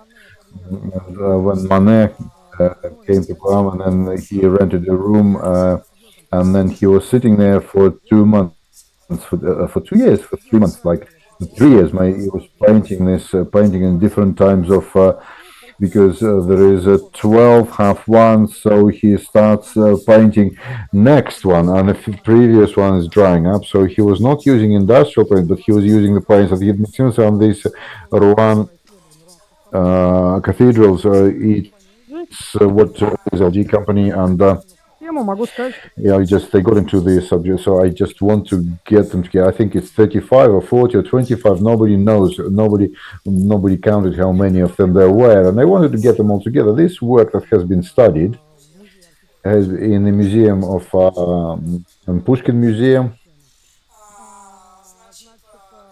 And this work, this is the red vineyards, but he's really, really poor, skinned, but the layer of paint is about ½ centimeter thick, and I tell you, that is quite a lot. This is paint, not the base coat. So what happened? It ate up the canvas, because it's so heavy. And the poverty was that he bought a really bad canvas, so it's just really, this is a sackcloth almost, and so that was just moving. It was sliding. It was just it just lost the carrying function. So it could just actually, we decided that to preserve this in a special box, in case if it starts dropping off the pieces, then we'll get it together again. But if I'm serious here, it is against all the stops any vibration, anything. So this box. And another thing that restorers encountered that is quite well known. This study, I could send you the chat of the conference and the materials on this, and the essence here. That many pigments that were made then, they were industrial, and they change color. So the things that we see now and things that were painted then, these are two different things. And this change of not only depending on lighting, like Sura, for example, Ладно, выцвел, это еще можно представить там. And of course, it could kind of fade, but the blue becomes light blue. But no, they change color А главное under the electric light. Уже коллекционеры. Сами And the varnish that it was. Yeah, but the impressionists, they didn't like varnish, but it is traditional method of protecting the image on the canvas. But this varnish actually changes. It goes dark, and then it goes, and the pigment that goes dark. Instead of protection, we have violation. We have a destruction. So what I want to summarize, I have a couple of slides, but they're not interesting. What I want to summarize here, first, current art history, the traditional art historian, you can know them. You can always notice them, and they say that it is impossible. We cannot work in the current conditions. We can't even assess, evaluate, not using some additional equipment. We have to know. We have to know chemistry and basics of physics, because without it, it's just impossible. And the second very important thing, essentially, current art history, it is interinstitutional, interdisciplinary. What's the conference called?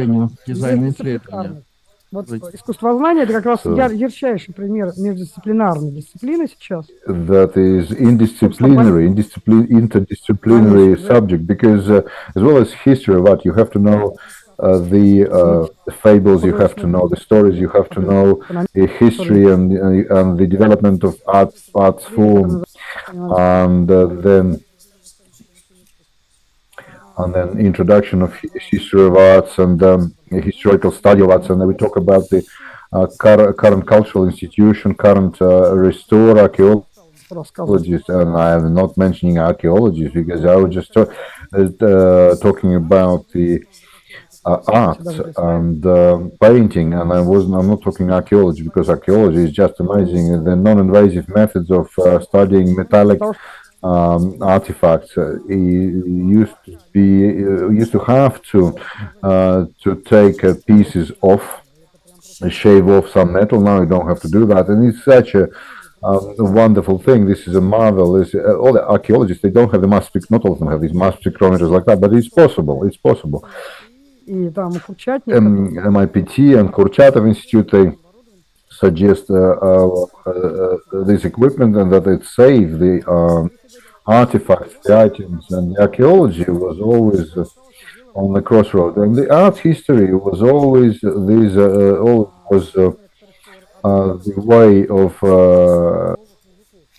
mad women, and this physics, this probably Lazarev and still really scary men, you know, and then. Now art history is not just the mad ladies. The high quality art historian understands the difference between the spectrum and between the other optical thing. I'm not going to tell you that I know all of this, but I know the Kepler's law. That is something interesting for a humanitarian, and then for humanities scholar. And the current study of preservation of art and study of art, and this is interdisciplinary story, and without each other, we not just one go, we lose a lot of and these studies that are carried out together with very serious scholars, with serious institutions, and I think this is what the future holds for us. So. That's it. Questions? Well, yeah, and Nikita, maybe, yeah, you can give the microphone to. Yeah, I give you mine.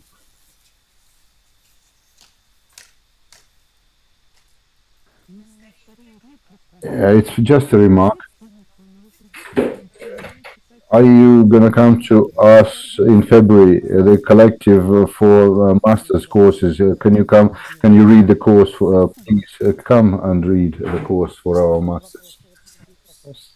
Questions? Огромное спасибо, Елизавета Станиславовна. Well, thank you very much, Елизавета Станиславовна, and this was just madly interesting, and I was. This is just for the online. It's not working. Is it working? It is working. It's just I can hear you, but it's for the broadcast. It was such a surprise to me at how such a crossover between our keynotes. And it's just the same story. It's just two different points of view. And the question number one I have: this is the black paint, black pigment, and any finely ground metal will give you black, wouldn't it? And it could be lead, it could be all these mineral, all these metals, all these they first it's very difficult to make powder out of them, and then coal, of course. It doesn't give this kind of black that you want. And if you look at all the shadows, that is the base color, making a more of base color, make it thicker. That is the shadows. Have a look at us. This is all, including. This is all brown. The hat is brown. It's just very thick brown, very dense brown to make it denser.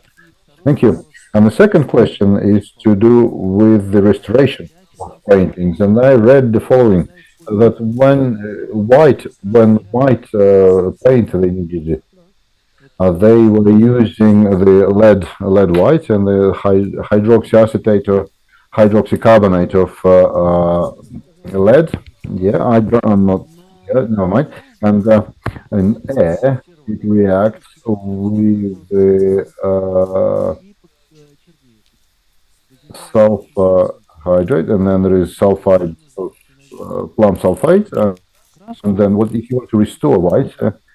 They use hydroxide, peroxide, and then it turns into a sulfate of. So it becomes not a lead white, but it will turn into plum sulfate, lead sulfate. So you either leave the time pattern. So this is the choice of the restorer, and that is sometimes is just taken. And now they don't do anything at the moment with the Last Supper, because that's the way it got to us, and it got to us. So the rest is up to your imagination. And then you want to try to correct the errors of the painter, because often in experimenting, trying to mix unmixable, they had no idea about chemistry and the physics. So then the restorer has in practice it's a time bomb and there it's a choice of the restorer, of the researcher, together the researcher and the restorer, and sometimes with the owner of the object. Do we keep the originality, but then we don't see what originally was actually what the idea was, or we restore it, getting for that is for example a night watch. You know this night watch. This was the detachment of militia. It was not night watch. It was not at night. It's 10 o'clock in the morning. It's actually gone dark. The painting has gone dark. It became night watch because it's gone dark. And I think Rembrandt did it on purpose. I think he did it on purpose. He used a certain concoction. Then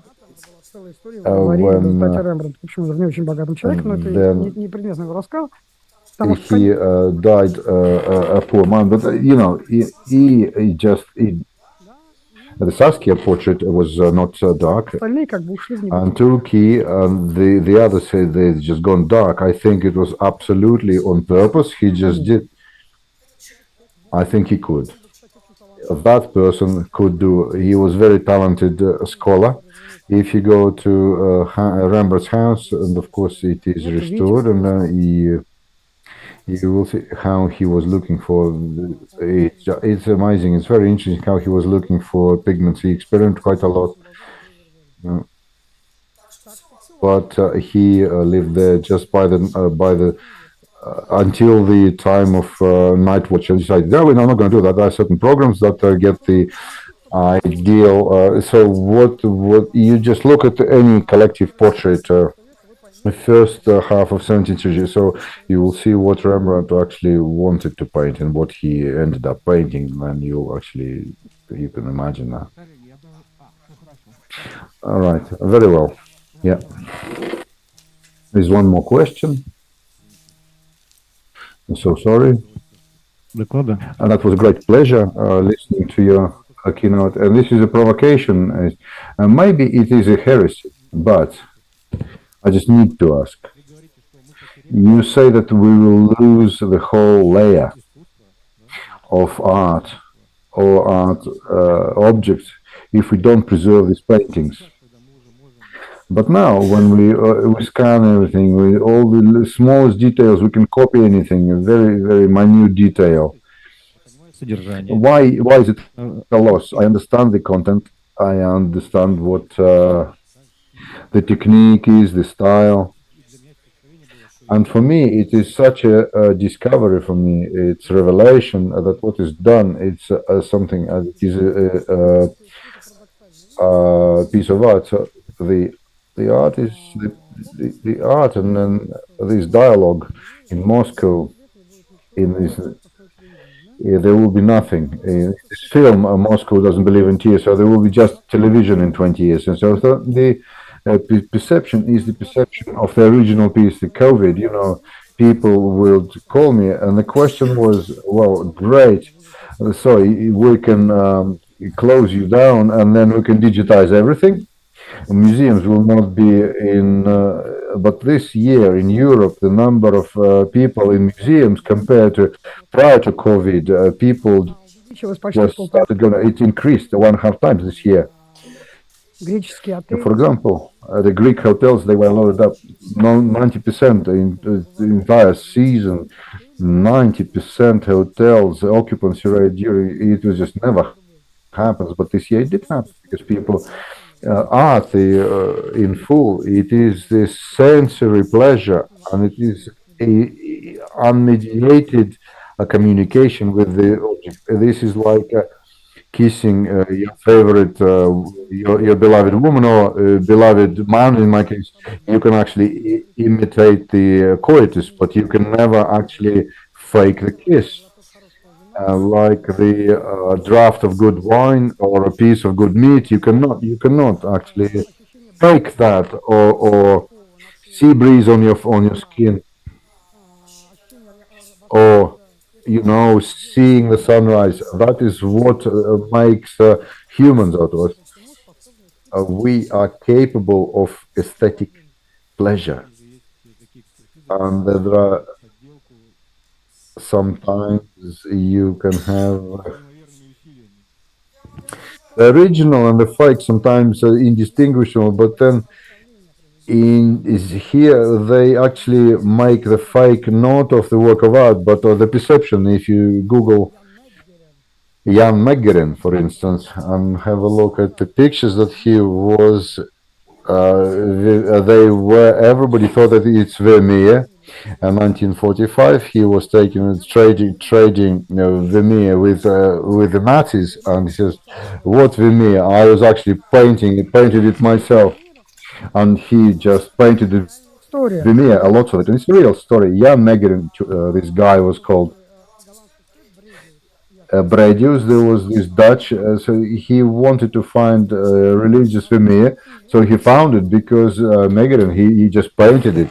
He painted his religious Vermeer, and Bredius said it's Vermeer, and everybody believed that. And now when you look at Meggeren, that it is a Vermeer, you cannot, because the perception of Vermeer has changed a lot. So you fake the perception. It is not something I can explain to you in this very clear, understandable notion. So just believe what people tell you. In order to believe this poet, learn, and the science reduces the experiments in the real life. So just learn, just keep learning, keep learning. Thank you, thank you, thank you. And now we're moving on. And now we have colleagues to prepare the video.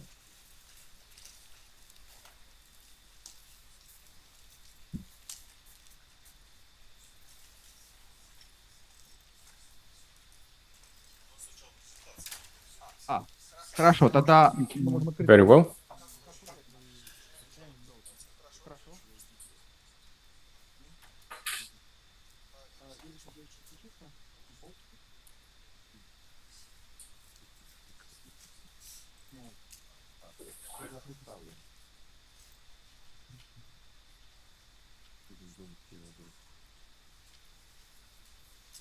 Так как презентация у вас на флешке.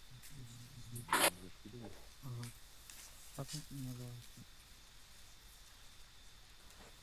называется? Как? Вот. Хорошо. Секунду. Чуть-чуть. Так.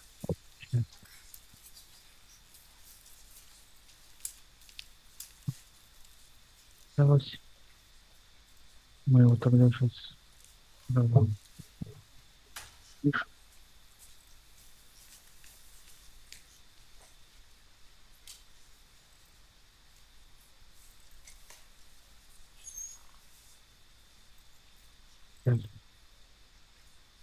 Так. Ну вот у вас здесь будет стоять. Мы запустим. Я думаю. Не, мы запустим.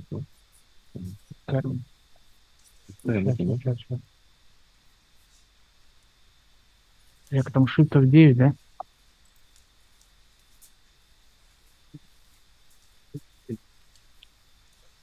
Да. Shift работает? Ага.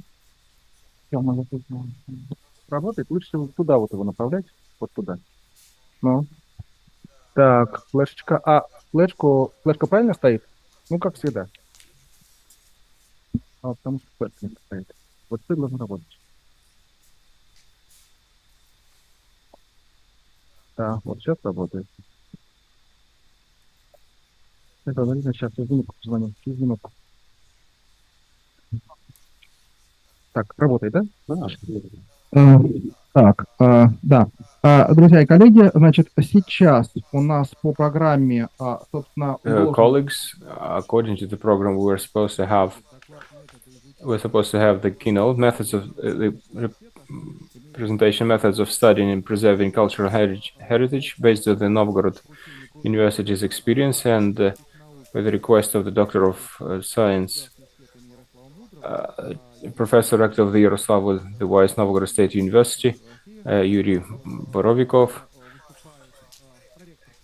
It will be the Vice Rector for Studies, Head of the Engineering Center. So please welcome the presenter. Thank you, dear colleagues. It is easy for me to start my report because previous speakers said that humanitarian studies, they now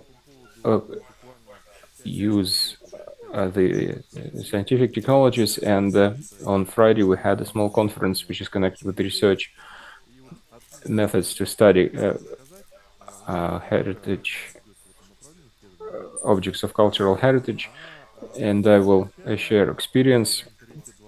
And this program has been created under the priority 2030. We implement two priorities. This is the project which is purely physical, the intellectual electronics, and the second one is purely humanitarian. That's the university as a generator of cultural identity. For the entire year, we've been working separately without intersecting with each other, and the method I'm going to share with you, I'm going to talk, helped us become good friends. Our laboratory of digital modeling of construction objects and technologies, we made it friends with the humanitarian. And I'll start by saying that we have grown these competencies for quite a long time. We've been cherishing and fostering them. First, we experimented with mice. We created a digital model of our university, and it was like a test, just to develop our skills in order to approach serious projects. So what you see on the slide is the digital model of a finished building which is being constructed, and on the September 21st there was championship and the president came, the state council took place, and a year before there was a meeting with the participants of the engineering schools in the same facility.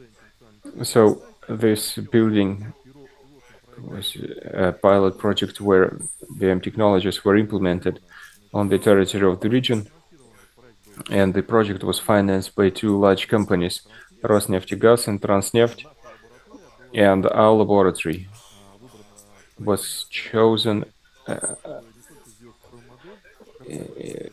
not just to create a digital model, but also currently the managing company is operating this facility using this digital model. The next construction object, and I wanted to talk about it briefly, it was a school, and this is the first facility which was state examined, passed through a state examination, a state expert assessment as BM model. So these are the projects with Elaboga management company on biomodeling of the special economic zone facilities. So the buildings have been completed, and now residents are settling in. And what we did here, we modeled not just the buildings, but the entire infrastructure of the facility. And our industrial partner, a Kron company, which is on the territory of the region, they as well ordered the project of process buildings and structures. Now moving on to the topic of the keynote, and that's a preservation of the keynotes, and in particular those buildings which are on the territory of the Great Novgorod. And the question was asked here whether it's important to have digital copies, or that's it's the physical side that's irreplaceable. Well, both are needed. I say, we remember when Notre Dame de Paris was caught on fire, and its exact precise restoration became possible thanks to the fact that Belgian craftsmen created a biomodel of it, and now we have a reliable double of that cathedral. Of course, the wooden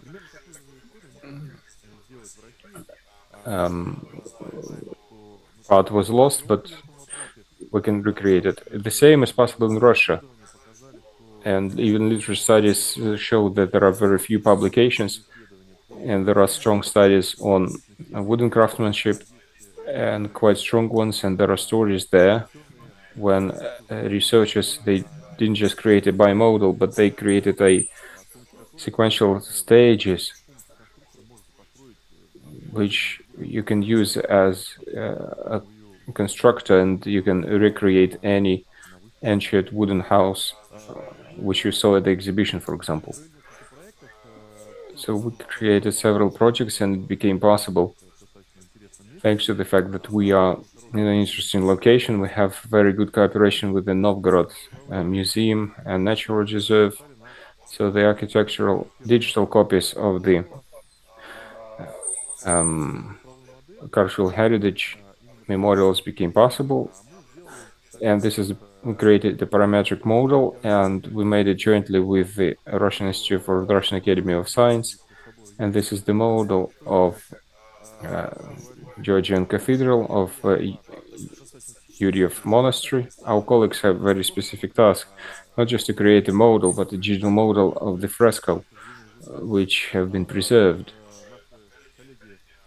And our colleagues from the BM Technologies, they went further. They created a complete parametric model of this structure. The methods are clear. That's laser scanning, photogrammetry. We loaded that into special software, and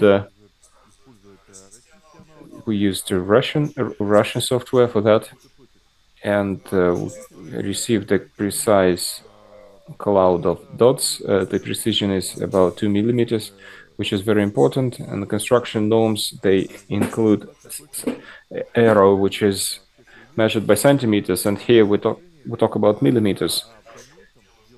And in future, when creating the passport of this facility, we can talk about their interaction. Here on this slide, you see the cross-section of the digital model, the cross-section of the cloud of dots that we have received. And what's important to understand here is that it's just not a 3D model. You can point at every element,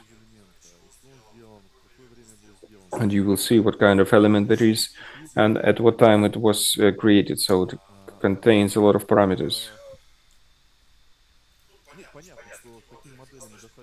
Now it's clear that it's easier to work with these models. You can create flat drawings, different sections and visualizations, and that includes excursions. And colleagues from the Russian Academy of Sciences, they will be working on that.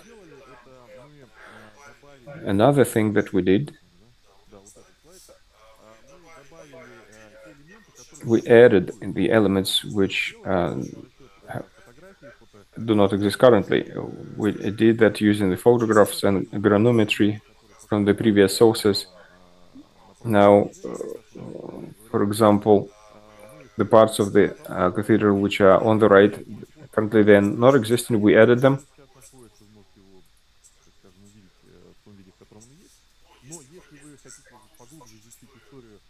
But if you want to study the history of cathedral and understand how it looked, now the periods, you can use this model to understand how a particular element looked in the different period of time. And this is the list of defects, which is built together with the digital model. And this is type of defect.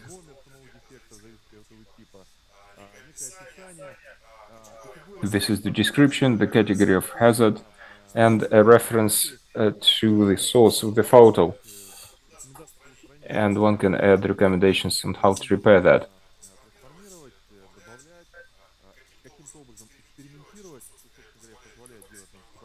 And you can experiment, and the digital model allows that without harm to the historical monument. Now, our objective here was quite narrow under this project. We studied fresco painting in the cathedrals in the 12th century, and a separate work was done. They were all studied and numbered, and the artifacts were registered that I mentioned before. So this is what I wanted to show in the presentation. Please, if you could start the video.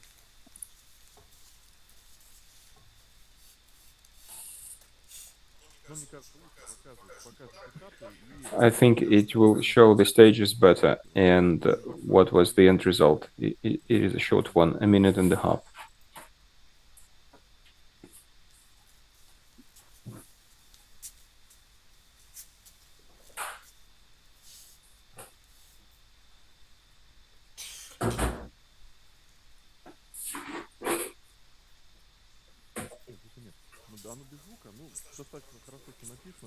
There is no sound, but the cloud of dots that I was referring to, and that's the cloud of dots of the cathedral and the frescoes that which we studied with the colleagues.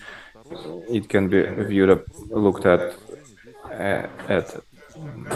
with a breakdown to layers and from different angles inside, and each dot has its essence and parameter. And there are quite a few dots here, and it was like 170 million dots, and we optimized those because it's quite a large volume of data that needs to be processed. In principle, for further researchers with greater computational power, it can be quite useful. This is the table of defects, and of course we can get flat models and tracing flat parameters using elementary Autodesk. And this is what I was referring to. We tried to show the elements that were lost, and this is fixation of the artifacts, and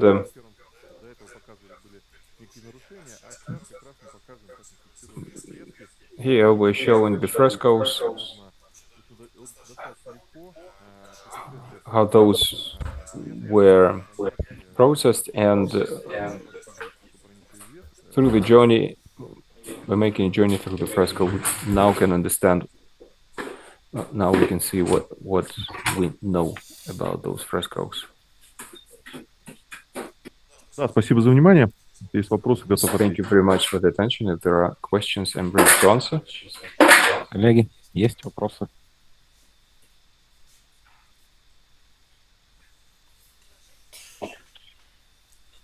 Да, приглашаю вас в гости. Я говорил о том, что у нас... Yes, and please, we'll be happy to see you visit us.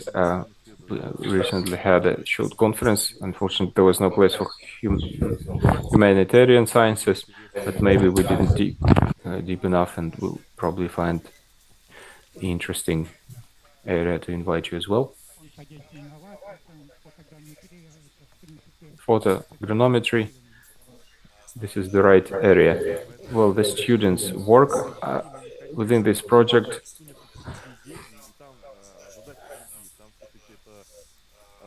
But we didn't contact the institution you mentioned because this is where they talk about businesses, and we're not trying to build a business here. We would want to keep the competence within the institution because the people whom we raised here, they're exclusive, and they're being lured away by businesses, and if that continues, we'll lose the laboratory. So together with the practice, we're trying to find solutions which will make it possible to introduce regulation as far as the work of object of cultural heritage. So, I mean, HV model, which are being mentioned more and more often these days. Thank you.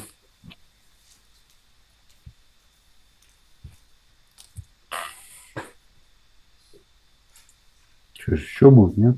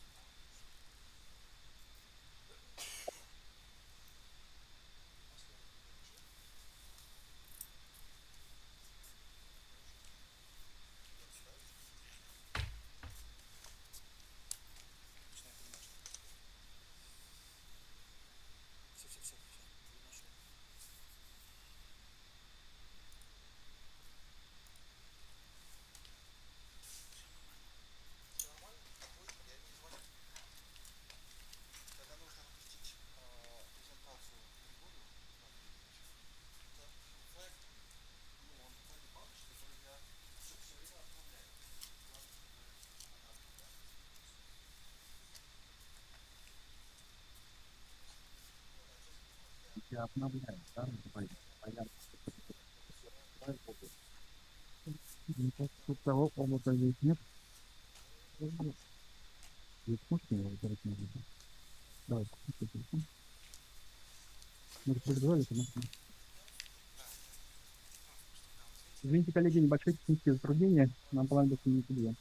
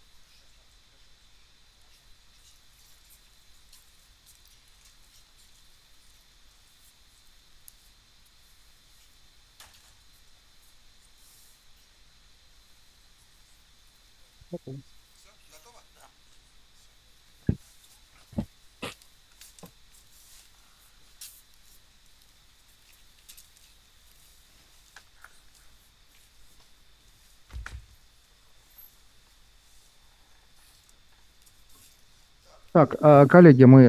So now, colleagues, so we're going to carry on working. So we're coming close to winding up our session now. It's a very interesting speaker now. That is on polymer materials for the conservation of cultural heritage objects. This is Timofey Grigoriev, candidate of science in physics and mathematics, director of Institute of Nano and Bioinformation and Cognitive and Social Humanistic Sciences and Technologies of MIPT. It's Index, this is what is known as, so please give him a round of applause.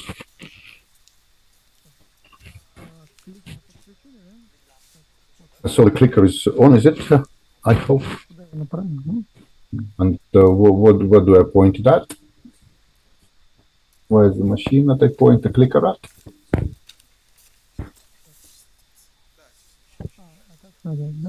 Yeah, like this. Good.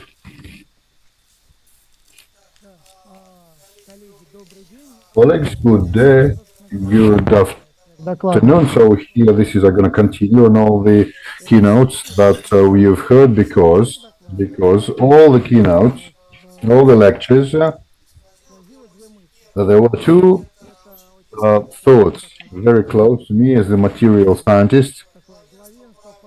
The synthesis structure properties, this kind of structure. So this unique structure, molecular structure, supramolecular, gives us most interesting properties, optical predominantly, and of course mechanical, etc. If we talk Damascus, and this second, it is wonderful and pretty, and it all fades, and we have to preserve it.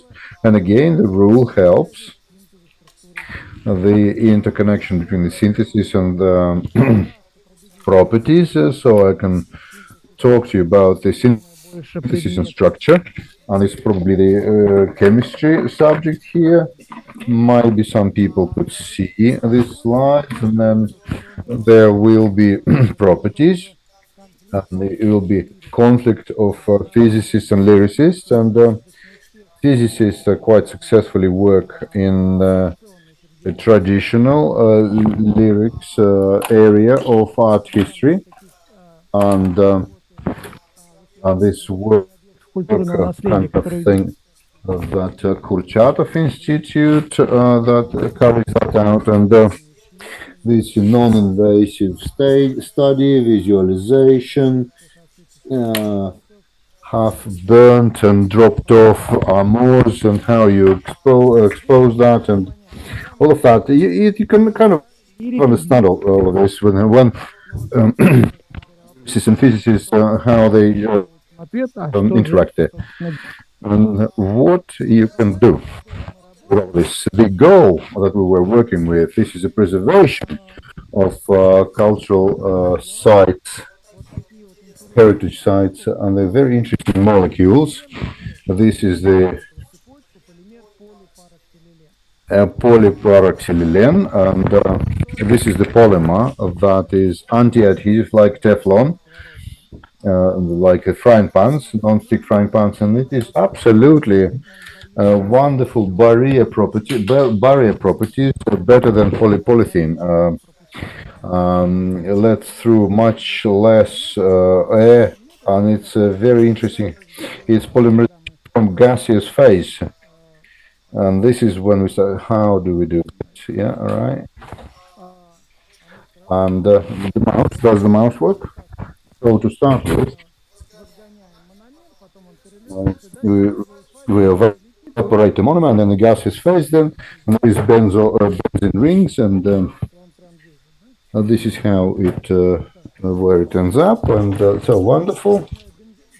So this is the benzene, and then it evaporates, and then we get this material. And why it could be different in chemical structure, and then what would change the crystallization would change. They could be although the amorphous, and then it doesn't matter. They could crystallize, and there are certain substitutes, and we can work with it. And what does it give us? It gives us, as I said, very low water permeability and oxygen permeability and electrical, but that is not that important to us. And in contrast with Teflon, this is thermal stability can reach 500-600 degrees, and then afterwards, any organic compounds that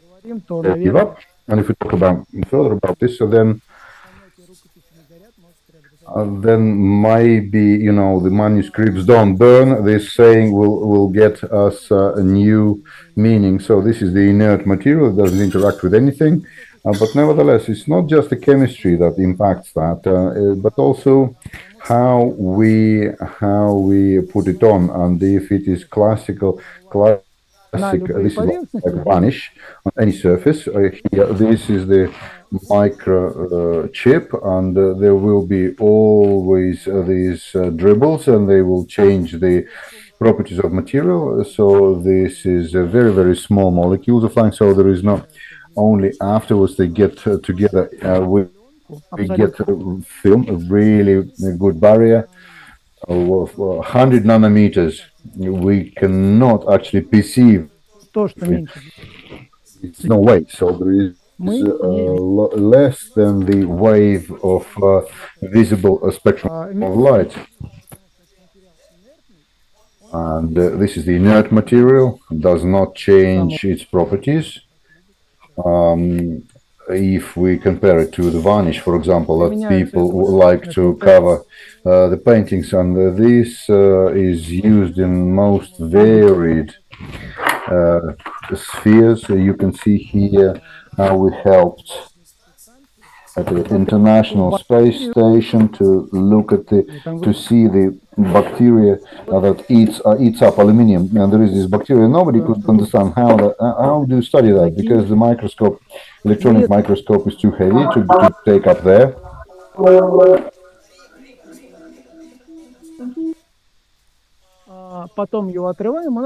And then we tear it off, and then there is this replicant, and then we can actually crystallographically it could actually eat up aluminium. Well, now the objects of cultural heritage, if we can cover different wet or quite seriously destroyed, seriously decomposing artifacts. For example, we can to preserve and to unroll, for example, wet paper from Titanic or Holocaust Bibles, and we can preserve it, or we can preserve this kind of gown.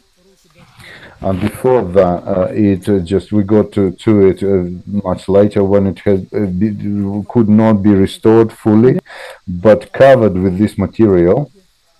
We managed to keep it for longer. And why is it possible, and why we have problems? As physicists, we can actually prove to you that initially, if we add various particles, for example, plumbum S, that's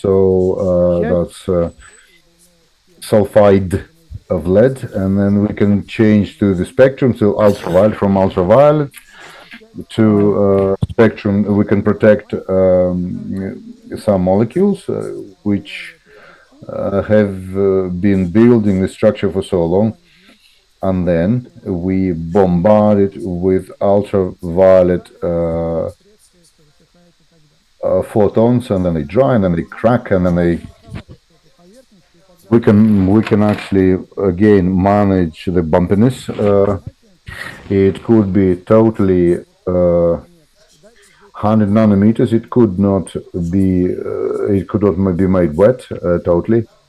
And do you feel the difference if there is the layer of 100 nanometers, but we feel everything, we perceive everything, and it would be interesting to look at historians who would perceive somehow proposed the layer of 100 nanometers and the color is preserved. It is spectrophotometrically, it could be checked after this is a very precise color colorimeter. So you can see, you can do, you see the manuscripts do not burn. So if it's a screwed up piece of paper, we cover it with this, and then we can unroll it again. And this is a manuscript and etc. But also there are seals of various documents were sealed with, and this is the categorical imperative of the restorer. It's got to be 100%. It has to be taken off. It is not so categorical because this is quite a large piece that it will degrade. There is this lead box there, and then the physical chemical processes happen there. A plague, the lead plague could happen. So with the passage of time, and then we can lose quite a thin layer of material, but we will preserve because it preserves against the cracks, and it protects against the oxygen. Again, we can talk about the work with paints that are dropping off canvas, and here again we are permitted to work with objects like where first the information that is on them is dearer than the actual composition that it's made of. And secondly is when you cannot preserve anything anyway. And if we have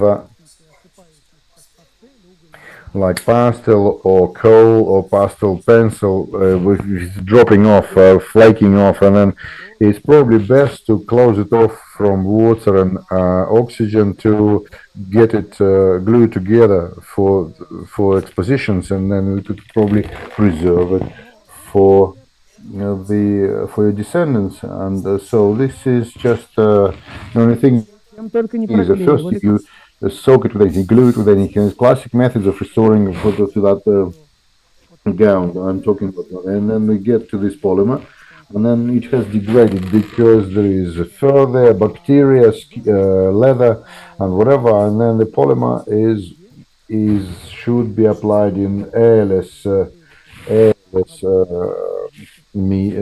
area, and they don't live. The aerobic bacteria don't live there. So, and the key question here is how categorical, how imperative is that you should not be taking off the cover, the coat, and then maybe sometimes you can. And then another question is, what should we be studying then? Because our coat preserves all the optical, so we can look at the chemistry of the surface, the relief. It just absolutely kept because otherwise it would degrade. And then what kinds of methods? We are physicists and we came up with that, and to study afterwards when they become the objects of cultural heritage. And what's more important, to keep the object or sometimes to have the opportunity to study it later. So if we talk about the periodicals, papers, etc., then there is no question like that. Of course, we can just preserve it, and that's it. That is one of the future use, very good large scale uses. And for the unique pieces of art, when the chemistry has to be preserved inside that access of oxygen and water, they will be preserved much better. And what we should preserve. So thank you very much for your attention. At this, I just wanted to invite you on the 26th, 27th of October. That will be MIPT and Kurchatov Institute. There will be a school for young people of natural sciences methods of study of cultural heritage. And this discourse can be continued that we started here. The discussion can be continued that we talked about, and maybe one of the art historians will answer one of my questions. Thank you very much. Thank you. Colleagues, are there questions? Yes, there is one question. Yeah, please. Yeah, can I get you like that? I have two questions. I understand that you collaborate with the Pushkin Museum.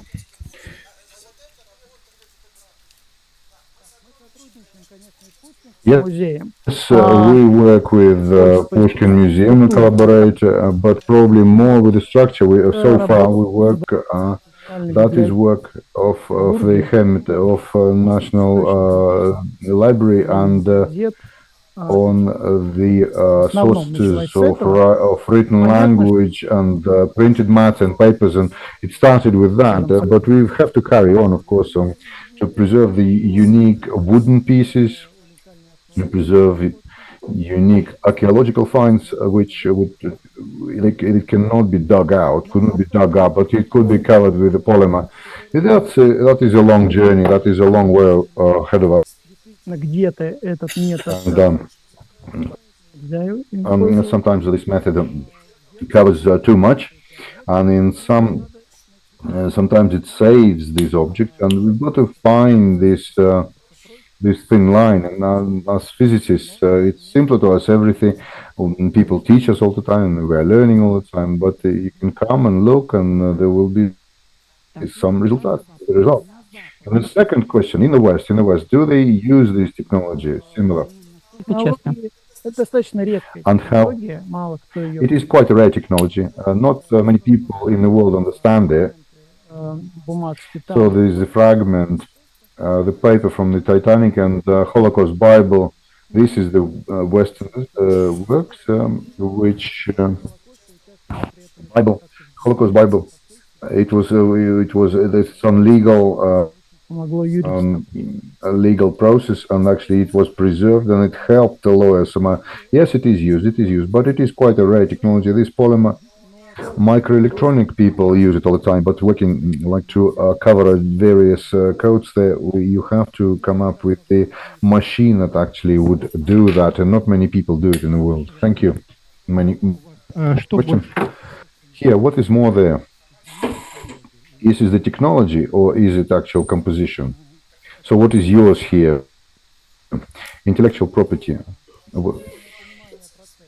the understanding of the process, the technologies is well known in the world. The composition is also well known because microelectronics use it.